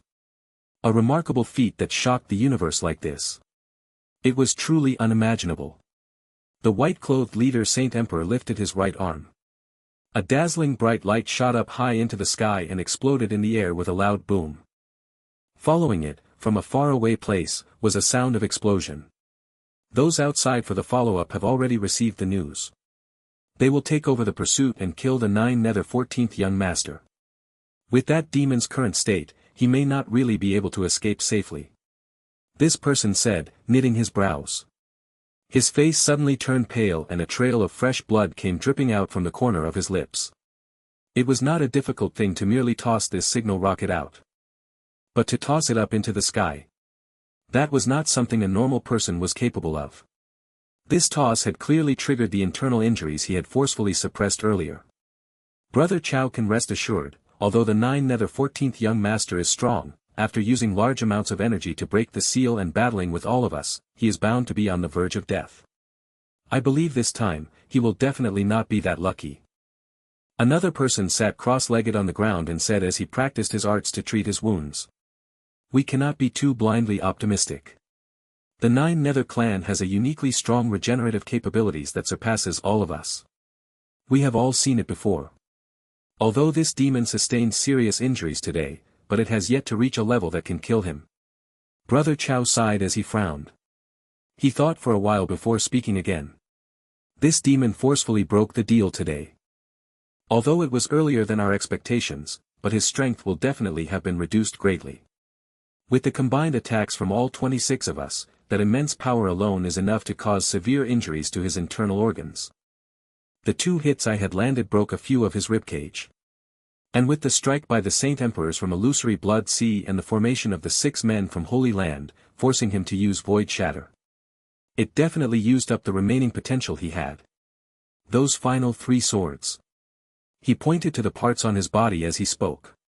The 3 swords hit their targets, 2 on the chest, while the 3rd completely pierced through his belly. They were all fatal wounds. But even after such deadly attacks, he did not die on the spot. And he could still seize the opportunity to escape so quickly that we could not give chase. The 9 Nether 14th young master, as expected of his reputation. It's more impressive meeting him than hearing of him. This sort of shocking capabilities. We are definitely incapable of surpassing it in this life. Another man in purple coughed, blood dripping from the corner of his lips. Clearly, his internal organs were injured. Indeed. This sort of injury is enough to cause 3 Saint Emperors to perish at the same time. Even if we ignore his extraordinary physique, this sort of cultivation is impossible for us. Let alone killing 6 of our men in the battle. 2 Saint Emperors, 4 Saint Kings. If the strength he exhibited just now was equivalent to 40% of his total strength, when put into this perspective, everyone sucked in a cold breath of air. They felt a chill crawling up their back. In the end, this demon still managed to come out. With regards to whether those outside would be capable of intercepting and killing the 9 Nether 14th young master successfully, although they were comforting each other, but in reality, they all had the same thought in their mind, the chances were absolutely low. The most elite forces were all gathered here. The strength of the people here was the most extravagant lineup the 3 Holy Lands could come up with. No one knew the extent of the hidden capabilities of the misty illusory manor, but this lineup for the 3 Holy Lands was truly their limit already. Aside from the legendary ancestors of every family, whereby no one knew if they were still in existence, Saint Emperors were already the strongest forces the Holy Lands could deploy. Even if those outside were lucky enough to meet the 9 Nether 14th young master, they may not be capable of holding him back. Perhaps they would even have to pay with their lives. It was impossible for the 9 Nether 14th young master to die. A 9 Nether 14th young master with only 40% of his strength was already so terrifying. If the 9 Nether 14th young master completely recovered all of his strength, how would it all end? The moment he recovered, he would begin a carnage of an unprecedented scale, one that will be the arrival of the day the 3 Holy Lands end. No one had ever thought that even after gathering so much strength, so many peak experts, with such thorough setups, they were still incapable of killing a 9 Nether 14th young master who was not even at his full force. All of them who had gathered laughed bitterly. Yes, they laughed bitterly. At their sort of level, they were no longer fixated on life and death. Towards the 6 men they had lost in battle earlier, they may feel a sense of loss and found it a pity, but they did not feel too sorrowful. Life and death was merely that. Everyone will have to go someday, sooner or later. Saint Emperor Chao, I need you to give Tian Fa an answer. The leader of the 9 burly men stepped forward. He had a burly and fierce appearance. Fury evident in his eyes. Back then, the 3 holy and 1 ferocious lands and the misty illusory manor made the vow together, first for war for seizing the heavens, the second for killing the 9 Nether 14th young master. That day, we were both present. Every single word spoken still rings in our ears. Tian Fa will not be the place to start the war. The human race on the Xian continent can move around and live freely, wherever they want. But there is only one Tian Fa forest. Humans can have countless homes, but the Xian beasts of Tian Fa only have this single one. After everyone came to an agreement, us 9 brothers guarded the seal without any complaints. Admittedly, it is for the sake of the peace and harmony of the Xian continent, but it is also for the sake of making Tian Fa the sacred land of the Xian beasts. We had thought that with the 9 of us sacrificing wholeheartedly, we could at the very least ensure peace in Tian Fa for eternity. But we had never imagined you guys would go back on your words right before our eyes. What sort of logic is this? Don't tell me that vow and promise back then was just merely a worthless piece of paper. Were we, the Xian beasts, really so easy to dupe? That burly man's face was completely pale. His expression was somewhat dispirited. But he was extremely forceful in when he spoke. There was an extremely furious look in his eyes as he stared intently at the 20 men before him. He made it clear that if there was any disagreement, they would start a battle immediately and there would be no room for salvation. Clearly, the other party's behavior of forcefully starting the war in Tian-Fa without caring about the safety of Tian-Fa had thoroughly enraged him. Saint Emperor Lu has misunderstood. The 9 Nether 14th young master is our common enemy. If this person is not eliminated, the danger and threat to the continent will never be resolved. With regards to what Saint Emperor Lu asked earlier, there are a lot of sudden changes in this situation, so do allow me give you an explanation at a later time. After all, we are all injured and need to immediately return to recuperate. A small matter like this can wait till the next time we meet. Then we shall clarify everything for good. Brother Chao gave a forced smile, awkwardness plastered across his face. Small matter. Chao Guofeng, you are truly shameless. Are you telling me that this matter of Tian-Fa is merely a small matter in your eyes? You're still trying to obscure the facts with your words. What I want is not that so-called explanation of yours. I want an honest answer. That burly man wore an extremely cold expression as he spoke in a deep voice. If you lot do not give me an answer today, then all 20 of you can remain in Tian-Fa. Just because you are Saint Emperor experts, you think can invert right and wrong in Tian-Fa? This Tian-Fa Saint Emperor really has quite a temper. Jun Moxie, who had concealed himself, mentally exclaimed in admiration. Although this fellow was simple-minded and had an upright character, causing him to easily be tricked and taken advantage of, but when he really argued, he didn't give sh*t. Like a real man. Chao Guofeng snickered. Brother Lu, if this was over 300 years ago, perhaps I really would have considered carefully when you made this statement. But after being completely exhausted after 375 years, you wish to hold all 20 of us back in here. Even though we have all sustained injuries, but I highly doubt that is possible. Conversely, if we take the risk of our injuries worsening, which side do you reckon will have a greater chance of leaving this place alive? Beside him, another person snickered and added. Brother Lu, as though the saying goes, everything changes with time.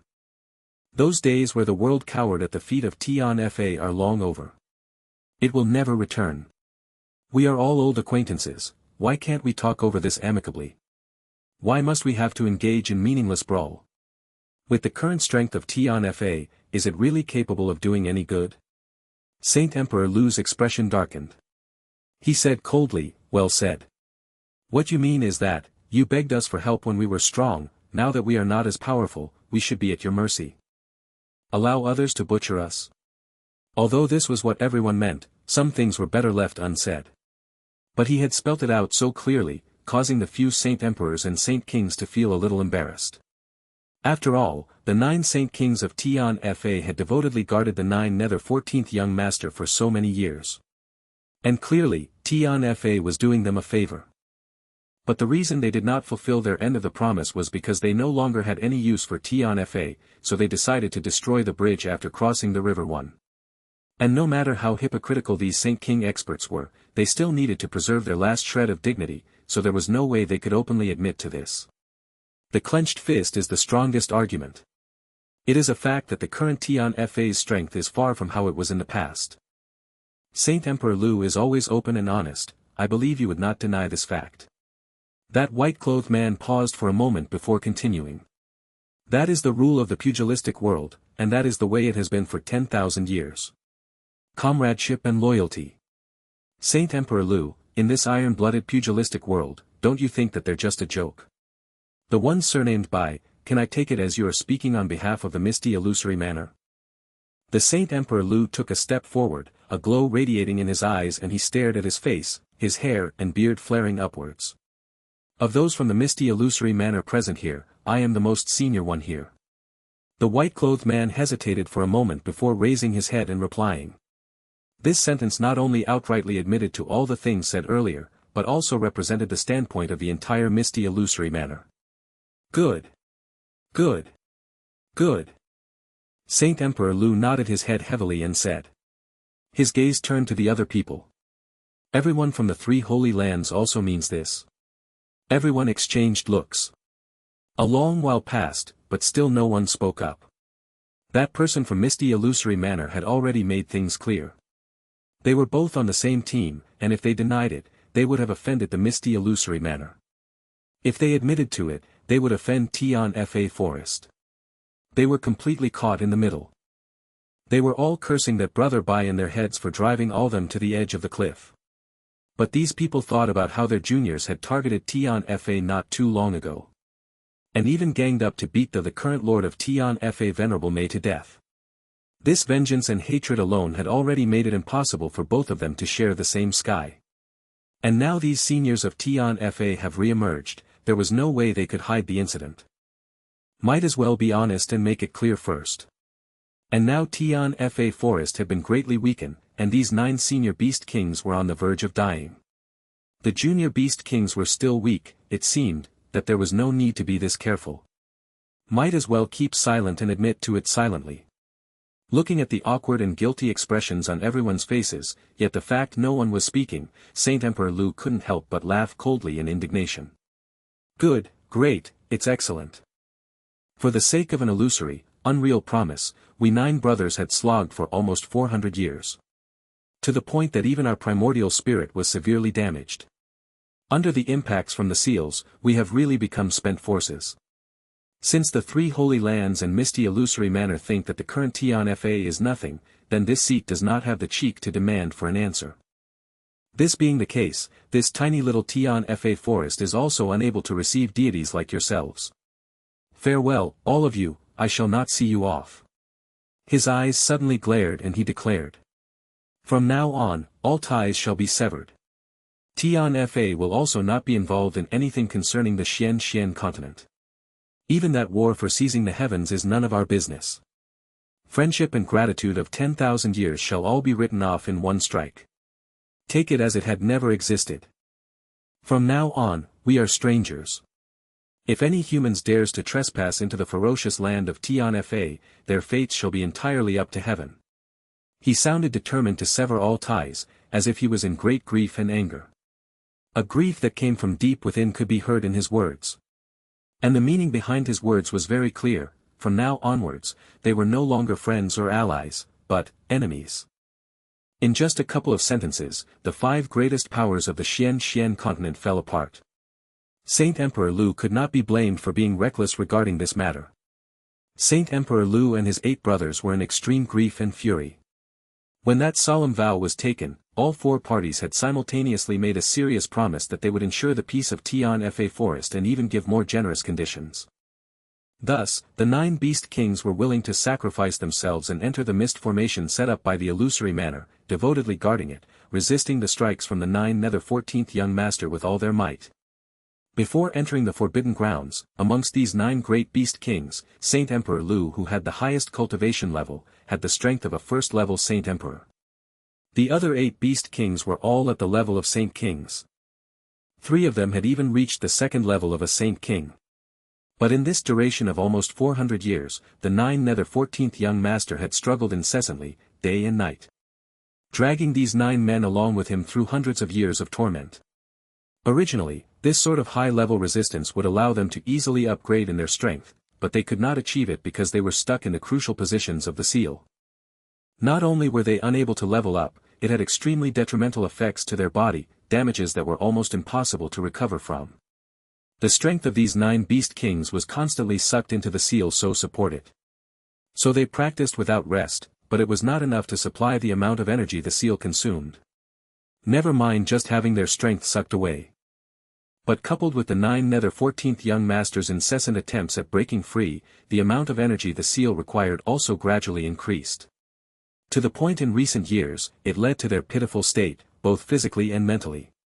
For almost 400 years, these seniors beast kings not only did not make any improvements, but compared to before, they had weakened drastically. And they suffered injuries that they would never fully recover from. These were injuries that consumed them from the inside. Wearing them down mentally. Cutting their lifespan short. But this was something that no miraculous medicine that had appeared on Xian continent could replenish and heal. 375 years. Those junior saints from the 3 Holy Lands back then had already become Saint Emperors. The Saint King experts from back then had all successfully leveled up to become Saint Emperors. But these 9 brothers ended up like this after wasting 375 years. They had suffered a huge disadvantage with this alone. But they did not expect that the moment the 9 nether 14th young master have escaped and the seal lost its effectiveness, these people immediately shamelessly fell out and turned hostile, destroying the bridge after they crossed the river. Not only did they go back on their promise, they even insisted on starting the battle in Tianfa. The most despicable deceit and the most shameless replies and excuses left people bitterly disappointed. All the solemn promises of the 3 holy lands and misty illusory manor were merely a worthless piece of paper. A giant joke that was not amusing at all.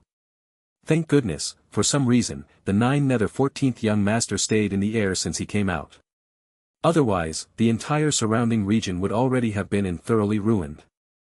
One had to know that this several thousand li of land was where the most pristine essence of Tianfa forest was congregated. Not only did it have countless rare spirit herbs, various natural treasures could be found all over the place as well. The heaven-earth spiritual chi was even several times thicker than in other places. Furthermore, it was completely unsullied by human hands and was the most intact and perfect treasure trove of nature. If that weren't the case, a miraculous existence like the 9 nether pathway wouldn't have appeared so coincidentally in this place. The most unbearable thing was that they weren't even given the most basic explanation. The only reason they got was, the current Tianfa is too weak. The meaning was simple. Tianfa no longer had the qualifications to stand and sit alongside the other 4 greats. This kind of response was simply too intolerable. In that moment, all the beast kings exploded with rage. Chao Guofeng sighed and nodded lightly. Brother Lu, in that case, I wish you all well. Let us meet again in the future. Saint Emperor Lu looked expressionlessly at him and muttered. Do as you wish. At this time, the 9 great beast kings had completely given up on the 3 holy lands and misty illusory manor. As one of the commanders of the mission this time, Chao Guofeng had actually acted as if he didn't see the unfair treatment that Tianfa was receiving. It was obvious that the 4 powers had not come up with this in the moment. They had clearly plotted and discussed this ending long ago. The ferocious land of Tianfa had already reached a point where it must be cut off. If Brother Lu has the chance to see Senior Mei, please help this old man convey my deepest apologies. Guofeng has truly let him down. Chao Guofeng's face fell and he seemed to sigh endlessly as he said that. However, Saint Emperor Lu was nearly angered to the point of vomiting blood when he heard this heartfelt regret. Snorting coldly, he spat sarcastically. I won't dare. I'm sure that Emperor Mei will definitely feel incredibly gratified to hear of Saint Emperor Chao's present grandeur. The Senior Mei that they were referring to was actually the first Tianfa Saint Emperor from 700 years ago. In the war for seizing the heavens 1,000 years ago, Chao Guofeng had been watching the fight as a young generation disciple and had nearly been killed by a warrior of the strange races. It was Saint Emperor Mei who saved him, becoming his benefactor. Because there was such a matter, Chao Guofeng's actions today had caused Saint Emperor Lu to be even more enraged. Chao Guofeng did not reply. Sighing longly, he waved his hands. Everyone, let's go. Without turning back, he took the lead and walked off. Millions of Xian beasts watched as they walked away, their eyes filled with rage and hatred. But without receiving the commands, none of them dared to make any rash movements. Just as the last person was about to walk out of the peripheries of where the beguiling mist had once been, that person turned around and asked coldly, "Where is Jun Moxie?" This person was the Saint Emperor expert from the elusive world of immortals, Jun Moxie. Jun Moxie. Who's that? Saint Emperor Lu asked with furrowed eyebrows. Jun Moxie is the son-in-law of your Tianfa. I've come here this time to tell him some important words. Jun Moxie said with a cold smile. Brother Lu, Tianfa's strength has declined far from its peak, and the way you do things has also turned interesting to actually bring in a human son-in-law. Speaking of which, this old man needs to congratulate you. Human son-in-law. Saint Emperor Lu furrowed his brows as he swept his eyes across the Xian beasts. Raising his voice, he asked with some displeasure. Which one of you married a human? Little Crane, Little Bear, who married a human? As he looked around, he suddenly realized that one person was missing. Where's Little Mei? Long Crane hurriedly came out and greeted with a sheepish smile, Elder, this, her, and this. Jun Moxie, he is, eldest sister's lover. But eldest sister has suffered some injuries, and she hasn't recovered yet, so, she didn't come. Little May's man. Saint Emperor Lu's face twitched in a strange manner. Finally, he revealed a bright smile. That lass is quite capable, to actually manage to trick a human to TNFA, that's quite something indeed. Where's the brat? Call him out for me to take a look. When these words came out, not were only Long Crane and the rest shocked, even Jean Mubai was shocked. A marriage between Xian beasts and humans was forbidden for both sides. While the Saint Kings were unable to come out, Mei Shuiyan controlled the entire TNFA by herself, and that was the only reason no one messed with them yet. Now that Saint Emperor Lu and the rest were out, after hearing about this matter, they actually did not get angry at all. That was truly strange. At this time, the 19 people who had gone ahead stopped. Are you looking for me? What's the matter? The Xian beast horde parted as a person walked out slowly. He was dressed in clean white robes, and his face was like crowned jade. His figure was tall and slim, and his two eyes were arched in a half smile as he asked. I wonder what Senior Saint Emperor is looking for this junior for. Behind him was the menacing Tiger King Earthcracker. On his left was the Lion King Careless Rock. On his right was the Snake King Green Hunter. They all stood not far from him and among the large group of transformed Xian beasts. His height and frame did not stand out at all. However, the moment he came out, everyone's gaze was instantly concentrated onto him. This was definitely an extraordinary person. The instant that all the experts saw him, their eyes shrunk. How strong were the eyes of these Saint Kings and Saint Emperors? With a single look, they could instantly see how extraordinary this youth was. Furthermore, this kid's cultivation had reached the venerable level. And the most shocking thing was his age. This youth's true age was definitely not over 20. A 20-year-old youth being able to reach the venerable realm was definitely an outstanding genius. From the first days until now, the Xian continent never lacked cultivation geniuses. But a genius who was capable of training to the venerable realm before the age of 20 was unforeseen. The future potential of this youth was practically unlimited. Just based on his current progress, he was almost certain to reach the realm of Saint King within 30 more years. Within 100 years, he could even reach the Saint Emperor realm. That was a speed that could cause even Saint Emperor experts to feel fearful of. In the instant that he walked out, the gazes of all 9 great beast kings also turned onto him. The 19 Saint King and Saint Emperor experts who'd walked some distance away actually turned around and walked back again. Their eyes were filled with great, complicated emotions as they looked at Jun Moxie. It was no wonder this kid had been able to become such a painful thorn in the neck of the 3 holy lands. Now that they saw him themselves, they were sure that this fellow was not just a thorn, he was simply a walking calamity. The hatred between them had already reached an irreconcilable level. When this kid reached his full potential, he would certainly be a much more horrifying existence than the 9 Nether 14th young master. After all, the 9 Nether 14th young master only wanted to rule and wouldn't kill unnecessarily. But this Jun Moxie was obviously not the same type of person as the 9 Nether 14th young master. Not only would he not shy away from killing, he wouldn't feel anything even if he massacred all of them. This was a god of slaughter in its growing stage. Whether it was for themselves, or for the Holy Lands, they should eradicate him. If such a talent belonged to their Holy Lands, or if he came from some other faction that wasn't in conflict with them, not only would they not be jealous or wary of him, they would appreciate his talent greatly. Regardless of the price, they would try all means to recruit such a genius. But unfortunately, such a godly talent was their enemy. On top of that, it was an enemy whom they couldn't share the same sky with. Therefore, this genius must die. The experts of the 4 powers all had scrupulous looks in their eyes as they stared at Jun Moxie. These people were not normal saint-level experts. With a single look, they could instantly see the terrifying aspects of Jun Moxie. But when the 9 senior beast kings saw Jun Moxie, their thoughts were the complete opposite of those experts from the Holy Lands. Their eyes were almost shooting lights in their excitement. This kid is not bad.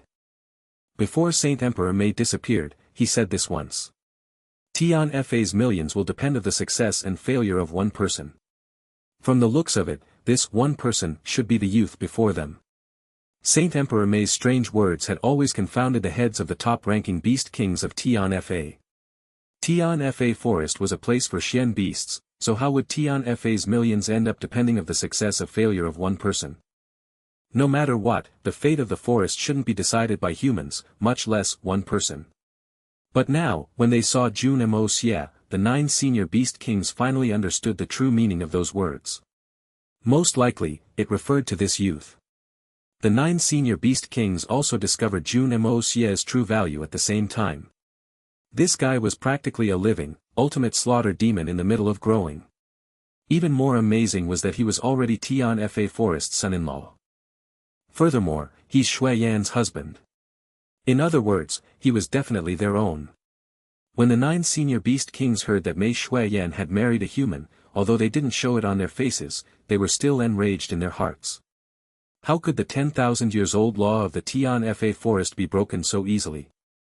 It was only because the enemy was here and they didn't want to throw the face of their own house in front of outsiders that they refrained from losing their temper on the spot. So before Jun Moxie came out, they had already decided that if they didn't like the kid, they would chase him out directly or even kill him swiftly to settle the matter. No matter what, Tian-Fa Forest's reputation couldn't be destroyed by a single human. But the instant he walked out in such a calm manner, and within the first second that they saw him, all of them changed their minds. This kid is definitely a fortunate find for our Tian-Fa Forest. He's the most likely savior of their present danger. No matter what, we have to keep him in Tian-Fa and protect his life. Especially now, when the 9 of them had suffered a loss of strength, and the only successor of Tian-Fa was heavily injured. A heaven-defying genius like that actually appeared in such a time. Once a genius like that grew to his full potential, it would definitely be enough to ensure the prosperity of Tian-Fa for at least 1,000 years. So when the human experts turned around, the 9 senior beast kings also took a few steps forward. Like that, they slowly closed in towards Jun Moxie, using their combined strength to protect Jun Moxie. This subtle move of theirs caused the entire situation to change in a minute way. Everyone was harboring sinister motives, but no one dared to move rashly. In that moment, only Jun Moxie and Zhan Mubai were left in the middle. At the same time, the 9 great beast kings were lamenting silently in their hearts. This damn brat, you really shouldn't have come out at this juncture. Our strength is greatly diminished right now. Although the other side has also suffered some injuries, their combined power is more than twice greater than ours. Jun Moxie's current strength was comparatively much weaker, and if a fight broke out, he might not even be able to escape. As for the other Xian beasts, their strength was too weak. Although they had much greater numbers, it was hard to convert the numbers advantage into actual battle strength. Are you that Jun Moxie? Zhan Mubai's gaze grew deeper, and it was impossible to tell what he was thinking. I am. Senior, please speak. Jun Moxie said in a bland tone. At the same time, an indescribable sense of unease rose in his heart. He had already roughly guessed what this Saint Emperor was going to say. Most likely, it had something to do with the Dongfang, Duanmu, and Xikong families. This was the reason Jun Moxie had stood out so quickly. If those families suffered any irreparable damage because of him, he wouldn't be able to accept it. So this news was exactly what he needed the most now.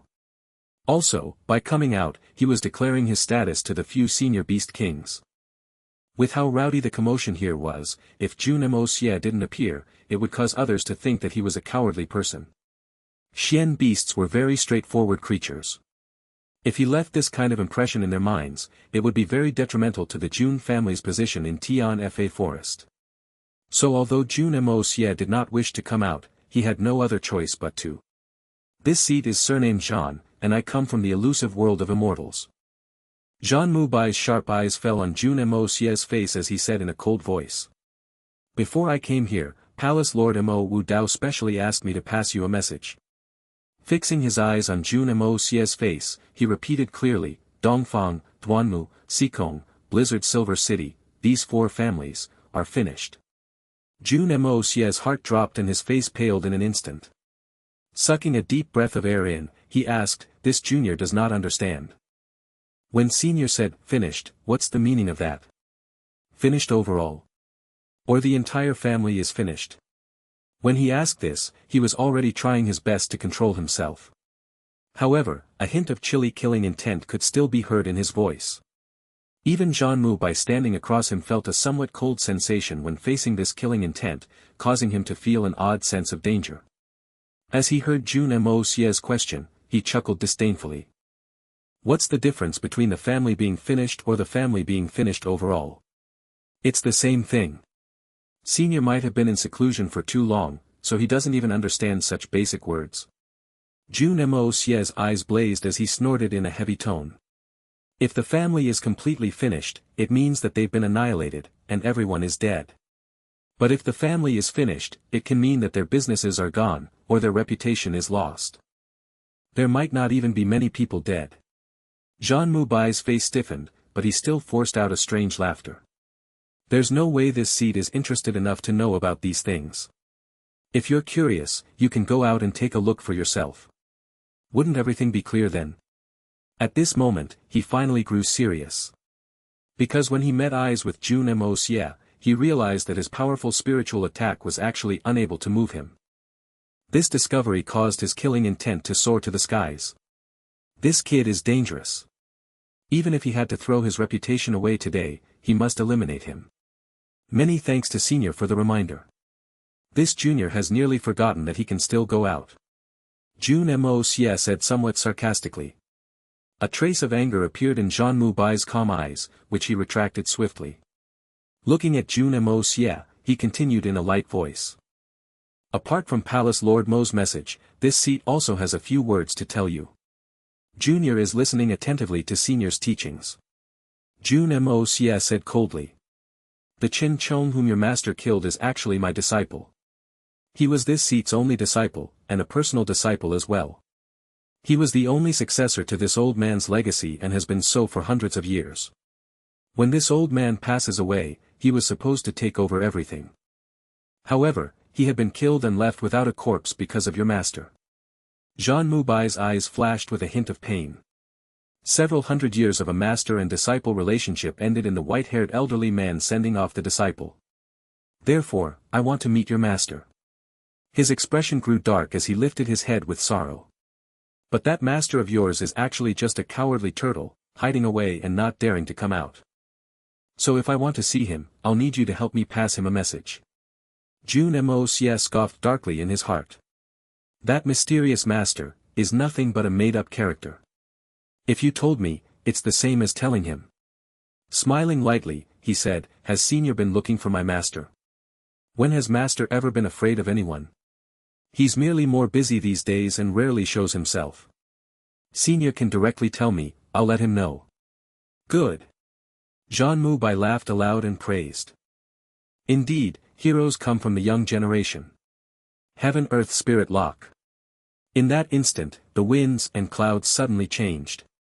Jun Moxie pointed his white and slender finger at Jun Moxie, and a powerful energy instantly appeared around him, immobilizing him. The range of this cage wasn't very big, but it clung tightly to Jun Moxie's body. It was at most only the size of his body. But it was precisely this aspect that displayed its amazing intricacies. This was a kind of energy that belonged to a kind of heaven and earth law.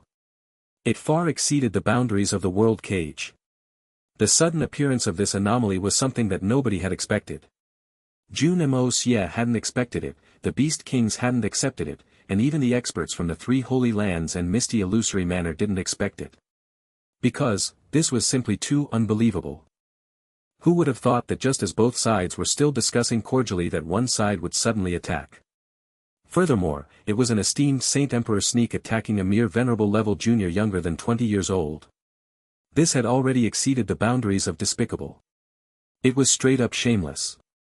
This concerned the face of a Saint Emperor the reputation of the utmost peak-level expert in Xian continent.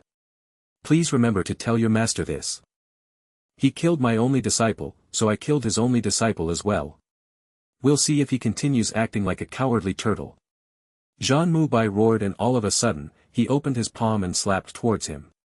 A condensed palm wind slammed towards Jun Moxie's chest, roaring like an enraged dragon rising out of the ocean, carrying a strong aura of annihilative power.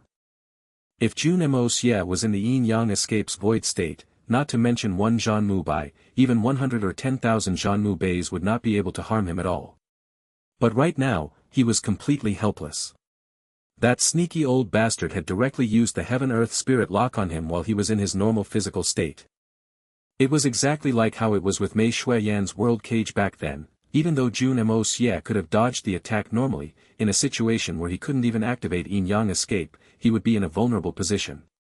What Jun Mu Bai was using now was the even more higher-ranked heaven-earth spirit lock. The 9 great beast kings roared with rage and rushed over, but it was too late. The moment the palm came out, a shrill whistling sound rang out through Tian Fa forest. Everywhere the palm wind passed by, faint azure smoke would appear in the air. The strength of this palm was exceedingly great. And Jun Moxie simply could not dodge. Because right now, he couldn't even move a finger. Jun Moxie chuckled bitterly in his heart. To think that I, Jun Moxie, would actually die in such a ridiculous fashion. But this was something that couldn't be helped. Who would have thought that an esteemed saint emperor would behave so shamelessly?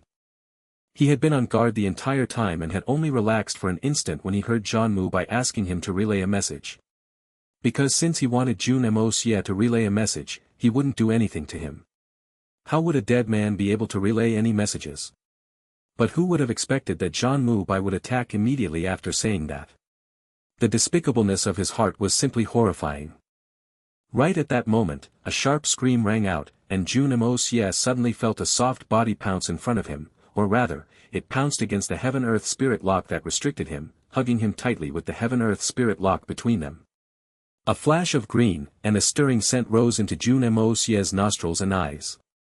Stunned, he screamed soundlessly like a madman and began pouring his newly attained purple chi into the body in front of him. Because he recognized this person. Snake King, Green Hunter. In that critical moment, she was the person that was standing closest to Jun Moxie. Ever since he came out, she had been sticking closely by his side, standing wordlessly beside him. At this time, it was also she who threw her body in front of him, blocking this life-seizing strike for him without a single word. Ever since they returned from Silver City and Jun Moxie announced his wedding with Mei Shuiyan to the entire Tian Fa, and the Jun family showed their sincerity in the matter, Green Hunter had basically not said another word to Jun Moxie anymore. She became more quiet and introverted, and even when she was with the other beast kings, she rarely talked much, which was a huge difference from her usual behavior. But it was her, in this critical moment of life and death, who stepped out silently. In the instant that she threw her body in front of Jun Moxie, she arched her back outwards as much as possible, hoping to increase the distance between her front and Jun Moxie's front, afraid that the terrifying energy from that palm would spread through her to harm him. In the next moment, Jun Moxie felt Green Hunter's fragile body shake violently, and with a violent pu sound, a mouthful of fresh blood sprayed across his face. Following that, a surge of pure energy continued through her body, passing through her frail back, out her chest, and smashing fiercely against his own chest. With a loud crack, 4 or 5 of Jun Moxie's rib bones snapped. His internal organs was also jolted violently, and with a violent cough, he spat out a mouthful of fresh blood. A bunch of long, black hair fell lifelessly and covered his face, slowly drifting down. Green Hunter's body collapsed weakly, and she looked at him with her large, sad eyes twinkling with tears. Her face did not have any painful expression, nor was there any acceptance for death. She simply looked peacefully at Jun Moxie's face. From the start to the end, she did not say a single word, nor make a single sound. She simply looked at him silently, before finally closing her eyes. A soft smile appeared on the corner of her lips, gentle and peaceful. It was as if she had confirmed that he was fine, and she could leave without any worries. In that moment, Jun Moxie suddenly felt an intense sensation as if his heart had been torn apart.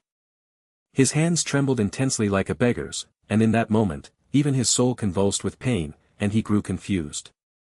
He didn't know why Green Hunter would do that, only at the end did he see from Green Hunter's eyes that she was relieved after seeing that he was fine. That was why she closed her eyes and allowed her life force to recede in a peaceful manner. Jun Moxie, who'd finally freed himself using a burst of purple chi, actually stopped moving. It was as if he had been struck by lightning. Why was it like that? It was love. Perhaps only love could cause a young maiden to disregard the price, even risking her life to protect someone. But, Why was it like this? Why did she fall in love with me? When did it begin? Why didn't I know it all? Why was I so insensitive? Jun Moxie looked at the frail figure in his arms with shock, his heart and mind lost and confused. He was only cognizant of the fact that he was pouring an immeasurable amount of heaven-earth spiritual qi into her body in a crazed manner. In fact, he'd completely forgotten that his body had also sustained significant injuries.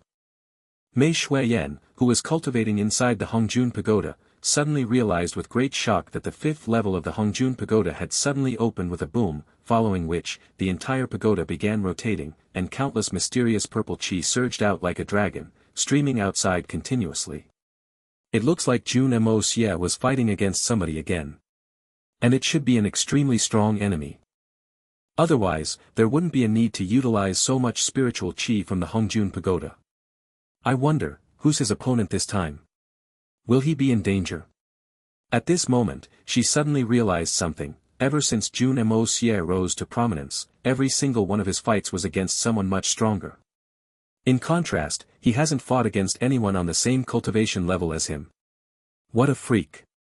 Mei Shuiyan meeped lightly as she praised. Relaxing her heart again, she waited patiently for him to come in. It wasn't too late to ask him at that time. Mei Shuiyan, who had always been wise, simply calmed her heart down and concentrated on cultivation again. Her sense of danger dropped, and she actually overlooked that Jun Moxie was currently living in Tian Fa Forest. For there to be a fight in Tian Fa Forest, and him needing the aid of the Hongjun Pagoda, the battle situation was definitely very dire. Right now, on the outside, heaven-changing events were taking place. All the spiritual qi from the Hongjun Pagoda was transferred into Green Hunter's body to heal and stabilize her injuries. He actually didn't keep a single bit to take care of her own injuries. After suffering the attack, the eruption of purple qi from the Hongjun Pagoda had directly broken the heaven-earth spirit lock. Unexpectedly, the shameless Zhan Mubai did not continue to pursue the kill. The old bastard had to take care of himself since the 9 great beast kings had joined hands to attack him. But at this moment, Jun Moxie did not have the time to think about whatever Zhan Mubai 1, or Zhan Muhe 2. All his efforts were placed on the girl in his arms. Why? He kept repeating the question over and over again. Why love? Jun Moxie didn't know the answer to the question, and neither would Mei Shuiyan. Perhaps even Green Hunter wouldn't be able to say it clearly either. Love never had a why. There were no reasons, no cause. Love was love. Some people would only meet once, but could instantly fall deeply in love with each other. There were similarly no reasons for that. Perhaps because the Snake King had never left Tian Fa Forest previously, and she hadn't ever met any other teenage girls. The transformed Beast Kings were all rough and stalwart looking as well. Jun Moxie's appearance was an anomaly. In the same way Mei Shuiyan accompanied him for tens of thousands of li, traveling together and teasing him, finally turning from enemies into friends.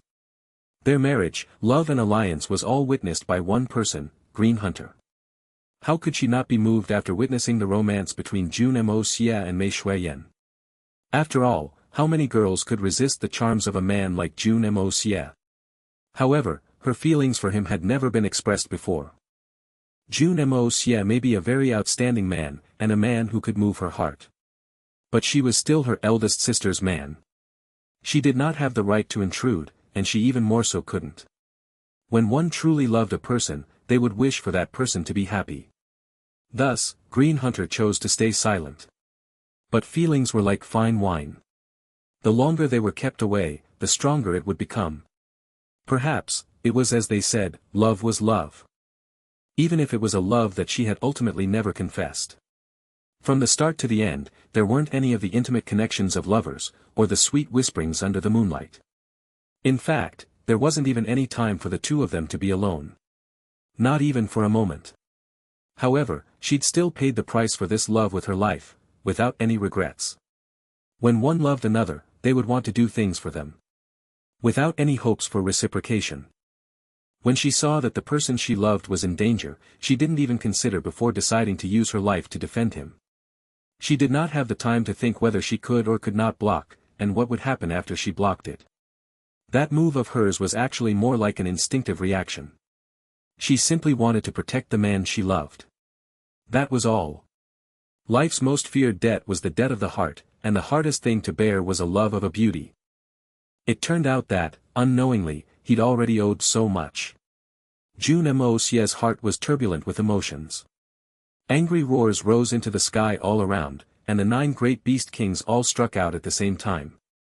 Big Bear, Long Crane and the other beast kings all roared in anger, rushing over. They no longer cared that their strength compared to the saint-level experts was too weak. Roaring fiercely, all of them charged forward desperately. At the same time, right after that attack, Jun Moxie found himself facing the combined attacks of 9 great beast kings at the same time. And because of the heaven-earth spirit lock being broken forcefully, he had to endure some backlash. All these factors combined resulted in him suffering heavy injuries in almost the first instant. He was a Saint Emperor level expert, and his strength was extraordinary. The 9 senior beast kings' strength had also been greatly weakened. But even if he was at his peak condition, he wouldn't dare to clash forcefully against 9 weakened beast kings like that. Moreover, he'd suffered some injuries in the fight against the 9 nether 14th young master. In the end, his sneak attack failed, and he even received a backlash. So after that attack, he fell into a tragic circumstance. Fortunately, the other 19 experts had rushed back in time, barely saving him. However, all the Xian beasts in Tian Fa had gone completely crazy. That single palm of his had roused the anger of the entire Tian Fa forest. Countless Xian beasts, whether they be running, crawling, or flying, all charged towards them like an unceasing tide. In the blink of an eye, the 20 experts had turned into a small island amidst the ocean of Xian beasts. Jun Moxie's mouth and nose were filled with blood, and his injuries were exceedingly heavy. However, he still turned to look hatefully at where Jun Moxie and the green-dressed Snake King were huddled together on the ground, seemingly completely lifeless. He had complete confidence in his own attack. That palm of his, under the condition that he'd used the Heaven-Earth Spirit Lock first, was more than enough to kill even 2 4th-level venerables. Although he'd received a backlash from a strange energy, he still had 100% confidence. He was completely sure that those 2 were already dead without a doubt. That kid is already dead. Let's retreat. What's the point of fighting against these beasts? Jun Moxie looked at Chao Guofeng and said hurriedly. Chao Guofeng called out loudly, "All right. Everyone, follow me." A brilliant light flashed in his hands, and a strange-looking sword appeared in his hand. With a powerful slash, a series of painful cries rang out. 2 other Saint Emperors who hadn't been injured as much followed alongside him as he killed his way out, carving a path of blood behind him. Long Crane raised his voice and roared with all his might, "Tian Fa Xian beasts, hear my order. Everyone attack and kill those 20 bastards at all costs." In his rage, he'd even forgotten that he was not the highest authority around here and directly gave the command. At this time, Saint Emperor Lu actually heard an exceedingly frail yet heavy voice in his ears, "Don't clash forcefully, let them go. We must not fight forcefully, we can't bear the loss." Saint Emperor Lu shuddered with a start and turned around, seeing Jun Moxie, who was on the ground looking at him with unblinking eyes. So this little brat isn't dead. He thought with relief. As long as he wasn't dead, everything will be fine. At this time, the 20 experts had already jumped onto a large tree and were escaping in a direction in high speed. The entire Tian Fa forest was in a frenzy. Every single tree was filled with tens of venomous snakes, some even crawling with hundreds and thousands of them. The sky was covered in a blanket of flying Xian beasts, covering tens of li. And this radius was still growing. All of them were attacking recklessly, without a care for their lives. They were doing everything they can, attacking with everything. However, the 20, Saint King and Saint Emperor experts were all peak-level experts. They formed a triangular formation, and sword lights flashed crazily as they rushed in one direction without pausing. They didn't even care how many opponents they cut down, they only concentrated on escaping. Peak experts who only want to escape would be hard to suppress with just numerical advantage. Seeing countless of his little brothers and sisters and juniors charging forward, giving all they had and then turning into a pile of corpses. Saint Emperor Lu's heart was racked with pain. After a short hesitation, he decided to take Jun Moxie's advice. Raising his voice, he shouted, "Open a path. Let them go." From the situation now, everyone could see very clearly. These people were all undoubtedly powerful experts. But all of them had varying levels of injuries on them. Based on the current situation, it was the same odds as when they came to deal with the 9 Nether 14th Young Master. So the battle strategy that worked against the 9 Nether 14th Young Master would similarly work against them. Attrition. If it was solo combat, Tian Fa practically did not have any qualifications to be their opponent. But, this was Tian Fa Forest, the main camp of all Xian beasts. As long as they forced the fight while disregarding sacrifices, slowly using the Beast Ocean tactic to overwhelm them, even saints could be exhausted to death eventually. At least, they could force half of those saints to stay behind permanently. But the price of such a victory was the lives of hundreds of thousands to millions of Xian beasts. Perhaps even the Beast Kings will be buried alongside them. A battle like this was not something that Tian Fa could bear. Of course, the misty illusory manor and the Holy Lands would not be able to bear the losses too. This was why Jun Moxie's heart ached and he hurriedly stopped them the moment he realized what was happening. Right now in his heart, these Xian beasts were akin to his own family. How could he watch while they make such a huge sacrifice? Besides, the misty illusory manor and the Holy Land still had himself, Mei Shuiyan, and other experts to deal with. Furthermore, there was still the 9 Nether 14th Young Master, the enemy of his enemy. If too many Xian beasts died or were injured now, it wouldn't be worth it. Furthermore in his heart, he had a different thinking. His own debt of blood must be retaken by himself bit by bit. But when Saint Emperor Lu called out for them to open a path, the both sides had already devolved into an unredeemable level. The incoming Eagle King commanded an entire group of eagles to dive down, adopting the method to harm oneself first before harming the opponent. Several thousand eagles dove from the sky, screeching shrilly.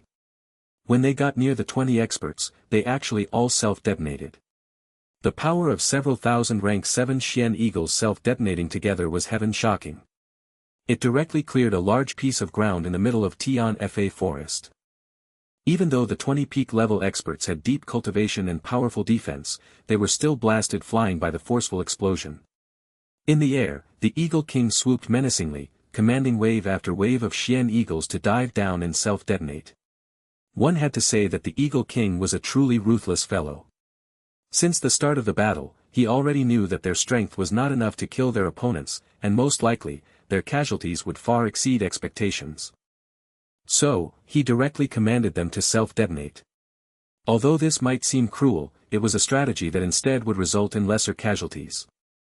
And it had the strongest attacking power as well, which could deal the most damage to their enemies. If the frenzied swamping attacks were completely meaningless and it was just pointlessly wasting lives, even if more Xian beasts poured forward and died, it wouldn't have too much effect. In that case, since they were going to die regardless, they might as well directly self-detonate to damage the enemy. When Long Crane saw Eagle King's strategy, his eyes lit up and with a flash in his eyes, he followed suit and commanded countless high-level Xian cranes to dive forward as well and self-detonate. Using their life as a price, going all out against the strongest champions of the human race. The sound of powerful explosions rang out continuously, and the ground itself cracked, and the deepest part of Tian Fa Forest was transformed into a sea of blood and fire. The 20 experts were currently in an exceptionally wretched state. Each of them, under the unceasing fire of countless Xian beasts had gained much greater injuries. With their cultivation, if it was just 1 or 2 Xian beasts self-detonating in front of them, it wouldn't be anything at all and wouldn't cause any damage. But the several thousand Xian beasts self-detonating together. Even Saint Emperors couldn't withstand such concentrated bombardment for long. Just at this point, a bright light flashed in the distance, and several voices rang out in the air. Stop! Everyone is on the same side, why go to such lengths? We can always talk things over. Several tens more figures rushed over from the distance. It was actually the reinforcements from the 4 powers. Who's on the same side as you? You bastards are worse than beasts. Talk things over my ass. Long Crane's 2 eyes had turned blood red like a pair of lanterns. He was just about to give the order to kill whoever blocked them when a figure flashed and Saint Emperor Lu appeared in front of him. Raising his voice, he commanded, "Open a path, let them go." The commotion just now was too noisy, and although Long Crane heard the same command, he pretended not to. But now that he'd arrived in person, Long Crane would not dare to pretend he hadn't heard anything. However, he still growled with rage. Why? They killed brother-in-law. We must avenge him. Idiot. Your brother-in-law hasn't died yet. Saint Emperor Lu slapped him on the back of the head. You're really capable, huh? You can even defy my orders. Long Crane eyes widened and he rubbed his head. Really? Then what about Green Hunter, that lass? Saint Emperor Lu's face darkened. From the way he saw it, it was already a miracle that Jun Moxie had managed to survive. Snake King Green Hunter, no matter what, there should be no more hope. Long Crane's eyes dimmed, and 2 large drops of tears rolled down his eyes as he spoke in a pained voice. Among our current generation of beast kings, we only have this one younger sister.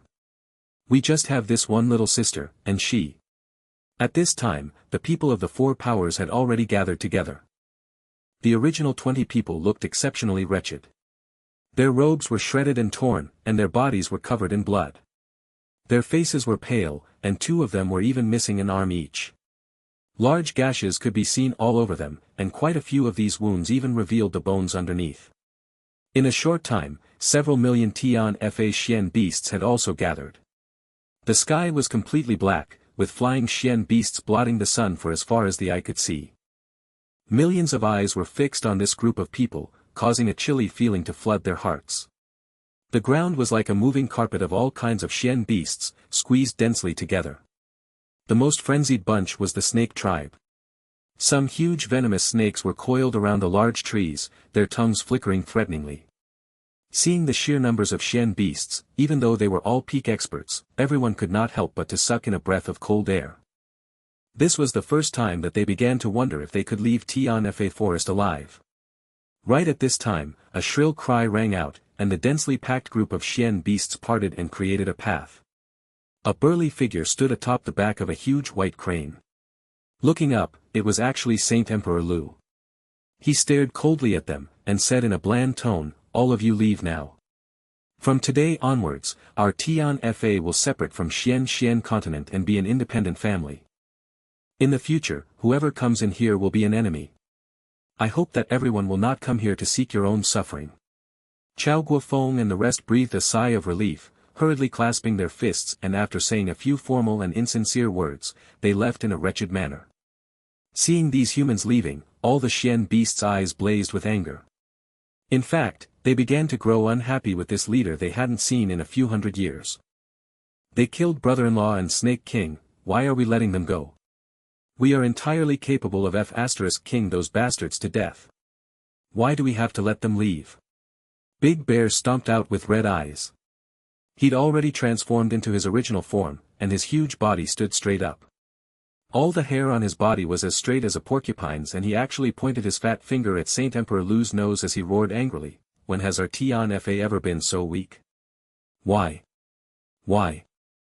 Seeing the unhappiness in the Beast King's eyes, Saint Emperor Lu shook his head with a bitter smile as he explained in a helpless way. "Let's not mention killing those bastards and how many lives we would need to sacrifice to do that.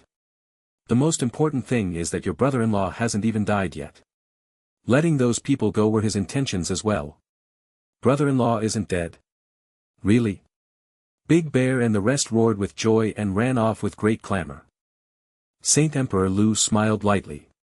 Looks like that human youngster's popularity is pretty good, even that bear is so convinced by him. Wait. That bear actually dared to point his finger at my face and question me, forcing me to explain. Saint Emperor Lu only thought of this point now and was prepared to settle scores with Big Bear, but that fellow had already completely disappeared. How was that fellow going to look for his brother-in-law? As soon as he heard that Jun Moxie was fine, his heart relaxed and he disappeared like a puff of smoke. Big Bear was currently sweating buckets of cold sweat as he ran through the forest. That was Tian Fa's true, unrivaled ruler the Saint Emperor My God, how did I get the guts to point at his nose and question him? Dear heavens It wasn't easy for this brother to finally get a wife, I can't let her turn into a widow so soon. A group of beast kings rushed over and surrounded Jun Moxie, who was hugging Green Hunter in the same position as before. His hand was still pressed against Green Hunter's back. When the beast kings came over, he only opened his eyes to indicate that he was fine. Little fellow, how are you feeling? Are your injuries serious? Seeing that he wasn't getting up, Saint Emperor Lu squatted down and asked nervously. Jun Moxie drew a breath lightly, and he instantly felt a piercing pain in several places on his chest.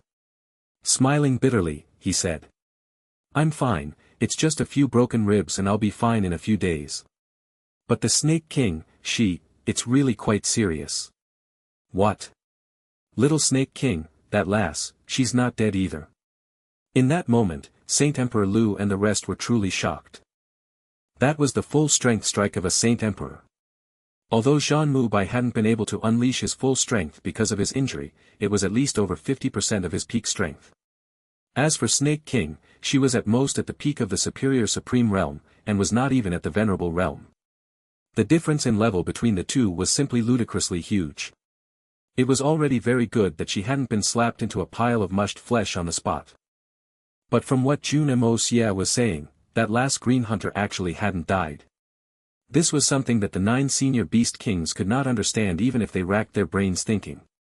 Could it be that human bastard actually went easy on them?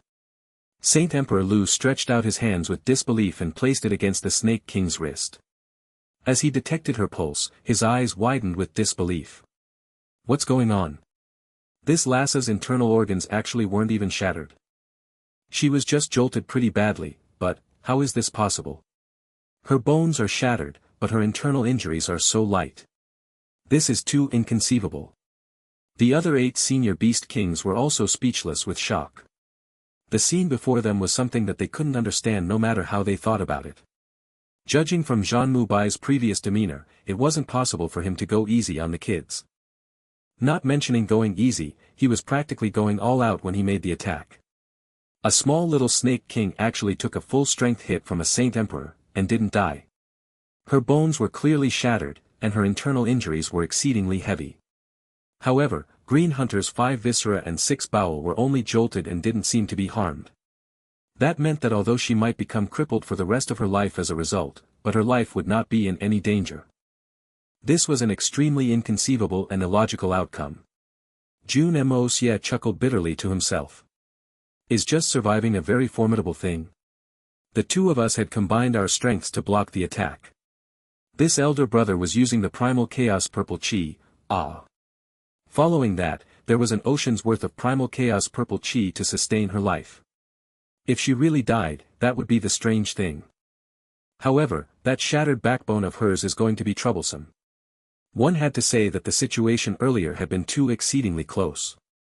If Green Hunter hadn't blocked the attack for him, young Master Jun would be dead without a doubt. This action of Green Hunters had created a field for the opposing energies to clash. Against the oncoming attack, Jun Moxie had poured a huge amount of primal chaos purple chi into her meridians in a short instant. Although Jun Moxie's cultivation was not very high, and his mastery of the purple chi was low, that was also depending on who he was being compared to. Against saint-level experts, his venerable-level cultivation was naturally not much to look at. But Green Hunter was only at the superior supreme realm, and she had also broken through not long ago. Her foundations hadn't even been stabilized yet. But young Master Jun's primal chaos purple chi, whether in quality or quantity, had far exceeded Green Hunter's capabilities to endure. Such a heavy influx of energy was not something that she could handle. If not for the strike on her back, just the flow of primal chaos purple chi in her body would cause her to explode. But just at the most critical point, the attack behind her arrived. The two opposing energies clashed forcefully inside her body. The Saint Emperor's centuries of painstaking cultivation was still incredibly powerful. Right now, Jun Moxie's primal chaos purple chi was only at its beginning stage. It might be superior in quality, but the quantity difference was simply too ridiculously far apart. It was naturally not a match. But the primal chaos purple chi naturally had its own miraculous effects, and the scene of a completely one-sided defeat did not happen. Because of that, Green Hunter's life had managed to be preserved. But still, it was only enough to keep her life. Her spine, her skeleton, all of them had been shattered by this one palm. Furthermore, some of her internal organs had been jolted too hard. If not considering the negative side effects of the Saint King pills, the injuries that Green Hunter currently suffered were even worse than Mei Shuiyan's back then. The seriousness of her injuries. SSI. This lass's injuries are so heavy. How come she hasn't reverted to her original form yet? Saint Emperor Lu could not help but to gasp with surprise again after checking her injuries thoroughly and finding yet another anomaly. Jun Moxie pursed his lips and smiled bitterly. This young master used such a large amount of primal chaos purple chi to surround and protect her body. Even if she wants to return to her original form, she has to be capable of doing that first right. In Saint Emperor Lu's eyes, the fact that Green Hunter had taken such a great damage and still survived was undoubtedly an extremely inconceivable miracle. One had to know that that was an attack of at least an 80% strength from a Saint Emperor. Truthfully, her injuries had entered an extremely critical level. She couldn't even be moved at all. Right now, Jun Moxie was already using all his abilities, and even borrowed huge amounts of primal chaos purple chi inside the Hongjun Pagoda to barely preserve the last bit of her life. At this point, it was difficult to say what the end result would be. Young Master Jun didn't have too much confidence that he would be able to save her life. Saint Emperor Lu was still standing there and gasping with amazement when suddenly, an even more shocking scene appeared.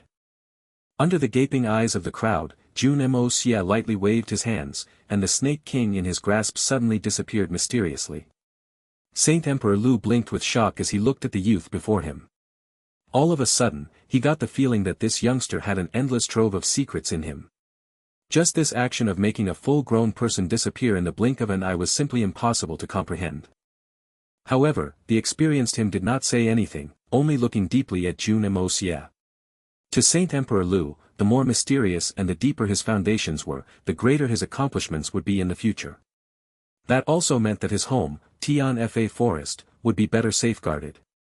Therefore, this Tian Fa Saint Emperor who'd lived for close to 1,000 years, not only did not ask, he even hoped that Jun Moxie had more secret trump cards, the bigger the better. He was Tian Fa's son-in-law, and Shui Yan's man. That alone was enough reason. Furthermore, he and the others did not have much time remaining. To the current Tian Fa Forest, having a talented figure like Jun Moxie protect them was what they needed the most right now. For Jun Moxie to display his miraculous skill in front of everyone, it was also a matter that couldn't be helped for him. With the Snake King's condition turning increasingly frail, if she wasn't taken into the Hongjun Pagoda soon, she might not be able to hang on.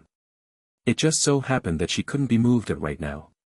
Comparing between the disadvantages of both actions, he naturally decided to disregard the opinions of the crowd and directly took her into the Hongjun Pagoda to recover. Back then, although Mei Shuiyan's injuries were critical and her cultivation had dropped to the bottom, but because she transformed back into her original form, she was still capable of staying conscious. But the Snake King had already fallen into unconsciousness. She could not sense anything at all. Her current condition was what his previous world would describe as a vegetative state or even worse. At least, people in a coma still had some cognition of things around them, albeit viewing them in a dreamlike state. But Green Hunter did not even have this. Her current condition was bad to an extreme level. Whether she would recover was completely a thing that was dependent on external aid. Her current body could not even respond at all. So Jun Moxie's immediate action was to pull her into the Hongjun Pagoda, and use the purest heaven-earth spiritual chi to slowly nourish her body. Only when she'd regained some consciousness would the matter of healing be discussed. Another point was that young Master Jun's own injuries had worsened to an incredible state as well. Only, Jun Moxie's method of healing was something that caused Saint Emperor Lu, this Tian Fa Saint Emperor who'd seen and experienced many things, to once again gasp with disbelief. There were simply too many unbelievable surprises today, to the point where his heart was slightly frail. Young Master Jun simply sat up, causing his broken ribs to emanate loud cracking sounds. It was obvious without thinking how painful this was. Even the naturally physically strong Tian Fa Xian beasts could not help but to clench their teeth and cringe from the sound.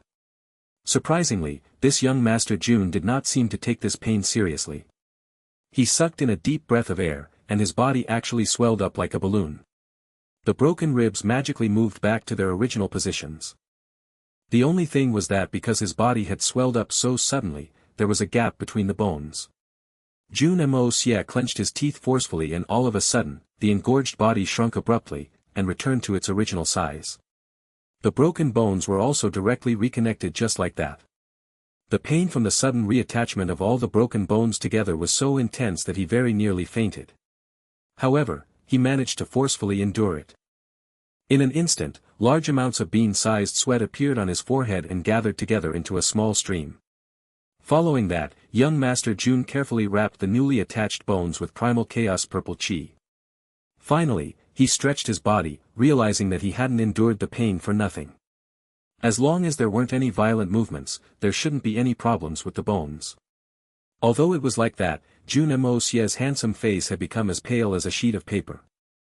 Sweat streamed down his face, but from the start to the end, his expression hadn't changed at all. It was still the same cold calmness. In fact, even his eyes didn't so much as flicker. The only thing was that the severe pain had triggered the deep and intense killing intent in his body. Whether it was Jun Moxie's despicable attack or those strange words he brought with him, all of them caused the deeply hidden and densest killing intent in his body to be roused up. This was yet another debt of blood. The blood debt between him and them was already dense beyond estimation. Jun Moxie passed him the message because Mo Wu Dao hoped that it would lure him out of Tianfa, making it easier to deal with him. That was not a wrong move. However, that sudden attack by himself was an impulsive decision made by himself. The idea itself was truly not bad. Although doing that would destroy the reputation of one Saint Emperor, it would rid the three holy lands of a huge enemy forever. No matter how one looked at it, this was a wonderful trade. In fact, Jun Moxie's reputation might not even be hurt much. After all, he was only taking revenge for his disciple. From a wider point of view, he was even sacrificing his reputation to protect the three holy lands and removing a potential powerful threat for them. That would in fact be a praiseworthy act. It was a pity that Jun Moxie hadn't actually died. Jun Moxie's sacrifice had become completely meaningless, and it would in fact make his reputation even worse. More importantly, that despicable attack had completely aroused Jun Moxie's vengeful heart. He couldn't have imagined that his one strike had finally released a killing demon that had been keeping itself in check for a long time. The lawless personality of a completely enraged evil monarch. The moment Mei Shuiyan was severely injured, Jun Moxie wanted to deal with the three holy lands immediately. Although he could barely cause significant damage to the three holy lands with his strength, but with his undetectable yin-yang escape and heaven-defying power of the five elements, he was definitely capable of completely destroying their sect if he caught them unprepared. Let this bunch of hypocrites who preach about the sake of the world become stray dogs. But he remembered that it was Mei Shuiyan's lifelong wish to ensure the victory of the war for seizing the heavens. Jun Moxie could not bring himself to destroy her hope. And even more so, he did not wish to really become the criminal who had destroyed the peace of the continent. So Jun Moxie chose to endure it and retreat. Moving the entire Jun family into Tianfa. First, it would prevent them from sustaining losses. Secondly, it could prevent conflict. It left everything to be determined only after the war for seizing the heavens. To anyone else, this retreat into Tianfa forest was a well-executed change in battle strategy. But only Jun Moxie knew that his retreat this time was really indignant. Jun Moxie had long left Tianfa forest as the final place he would be retiring into. But he had intended to go into seclusion after he had become the strongest in continent. And not like this, escaping into Tianfa forest to avoid his enemies. These were two completely different concepts. But this incident of Jun Moxie's sudden attack had truly thoroughly enraged Jun Moxie. He had almost lost his life, Green Hunter's life was hanging by a thread, with no certainty of recovery. No matter what, it was impossible for him to accept this sort of disastrous aftermath. First it was Mei Shuiyan, next it was Green Hunter. Then if he continued to give in, then who would be next? I have already given way, but you guys still insist on not sparing us, so why should I still give in? When dealing with a vicious dog, if one did not hurt it or beat it to death, then it would continue to bite like crazy without giving up. Only by beating it to death or hurting it so much that it would run at the sight of you could you finish it, once and for all. So Jun Moxie was preparing to strike back. And it would be a utterly bloody one. But he did not reveal all these thoughts. He only solemnly, but indifferently, suppressed all the hatred in his heart, swallowing it all down. Let them brew in his heart, waiting for the moment they can explode. Before it could be exploded, Jun Moxie would absolutely not let anyone else see it, that he had such an intense and strong vindictive mentality. Currently, Jun Moxie's mind was like a wolf king prowling on a large green pasture, silently waiting for the most suitable moment for striking to arrive. Before that moment approached, he would never ever reveal his fangs. Let's go.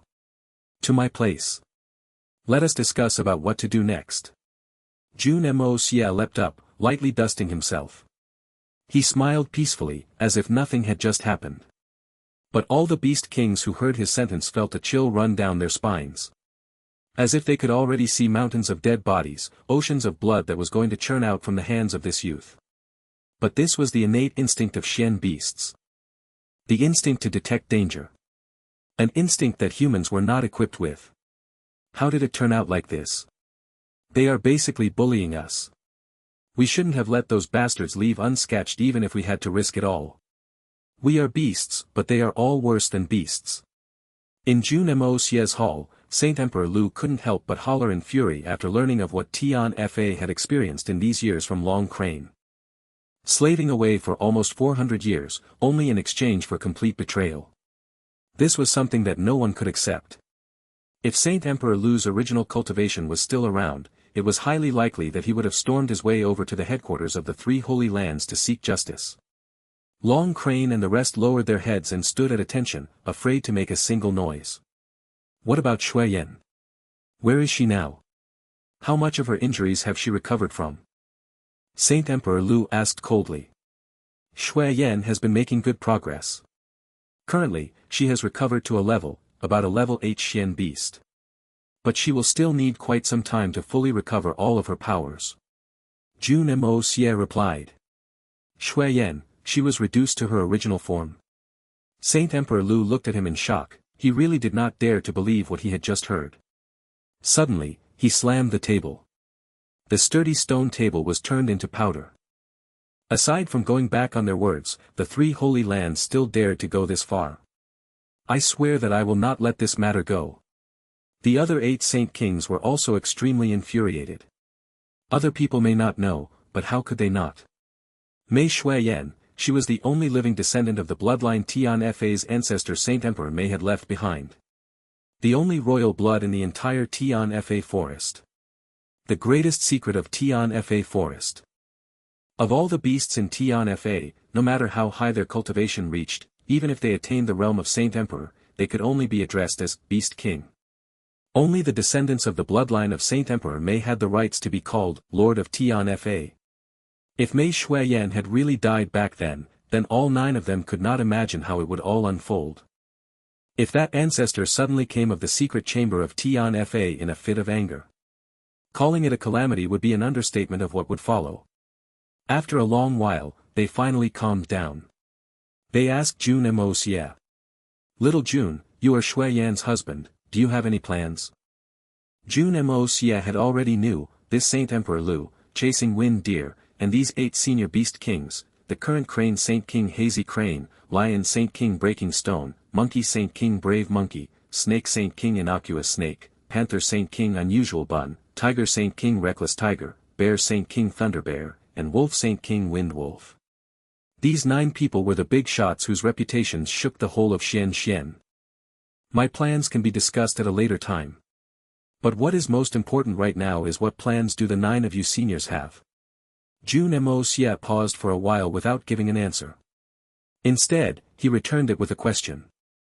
And although it was not spelt out in the open, everyone understood that Jun Moxie was asking these 9 seniors what position they considered themselves to be in. There was no second sun in the sky. There was no second emperor in a country. Even for Xian beasts. There was no doubt that the return of these 9 people would greatly help Tian Fa. But along with it was a division of the higher powers. There was a major issue in even having 2 kings in most species. In the past few hundred years, Tian Fa had developed an extremely strict management system. The newly appointed Beast King would have the irrefutable, supreme authority of their own species. But now that the senior Beast Kings came out of seclusion, this was a significant blow to the power system. This issue of position must be resolved immediately. Otherwise, it would lead to a long-lasting disaster of internal crisis. To fight the enemies outside, you had to first resolve all internal conflicts. Jun Moxie was about to embark on his revenge. Of course, he did not wish to discover internal conflicts in his own camp. So the first thing he had to do was resolve this potential crisis. Asking us on what plans we have. The few of us old guys have all suffered great injuries, we will not be around for long. Even if we wish to lead the beasts again, we are lacking in the strength to do so. Deer Chasing Wind laughed bitterly and said, the 9 of us already discussed this earlier. We will spend the rest of our lives aiding our own species. But if there is any battle, it must be the 9 of us old men to go out there first. We may no longer be as strong as we were, but we are still capable of taking down an enemy of the same level as us. After that, none of the beast kings are allowed to recklessly go onto the field. This is the only request we have. The other 8 Saint King nodded their heads. Jun Moxie, Long Crane, and the other beast kings were greatly relieved when they heard this. With Deer Chasing Wind as representative, purposely saying all these, it was the equivalent of an official handing over of powers between the beast kings. Moxie and the beast king are completely touched by the loyalty of all the seniors here. But there is one matter that baffles me, and I'd like to seek seniors' help in understanding it. Jun Moxie frowned before continuing. Senior Lu, back when the 9 of you entered the mist, the lowest cultivation level was that of a Saint King. But in these 300 over years, the legacy of Xian beasts have only reached the level of a spirit Xian. The only exception is Shui Yan, who was a venerable at most. What is the reason behind this? It couldn't be that Long Crane, Big Bear and the rest did not work hard enough, right? An extremely angered look appeared upon Deer Chasing Wind's face once again. Isn't it all part of the ploy of those bastards? Since ancient times, it was Tian Fa's tradition to only pass the real secret techniques to the newly appointed Beast King when they were handing the baton over. It had always been by word of mouth. But that time, we barely had time to impart it and got tricked into entering the mist. Big Bear, Long Crane, and the rest naturally would not have inherited the techniques that they should have as Beast Kings. How could they become strong? Little May was able to reach venerable level only because she was a natural talent. It's a pity that she was reverted back to her original form. Why were we so silly back then? To believe in the fancy words of those bastards. I see. Jun Moxie and Long Crane came to realization. No wonder this generation of Tian Fa Beast Kings were so weak. The root of the problem laid here. Luckily, you popped out at the crucial timing. Otherwise, if they plundered the entire Tian Fa when we weren't around, then Tian Fa forest will really be done for good. How could we face all the ancestors of Tian Fa before us in the netherworld? Deer Chasing Wind said. He seemed even more pleased with Jun Moxie. You all have suffered great injuries and will not be around for long. Is it alright if I take a look? Jun Moxie asked hesitantly. There's no harm in letting you take a look, but this is something that cannot be cured. We have long looked past life and death. But if we can choose not to die, who wouldn't? Furthermore, now that Tian Fa has so many worries, if this bunch of old guys who served as the final barrier are gone, it's difficult with just these few juniors. Deer Chasing Wind looked at Long Crane and the other Beast Kings with guilt and worry. Stretching his arm out without bearing much hope, he said, the past 375 years, the seal has been eating away at us incessantly. Coupled with the impacts from that lunatic 9 Nether 14th young master, our internal organs are on the verge of collapsing, and our energy is completely exhausted. It's hard for us to last long, and even mentally, we are on the verge of breaking down any moment. Other than waiting for death, what hope can the current us have, HM? Ah! Saint Emperor Lu's tone got more and more sorrowful as he spoke, but towards the end, he seemed to be on the verge of crying. But he suddenly exclaimed. He looked at Jun Moxie in complete disbelief, his entire body trembling. Through his sharp senses, he could distinctly feel a surge of mysterious energy coming from the 2 fingers Jun Moxie had placed on his wrist, entering his body and circulating around his meridians. Although it had only circulated once, he distinctly felt his meridians and physical body, which were on the verge of exhaustion, vaguely showing signs of recovery. Over 300 years of excessive output had caused his body to be like that of a 10,000-year-old aged tree. It had already reached the limit of its age, and although it may look alive on the outside, the insides were thoroughly decayed with age. The only thing he could do was to slowly wait for his time and eventually disappear from existence. But this indescribable, miraculous energy had suddenly caused his old and exhausted body to vaguely show signs of vitality and give an unexpected chance of recovery. Just like a warm spring breeze that had suddenly blown over barren lands. Although it did not actually revive, but as long as this spring breeze continued, or even brought rain, then that barren land would become a green pasture sooner or later. The situation is indeed quite serious. However, it has yet to reach a point of no return. Jun Moxie retracted his hands, a glint in his eyes as he said, I will specially concoct a few damn pills for you guys later. First recuperate for a period of time until the depleted vitality grows again, then take another type of pill to harmonize the damages in your bodies. After taking care this continuously for a year, I believe the so-called threat in your bodies will completely vanish. When that time comes, with all these years of deep accumulation by you seniors, aside from utterly recovering your strength, it will allow you to advance even more. Actually, the greatest strain on your bodies is that the strength of your Xian cores was excessively drained to the point it has withered. It's actually not a very big problem. Jun Moxie briefly summarized. Completely recover. And advance even more. Not a very big problem. Deer chasing wind was completely shocked. Withering of the Xian core. This was the end of the road for Xian beasts. And it was actually not a big problem. But he was overwhelmed by a wave of elation. Although he still didn't quite understand, he developed an unexplainable confidence in that miraculous energy of Jun Moxie's. To be able to recover the health of their bodies and extend their lifespan, it was already extremely delightful. But from what Jun Moxie was implying, they would even be able to recover their strength. And possibly make advancements. Yes. As long as you fully follow the recuperation method I designed, with your foundations and the accumulation of these years, you will absolutely be able to level up. The past 375 years have taken a lot from you guys, but at the same time, it caused you guys to practice even harder than anyone else. Although most of the strength cultivated was used up, but there is one outcome that cannot be erased.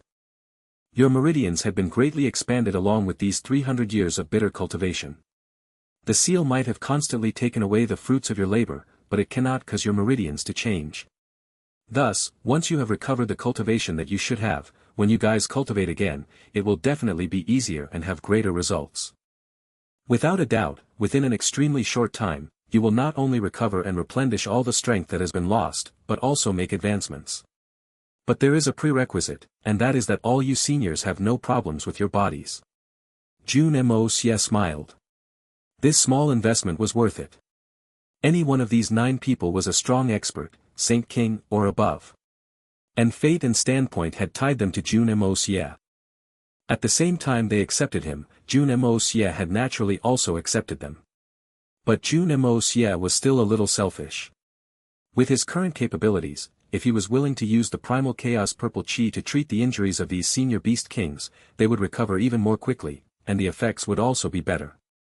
But the reason why he had not done so was not because he was wary. But because time waited for no man, and Jun Moxie did not have any more time as now.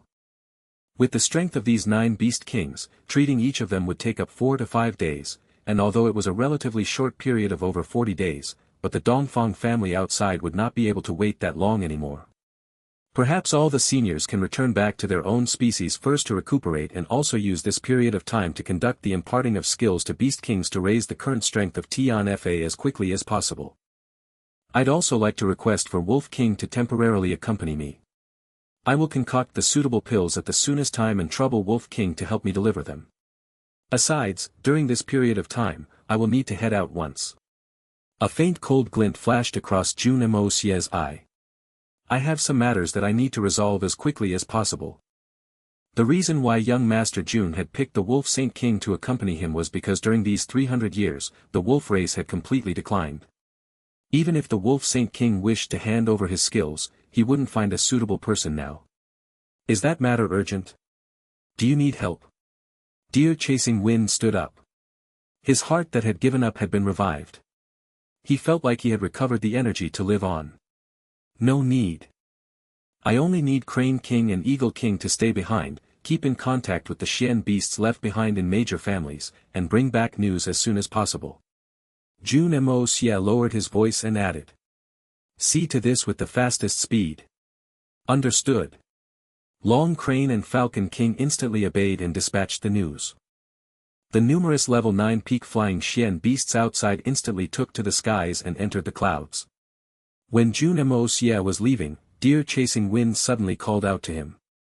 Then, with a little awkwardness to raise the topic, opening and closing his mouth several times, he said, Jun Moxie, maybe you have many magical capabilities, living for almost 1,000 years, but I have never seen someone who can compare to you in terms of potential.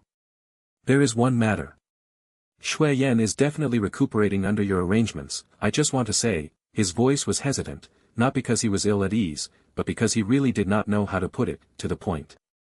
He was sweating a little from anxiety. Jun Moxie wasn't irascible, quietly listening, not getting impatient at all. You must have assumed that the moment Xian beasts take up a human form, they would be old things of hundreds of years of age. But, this type of perception is wrong. In fact, before Xian beasts take on a human form, if we do not break through successfully, we will meet our death. But after we take human form, it is the equivalent of the restarting of our lives. In other words, we count our age from the day we take form. Furthermore, comparing the lifespans of us after taking form to the lifespan of humans, 10 years for us is only 1 year for you guys. Putting it this way, do you understand? So. Shui Yan, she is actually just a little girl, Deer Chasing Wind stammered, so drained that his forehead was covered in sweat. Explaining this sort of peculiar matter was beyond his capabilities. I understand. A warm smile spread across Jun Moxie's face. Deer Chasing Wind was this anxious not because he was afraid of him or because he had a request to make of him, but because everything was for Shui Yan. For the sake of Shui Yan's happiness. Like the fears and concerns of a senior watching his female junior getting married. Worrying that she may be bullied by her husband's family or looked down upon. Etc., etc. To have a senior like this, Jun Moxie was extremely happy for Mei Shui Yan. And, the bonding, of Xian beast and human, in all of history, this, Deer Chasing Wind had just heaved a sigh of relief, but he had already began stuttering again. This time, even he did not know what he should be saying, what he was saying, because this question had always been the taboo of the continent. So the more he said, the more he realized he couldn't explain. But Jun Moxie clearly understood what he meant. Jun Moxie nodded his head and spoke seriously. I understand what you mean. Shui Yan is my wife. She is throughout this entire life. Even if she is unable to return to her human form forever, I will still marry her in her original form. He blinked and smiled. Perhaps you guys still don't know, but my reputation in the entire continent is already extremely bad. Marrying a Xian beast as my wife is merely just a gossip to me. It can't be counted as a scandal. Long Crane and the rest, who were aware of the situation, broke out in uncontrollable laughter. Deer Chasing Wind heaved a loud sigh of relief and said, that's good, repeatedly. To the 9 of them, Shui Yan's happiness was the utmost important matter. Because if Shui Yan suffered any indignation, all of them would not feel good. Furthermore, these 9 people genuinely adored and cherished Mei Shui Yan, so they would not allow her to suffer any sort of grievances. Jun Moxie was a little gloomy. Deer Chasing Wind's last sentence was a little. Why did you say, that's good, when you heard that my reputation was bad? Having a bad reputation, is that a glorious thing? After making arrangements at home, without a moment's delay, Jun Moxie headed over to the region near the borders of Tian Fa Forest at the fastest speed. The region where the Heaven Destroyer and Spirit Devourer troops were at. Solitary Falcon and Foam Wan Yun had whipped this place into shape thoroughly. The sounds of practicing and howling from the inside could be heard from far away. The atmosphere here seemed even more dangerous than the deepest parts of Tian Fa Forest. Day and night, cruel practice without a single break had led to everyone's strength to level up at an alarming rate. Members of the Heaven Destroyer and Spirit Devourer had only been in this new base for a couple of days, but their strength had already made significant progress.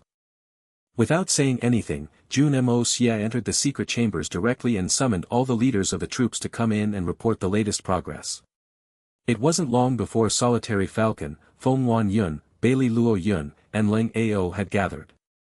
Solitary Falcon and Foam Wan Yun were in charge of the training for the Heaven Destroyer and Spirit Devourer, while Bailey Luo Yun and Leng Ao were in charge of training assassination skills, training the strongest assassins. How is the current situation? Are we making smooth progress? Jun Moxie asked. Solitary Falcon smirked, an unusually proud expression on his face. The progress has been rather smooth. The 300 members of the Heaven Destroyer and Spirit Devourer have all reached the realm of Sky Xian. Another 5 of them had already attained the peak level of a Sky Xian. As long as they maintain a tranquil mind, they will be able to break through to Spirit Xian any moment. How can it be this fast? This unexpected good news left Jun Moxie astonished. It really was too unexpected. To be honest, all these people making up the Heaven Destroyer and Spirit Devourer were all old, retired soldiers. These people had unswerving determination and an unyielding fighting spirit that got stronger when they encountered stronger opponents. But none of them truly stood out in terms of their aptitude, and they had gone long past the ideal age range for cultivating Xian Qi. Aside from their unyielding will to fight, the main reason why they could achieve such great achievement lay in the great effects of the pills Jun Moxie had provided. The extremely difficult training they had undergone was also an extremely important segment. Almost every day was filled with exhausting training filled with the fear of death. Only under this sort of bloody training, where they had to constantly struggle on between the borders of life and death, could the Heaven Destroyer and Spirit Devourer attain their achievements today. But even then, Jun Moxie never thought that they would be able to cultivate this rapidly. Looks like even you underestimated the effects of the bone-tempering pill. Solitary Falcon glanced at him and continued. Although the heaven-defying effects of the bone-tempering pill mainly have effect on the bone structure, but you must not forget that most of the meridians circulate around the skeleton. The more coordinated the bone structure becomes, the meridians will also adjust and change accordingly. They naturally complement each other. Even Feng Wanyun's stoic face revealed a hint of smile. After everyone took the pill and underwent intense training that confronted death every day, every single one of them was juicing out the greatest potential in their body. At the same time as they went through hardships, they completed rounds and rounds of thorough change in their meridians. This way, their bodies experienced metamorphic effects through a different method. Although the natural endowments that used to hinder them from advancing in the past were not completely eradicated, they have been greatly reduced. If you check on their current aptitude, most of them are mid-tier and above, and some have even achieved superior levels. Thus is it not by chance that they attained their current achievements. Then that's great. They were originally restricted by their aptitudes, limiting the extent of their achievements. Now that they unexpectedly underwent a change in their bodies, allowing them to become more malleable, it really is good news, great news.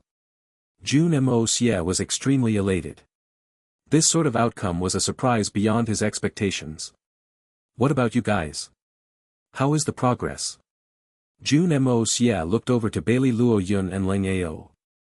Earlier, we had picked out a total of 1,000 children. When we were back in Tianxiang, we had eliminated 300 of them. After going through this period of training, we eliminated a total of 695 people. Currently, there is only a total of 5 people who are worthy of becoming assassins. After including Tian Can and DK, there is a total of 7. Ling Ao paused for a while before adding. Besides, out of the few people Luo Yun selected from Tianxiang, 3 of them were rendered useless during a mission, so they're also considered eliminated. There are 3 more, and after adding them and the 2 of us, there is only a total of 12 people who have completely fulfilled the basic requirements of becoming an assassin. Jun Moxie nodded his head and said, 12 people, in other words, after excluding the 2 of you and Tian Can, DK, there are 8 who were chosen. Not bad, not bad.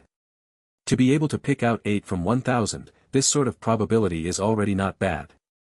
Looks like the 2 of you have a good hand at picking assassins. I am extremely satisfied with this sort of results. Bailey Luo Yun and Ling Ao exchanged looks, clearly surprised. The reason why Ling Ao had hesitated when reporting was precisely because the number of people was too little. The 2 of them were extremely strict and would rather have nothing than go for shoddy options. After a thorough search, only these few could make the cut.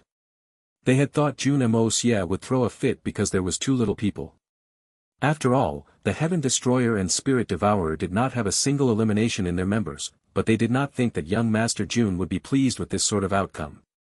Although Bailey Luo Yun and Ling Ao were prodigies of their generation, with exceptional talent and outstanding capabilities, and Ling Ao hailed as a disciple from the supreme assassin Chu Chi Hun, but they were still limited by their experience, and could not understand the logic of the ordinary impedition of life. How many truly excellent assassins were there in the whole of Xian continent? Only big families who had undergone all the vicissitudes of life have and owned the method for the so-called nurturing of assassins would have won. Regardless of family, nature, personality, habits, temperament, aptitude, to find someone who fulfilled the requirement of every single aspect was extremely rare. Not even one in hundreds. One was not considered an assassin just because they knew how to kill. The requirements for becoming a qualified assassin was more difficult than picking top scholars in the imperial examinations. Both Bali Luo Yun and Ling Ao were naturally gifted with exceptional cultivation and were even more sharp-eyed when it came to picking talents, so they would be even more harsh in their judgment. But those young successors who managed to catch their eye would definitely be outstanding and promising. It was already a relatively high ratio to be able to get 8 out of 1,000. Young Master Jun was an outstanding assassin himself, so he knew about the difficulty in finding people with the aptitude to become assassins. How could he not be satisfied with such results? These 8 people, including the 2 of you, Tian Can, and DK, will still need to go through another round of refining and elimination. Jun Moxie slowly said. It is never an easy task to becoming an exceptional assassin. He slowly said, do you guys know what exactly is an assassin? What does it mean to be a true assassin? Solitary Falcon and Foam One Yun broke out in uncontrollable laughter upon hearing this. But at the same time, Bailey Luo Yun and Ling Ao turned serious. These 2 prodigal youths who were born assassins had understood the deep significance behind this sentence. This was not only a test by Jun Moxie, but an extremely important lesson for the both of them. So both of them knew that this was not a simple question, but a type of foreshadowing. Because Jun Moxie would not let them answer it. Third young master, you are an amateur when it comes to this. From the way I see it, all the Xian cultivators in the whole of the continent are all assassins. Foam Wan Yun and I can be considered the talents of the world of assassins. Solitary Falcon laughed and said confidently, his long hair swaying about. But after he had finished his sentence, he noticed that Bailey Luo Yun and Ling Ao looking at him weirdly. It was a look of contempt and pity, as if they were looking at something ridiculous, watching a clown. What's wrong with you two? Why are the both of you looking at me like that? Are the 2 of you rascals trying to rebel? Solitary Falcon couldn't help but feel infuriated. But afterwards, he began to feel sheepish under the stare of the 2 assassins. Did I say something wrong? Didn't I say it pretty well? From the way I see it, there is only a total of 2 people who are qualified assassins in the whole of the Xian continent. Jun Moxie looked at Ling Ao and smiled. One of them is your master, the supreme assassin Chu Chi Hun. And the other would be yourself. Ling Ao said in admiration. This sentence was no flattery, but he had recalled what his master had said. It was practically the same as what Jun Moxie had just said. When Chu Chi Hun had returned from the battle at Blizzard Silver City, he said to his disciple, there is only one real assassin in this world. And it is the person you are currently following. Because even your master does not hold a candle compared to him. I am so much inferior to him. Back then, Ling Ao asked, why does master have such high praise towards this person? I never noticed any potential of being an assassin from him.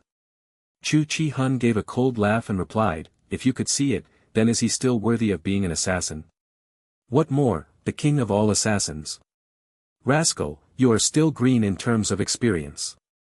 Back then, Chu Chi Hun had only a couple of sentences before departing. You can try observing closely, he will naturally be on his guard at any moment. Even when he is in the safest place, it will be the same, and this guarded state is not intentional, but out of habit, so habitual to the point that he couldn't change it. Other than experts who are able to freeze time, no one would be capable of pulling a sneak attack on him. One more thing, he is capable of attacking at any moment. Similarly, this is out of habit, a natural habit. A habit that he can't avoid. This is only one of his talents, experience it well. These 2 types of opposite acts, attacking and defending, appearing on the same person at the same time, and constantly equipped with both skills.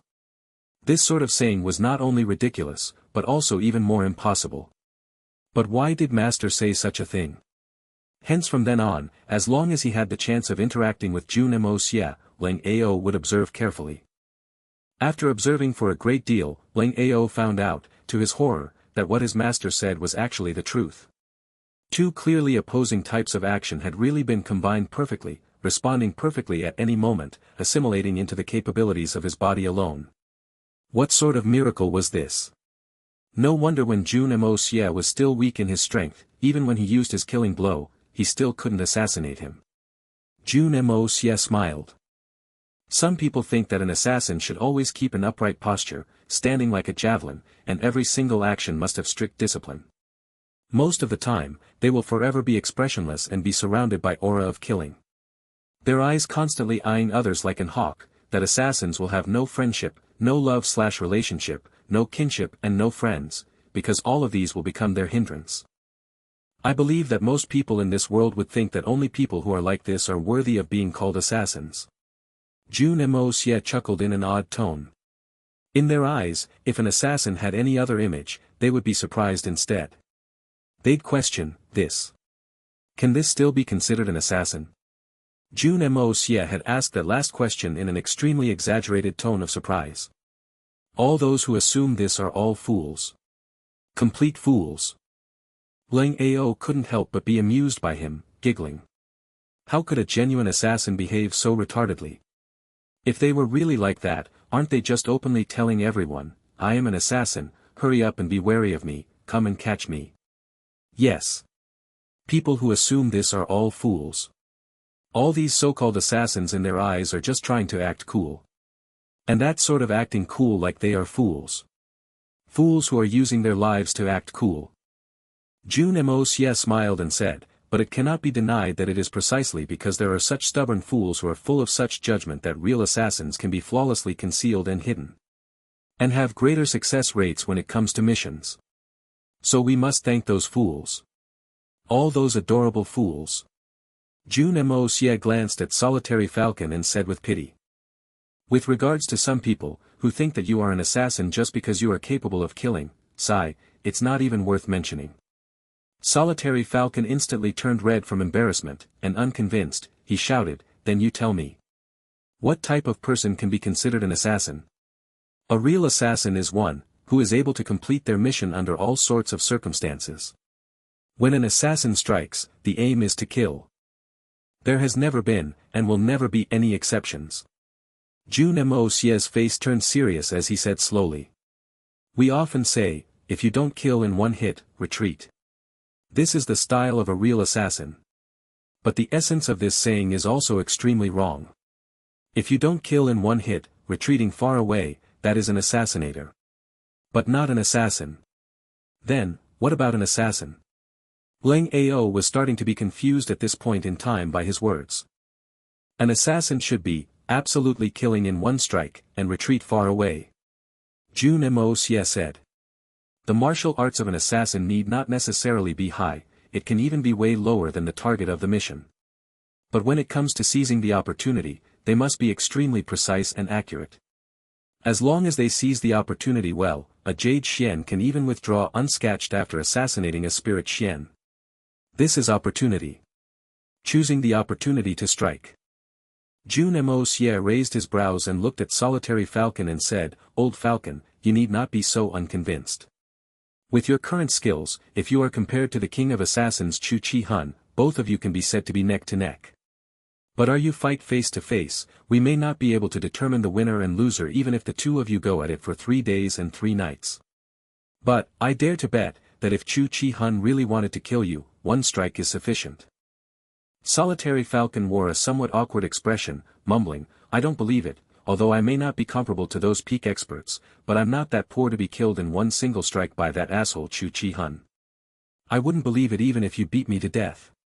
Why can't you believe it? I believe it. Because I can settle you in 1 strike. Feng Wan Yun said with a stoic face. You sleep with me in the same house every night, and I can kill you thousands of times every night. Especially when your snoring managed to knock even the Xian beast silly. I believe as long as Chu Chi Hun manages to find similar opportunities to strike, it's not that strange to end you in 1 strike. This is probably the choosing the right opportunity that Moxie was talking about. Everyone broke out in laughter, already at ease.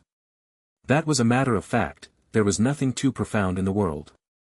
As long as your weakness was caught, even if you were the strongest existence, you could possibly still be killed by someone who did not know any martial arts. So, all of you must remember at all times, to become a qualified assassin is absolutely not an easy task. Jun Moxie looked at Bailey Luo Yun and Leng Ao as he spoke. In the next couple of days, I will arrange for an assassination mission for you guys. An assassin must be grinded amidst fresh blood and human lives.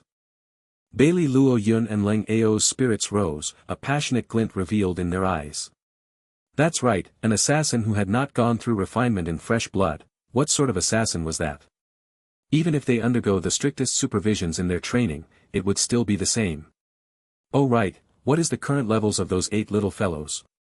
Jun Moxie suddenly asked, after taking 2 steps. The 6 people excluding Tian Can and DK have reached the level of an Earth Xian. Because they all had some sort of relatively strong foundation in martial arts, they were faster in their advancements. As to Tian Can and DK, the both of them have also reached the levels of a Jade Xian peak. A worried and concerned expression appeared across Leng Ao's face. Tian Can and DK are unimaginably harsh with their own training. If others were training with their bodies, then the 2 of them are using their lives to train themselves. The level of cruelty of their training, even Luo Yun and I, do not dare to imagine. Jun Moxie lightly exhaled a breath of air, suddenly recalling the scenarios of the training he had undergone in his previous life. As if he saw that obstinate youth who had practically trained every day to the point that he did not even have the strength to move his fingers. He couldn't help but sigh as he said, if you are unable to put yourself on the verge of life and death anytime, anywhere, then how can you become a top assassin that shocks the world? These assassin youths do not require the use of pills yet, temporarily. It shall be postponed. Jun Moxie lifted his head to look at Solitary Falcon. But the Heaven Destroyer and Spirit Devourer members have already fulfilled the requirements. Call of them here, give all of them 2 days to prepare themselves. Use the pill and level up. After that, we have great matters to do immediately. But using the Vitality Linkage Pill, Vitality Congregation Pill, and Heaven Vitality Pill won't require 2 days. Solitary Falcon said in surprise. Not only these 3 types. This time, everyone shall get 2 chances of upgrading. Jun Moxie smiled and looked at Solitary Falcon and Feng Wanyun as he said, not only them, this time, even the 2 of you can also make enhancements. I'd estimate that after this round of enhancing, you'd reach the level of a 2nd level venerable at the very least. Instantly, Solitary Falcon, Feng Wanyun, Bailey Luo Yun, and Leng Ao eyes widened in shock. What? How could there be something this good? Instantly, Bailey Luo Yun and Leng Ao were extremely jealous. They only regretted that their advancement was too slow. After using the 3 great pills the last time, they had only managed to reach the level of a Spirit Xian. Looked like this time, they'd be left behind by yet another level again. They did not think that this sort of achievement was considered a terrifying achievement that was unheard of for their age. They envied Solitary Falcon and Feng Wanyun, but it was the same for Solitary Falcon and Feng Wanyun. To be able to meet Jun Moxie at such a young age. They were really King lucky. If we had met little Jun at this age, we'd probably be saint-leveled experts by now, or perhaps even higher. In the following 2 days, the flight-type Xian beasts brought the news of the respective families and their situation. This allowed Jun Moxie to understand what was happening outside and at the same time heave a sigh of relief. Although these few families had fallen into a crisis, but their safety was still not a worry temporarily. However, if this sort of situation was allowed to continue developing like this, these few families might really be done for. But right now it's still not too bad, not too late.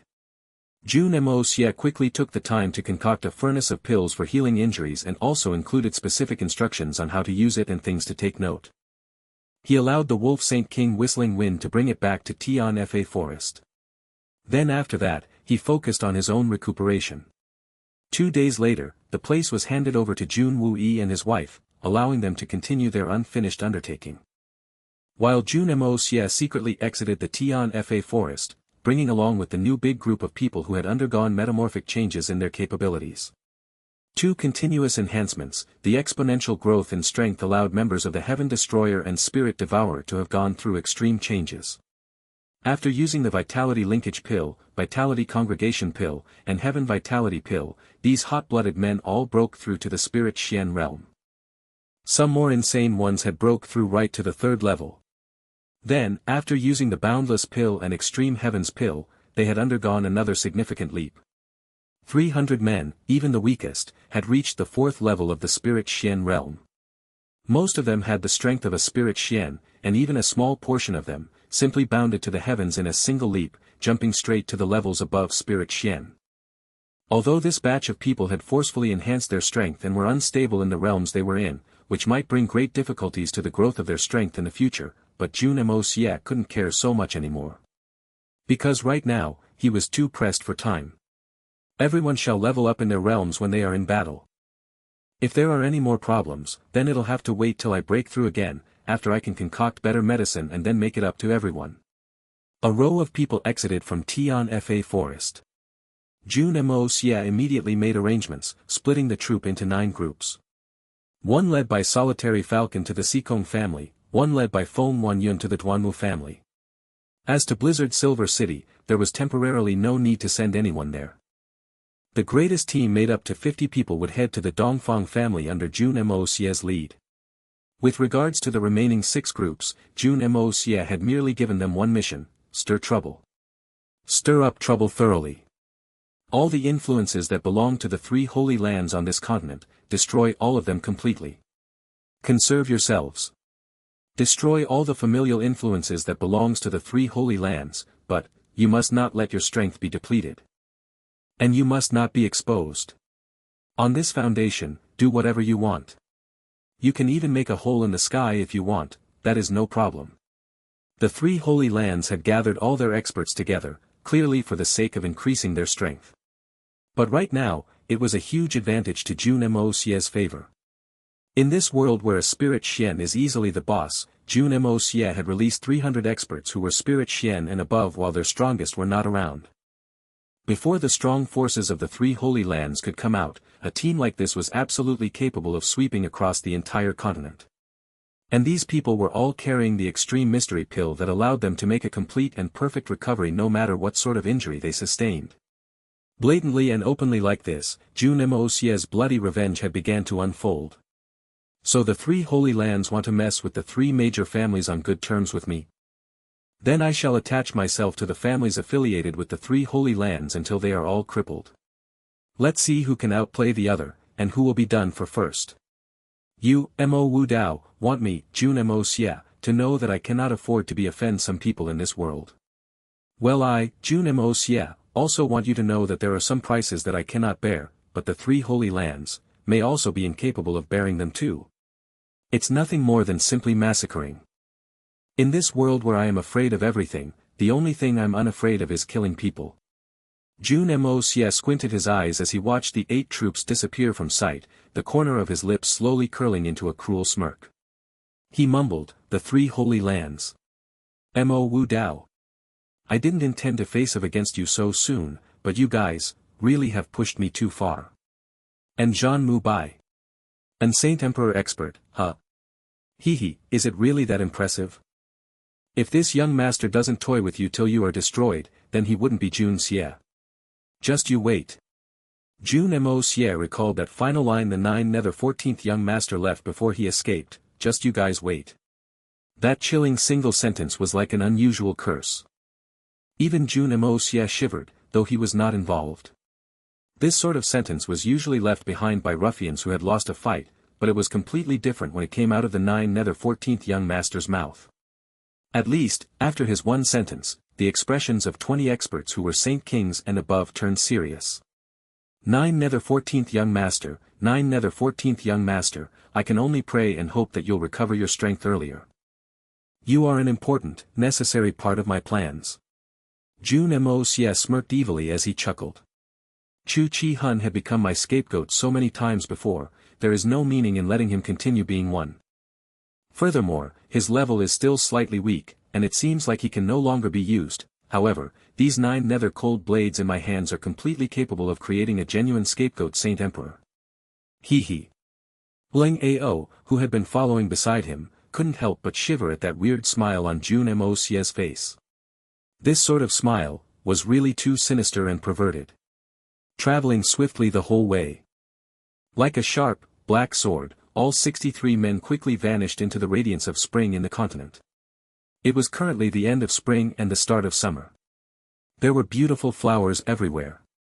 Young Master Jun could be said to have been extremely pleased and delighted the whole journey. This time, Jun Moxie did not use flight-type Xian beasts because in the eyes of the three holy lands, the Xian beasts of Tian Fa were already the personal possessions of Jun Moxie.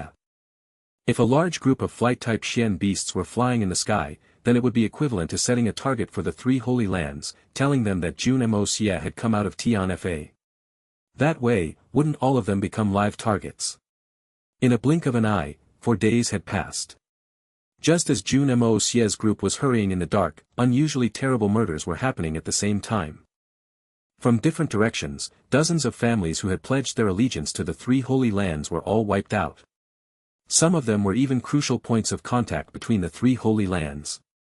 From different places, the thick color of blood began to fill the air. Slowly, almost the entire continent noticed the blood-colored atmosphere and everyone was shocked. After another 8 days, Jun Moxie and the rest had already entered that forest where the Dongfang family used to hide in the past. Just that currently, the Dongfang family had already turned back to their old residence before they went into hiding. That old location deep in the forest had now become the warehouse of the Dongfang family. After crossing this forest, opposite it, was the current location of the Dongfang family. Seeing that their destination was already close, everyone was relatively fast, hastening their pace. Jun Moxie, who was right in front, suddenly noticed that there were unusual aura movements coming vaguely from the front. He gazed in that direction and noticed that there was small smoke rising nearby. Young Master Jun immediately halted silently. Then he gestured to those behind him. Leng Ao and the rest had sharp senses as well, and although they couldn't compete with Jun Moxie's sharp sight, they had also noticed that something was off. Upon seeing Jun Moxie's signal, they all got into action, completely concealing themselves in the blink of an eye. Jun Moxie released his spiritual sense with extreme caution, extending it all the way over to check it out. 4 human figures appeared, barbecuing food around a bonfire, every one of them appearing to be extremely relaxed, as if the place they were at was absolutely safe. Circling around these 4 people through his spirit sense, Jun Moxie immediately concluded that these 4 people all had the strength of a spirit Xian and above. Although this sort of strength was undoubtedly not much of a threat in his eyes, but in terms of the regular world where a spirit Xian was a relatively invincible existence, the combined strength of these 4 people would be enough to destroy any of the super families. And this position they were at right now was already not too far from where the Dongfang family was staying. This couldn't help but make Jun Moxie think a lot more. 4 great experts barbecuing birds to eat for no reason. At a place like this, where it is thousands of leagues away from the nearest towns, in all directions. These 4 people appearing here was a little too. If it was only one person, it could still be explained if it was a secluded person who wandered about, but this place had 4 top experts gathered here. It could not be explained by mere coincidence. If they weren't people sent here by the 3 holy lands, then who else would send them? The reason why they had gathered here was most likely to keep an eye on the Dongfang family's movements, so they could report the latest and most accurate news back to the 3 holy lands. The Dongfang family, who had returned to the pugilistic world, naturally was not weaker than by other families. Their strength was powerful enough to hold others in disdain. But when judged in terms of higher standards, they only had a few true peak-level experts. The 3 Dongfang brothers had indeed attained the levels of spirit Xians and above when they had used the pills back then, but that was it. This made it hard for them to catch the eye of the strong. The only person from the Dongfang family that had managed to catch young Master Jun's attention was only old Madame Dongfang. Jun Moxie had felt back then that he didn't truly see what the old lady's strength was. In the battle back then, she permanently caused Xiao Xingyun, Bu to get stuck at the 4th level of a spirit Xian for their entire lives with her strength alone while barely sustaining any injuries herself. Old Madame Dongfang would also be a spirit Xian at the very least, and at least level 6 or 7. Her strength should be on par with Solitary Falcon back then, or perhaps even higher. Probably around Shi Chang Zhao's level. Based on this theory, after going through 10 years of cumulative solid foundations, after using the Vitality Linkage Pill, Vitality Congregation Pill, and Heaven Vitality Pill, she would at the very least be at the realm of a level 12 Spirit Xian. It wasn't entirely impossible for her to even reach the first level of a Venerable. But right now, old Madame Dongfang must control the overall situation, not daring to have the slightest neglect. She probably didn't even have the time to sort out internal matters of the household. While the three Dongfang brothers handled one side, the entire Dongfang family was kept busy. With 4 such spirit Xian and above experts here, although they may not be able to wipe the Dongfang family out just like that, but no single movement of the Dongfang family would be able to escape from their eyes. If there were any sudden changes, they'd probably instantly release the news and allow people outside to make arrangements accordingly to the Dongfang family's actions. Jun Moxie instantly figured all of this out. A chilling glint appeared in young Master Jun's eye. He lightly gestured again, making an odd signal, drawing a circle with both his pointer fingers. The meaning behind this hand signal was, "I want them captured alive." Bailey Luo Yun behind him immediately waved his hand, and a row of over 60 people immediately spread out and moved towards that place. Clearly, these 4 people had no awareness of this. In fact, since the moment they arrived here, they had not met any threat, so over time, they started to become careless. Besides, the Heaven Destroyer and Spirit Devourer were experts at concealing themselves, so even if they were focused and wary, it still may not be of much use. One of the long-bearded men flipped his wild goose that was golden brown. It exuded a salivating aroma. The mission this time, although it sounds serious, but in reality, it is extremely easy. The Dongfang family is merely a worldly family with a false reputation. We walked in and out blatantly and not a single person noticed us. What a joke. Old Wang, only one word in your speech makes sense. Another person sneered. Only the worldly part makes sense. How could you forget that under the control of the 3 holy lands, spirit Xians are already the strongest in the worldly powers of the entire continent? Were you expecting a few venerables or saints to pop out from this Dongfang family? Another person spoke. But we mustn't speak too soon. No doubt it is impossible for a saint to appear, but it may not be the case for a venerable. A few days ago, when I was on duty and infiltrated the Dongfang family, I saw the master of the Dongfang family, old Madame Dongfang. That old madam is really not that simple. From my observations, I dare say that this old Madame Dongfang is not weaker than us in terms of strength. Perhaps, she may be above us. Truly unpredictable. So what? No matter how strong she is, she wouldn't personally take on a mission, right? And what we need is information on those who take on missions. With all the people we have ambushing around the targets, dealing with the strongest would be the same as dealing with spirit Xians around the same level as the 3 Dongfang brothers. It's definitely more than enough. That bold Wang scoffed, continuously flipping the goose that was almost cooked with his left hand. His right hand reached out to grab a pinch of salt as he slowly sprinkled it over the bird. He chuckled. Actually, this extermination of an entire family business is not that different from roasting a bird. Everything just needs to be done step by step. First, pluck all the feathers, then the guts, skewer it with a branch, start the fire, put it on the rack, then repeatedly add various seasoning. He grinned. Exterminating an entire family is the same. Starting with concentrated and detailed attacks from various aspects, attacking the mental fortitude of this family in waves. Let them slowly break down on their own to the very end. Even though they had the strength to take a shot, they'll lose it because of extreme shock and distress, because their minds have already thoroughly broke down. This is the highest realm of an assassin. The person who said this was definitely not some senior figure of the 3 holy lands anymore. He was worse than those so-called demons. In fact, this fellow was a vicious demon. He used to be notorious in the past for a period of time.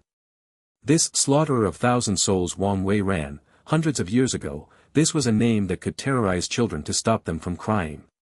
The faces on the other 3 men looking at him changed. One of them said, "Brother Wang, even if it's exterminating a family, just killing them quickly saves so much trouble. Why go through the trouble of torturing them like this? Wasting time and effort aside, it damages virtue." Wang Wei ran chuckled.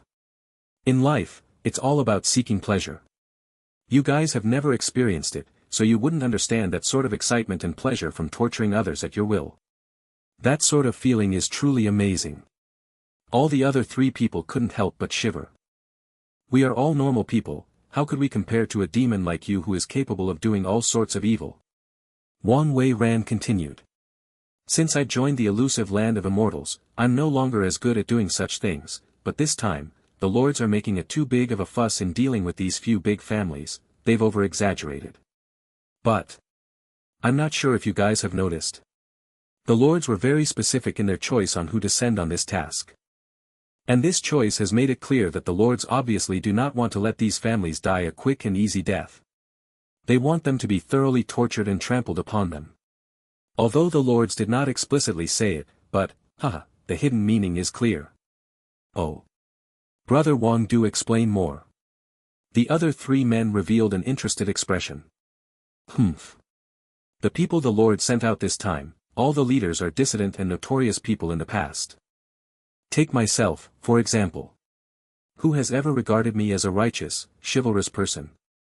Even if I join the three holy lands, so what? I am still that slaughterer of 1,000 souls from the past. Wang Wei Ran laughed coldly. But why did the Lord send people like me here? And even appoint us as the leader of the team? Amongst the four of us, I am not one who would humble myself, but in terms of strength, cultivation and even wisdom, I am not superior than anyone. I am well aware of this, but if there is something I am better at, it is merely the fact that I am better at torturing others. Why didn't the Lord send all those righteous fellows instead? Has it really never crossed your minds? Wang Wei Ran chuckled coldly. And, before we came, the Lord only gave very simple instructions. He did not give any specific arrangements that we must follow. Obviously, he is saying that we can do things however we want. We make the decisions. No matter what we want to do, there is no problem. No wonder, the Lord only said, wait for an opportunity to get rid of them. But he did not talk about general battle strategies and arrangements. We thought that it was because it was unnecessary because the opponents are worldly families who were weak. So that is how it is, the other three people were enlightened. Humph. The brother of our Lord, Venerable Xiao Yao, died tragically in the snowy mountains. And almost 600 top experts from the three sections. Not a single one of them was weaker than the four of us. But they all perished and were buried under the snow mountain. And 9 saints. Only Demon Eye Saint who survived, although he is completely discouraged and disappointed. How could anger from a vengeance like this be simply vented with just killing? Wang Wei Ran spoke with great sincerity. The Lord wants to vent this anger. But he is too embarrassed to say it outright. After all, he cannot afford to lose the three holy lands' reputation of being righteous and virtuous. And he has too many things to be worried about. We, at the bottom, will naturally get our rewards for settling things properly and helping those at the top. But in that case, if someone really comes to settle scores afterwards, then wouldn't the few of us become the scapegoats? You said so earlier, we lost so many experts before. The opponent is definitely extremely strong. If there are any more changes, the Lord will definitely not take action. But we are chess pieces that can be easily abandoned. The Lord can sleep with no worries by simply pushing the few of us out, but the few of us would be completely done for. The three people still frowned when they worried over this aspect. Wisdom that had accumulated over years, who would want to risk all that? Settle scores? Who would settle scores? To outrageously fall out with the three holy lands over a few worldly families, there is only Jun Moxie in 10,000s of years. Today, that scoundrel Jun Moxie is dead. Who else will still come and settle scores? Wang Wei Ran sneered. For 10,000s of years, how many people dare to really oppose the three holy lands? Your concerns are completely illogical. After this reminder, all three of them were relieved. That's right. Saint Emperor Zhan sacrificed his reputation and made the decision to kill Jun Moxie on the spot. Eradicating a huge threat for the three holy lands. This sort of act is really admirable. You have to know, the reputation of a Saint Emperor is even more important than his life. Indeed. Since ancient times, there has never been a powerful person who did not treasure his reputation, even a common person also knows to protect his image. Saint Emperor Zhan tarnished his own reputation to assassinate Jun Moxie, it is truly courageous. The four people began to share their praise. As if that Saint Emperor Zhan's sacrificial act of assassinating a junior was a actually heroic legend of sorts. Today, it should be old Sun's turn to be on duty, right? Wang Wei Ran looked over to the man in white beside him. Get moving after you're done eating the roasted goose. Take an excursion to the Dongfang family to work your bones and digest the food. The white-clothed man beside him, old Sun, had a big black mole on his face. He chuckled after hearing this. No problem. A mere Dongfang family, it's not my first time going there anyways. Has there ever been an instance where it was dangerous? But, after this matter, this old man intends to have his fill with the females of the Dongfang family. When the time comes, I hope the three of you can help me keep this secret.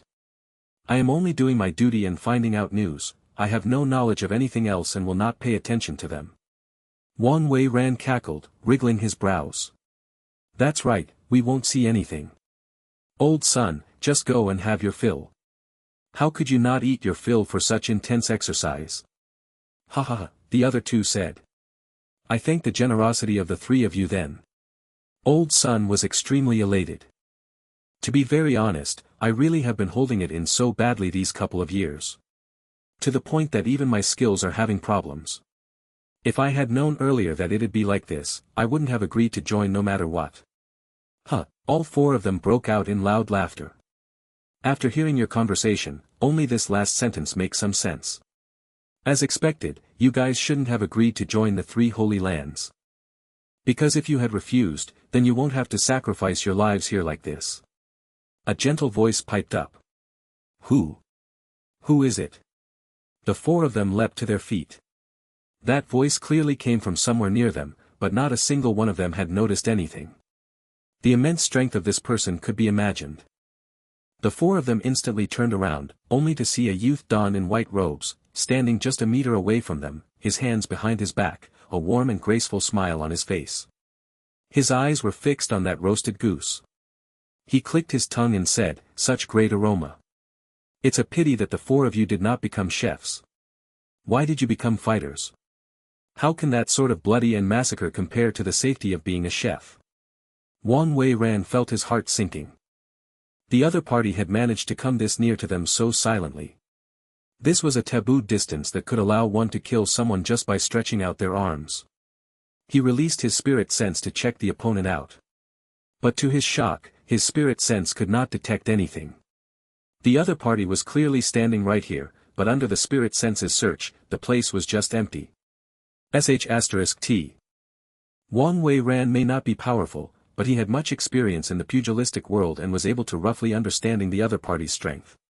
He cursed in his mind, but quickly put on a smile, cupping his hands.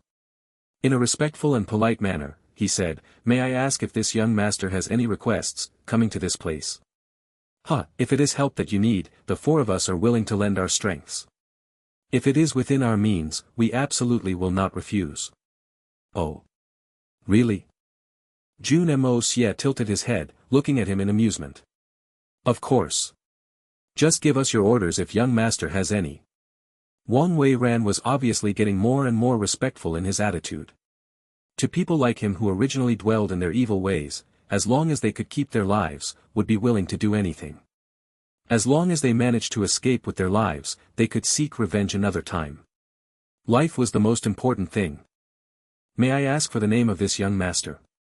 But at this moment, Old Sun suddenly asked, blinking away in shock. This sentence left Wan Wei Ran swearing away in his mind.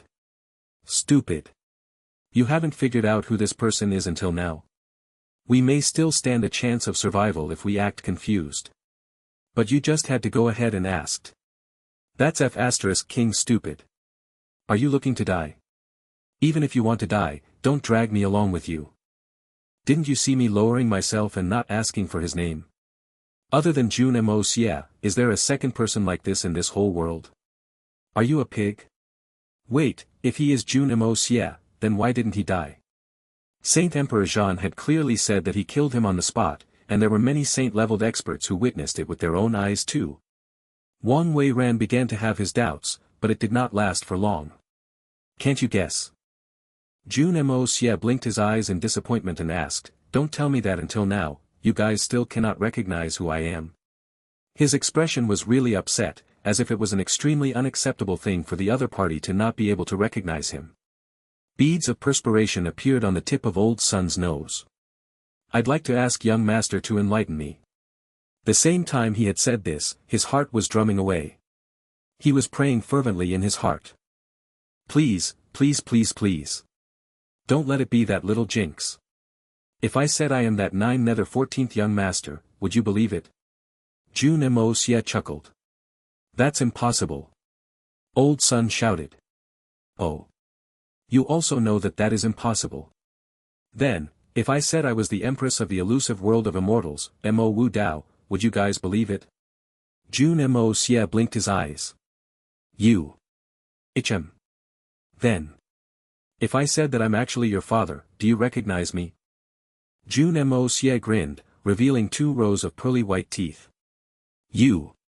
Jun Moxie. Don't you go overboard. Old Sun hollered, fuming with anger. His eyes had even turned red, and he couldn't control his temper anymore. Shut up. F*CKU. You're just trying to find a lover for your mother. You had already recognized that I was Jun Moxie from the start, and you still want to act dumb in front of me? What the F*CK? Were you deprived of your father's love as a child? You want this young master to teach you a lesson? This young master can sacrifice a bit and be your father for half a day.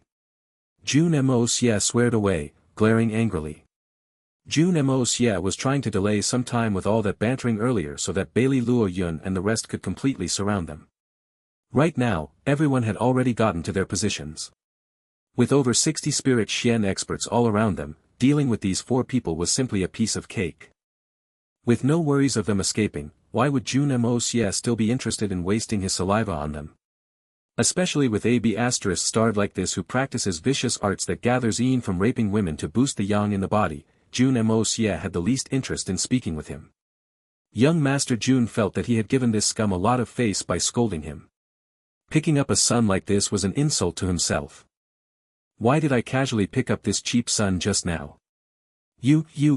Old Sun was so angry he was about to vomit blood. He did not expect that his polite question would get him scolded and insulted by the other party.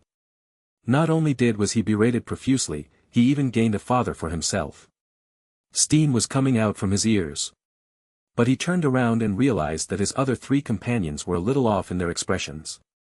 He looked up and felt a chill coming from his spine, extinguishing all the anger in him instantly. All 4 of them had the same expression and actions, stiff bodies, mouth opened wide, eyes widened in shock, completely petrified. All around them were burly built men. All of their expressionless was a murderous glint in their eyes as they marched uniformly forward. With each step they advanced, the surface of the ground shook. The 4 of them exchanged looks and realized to their horror that all these men were not very old, in their 30s or 40s.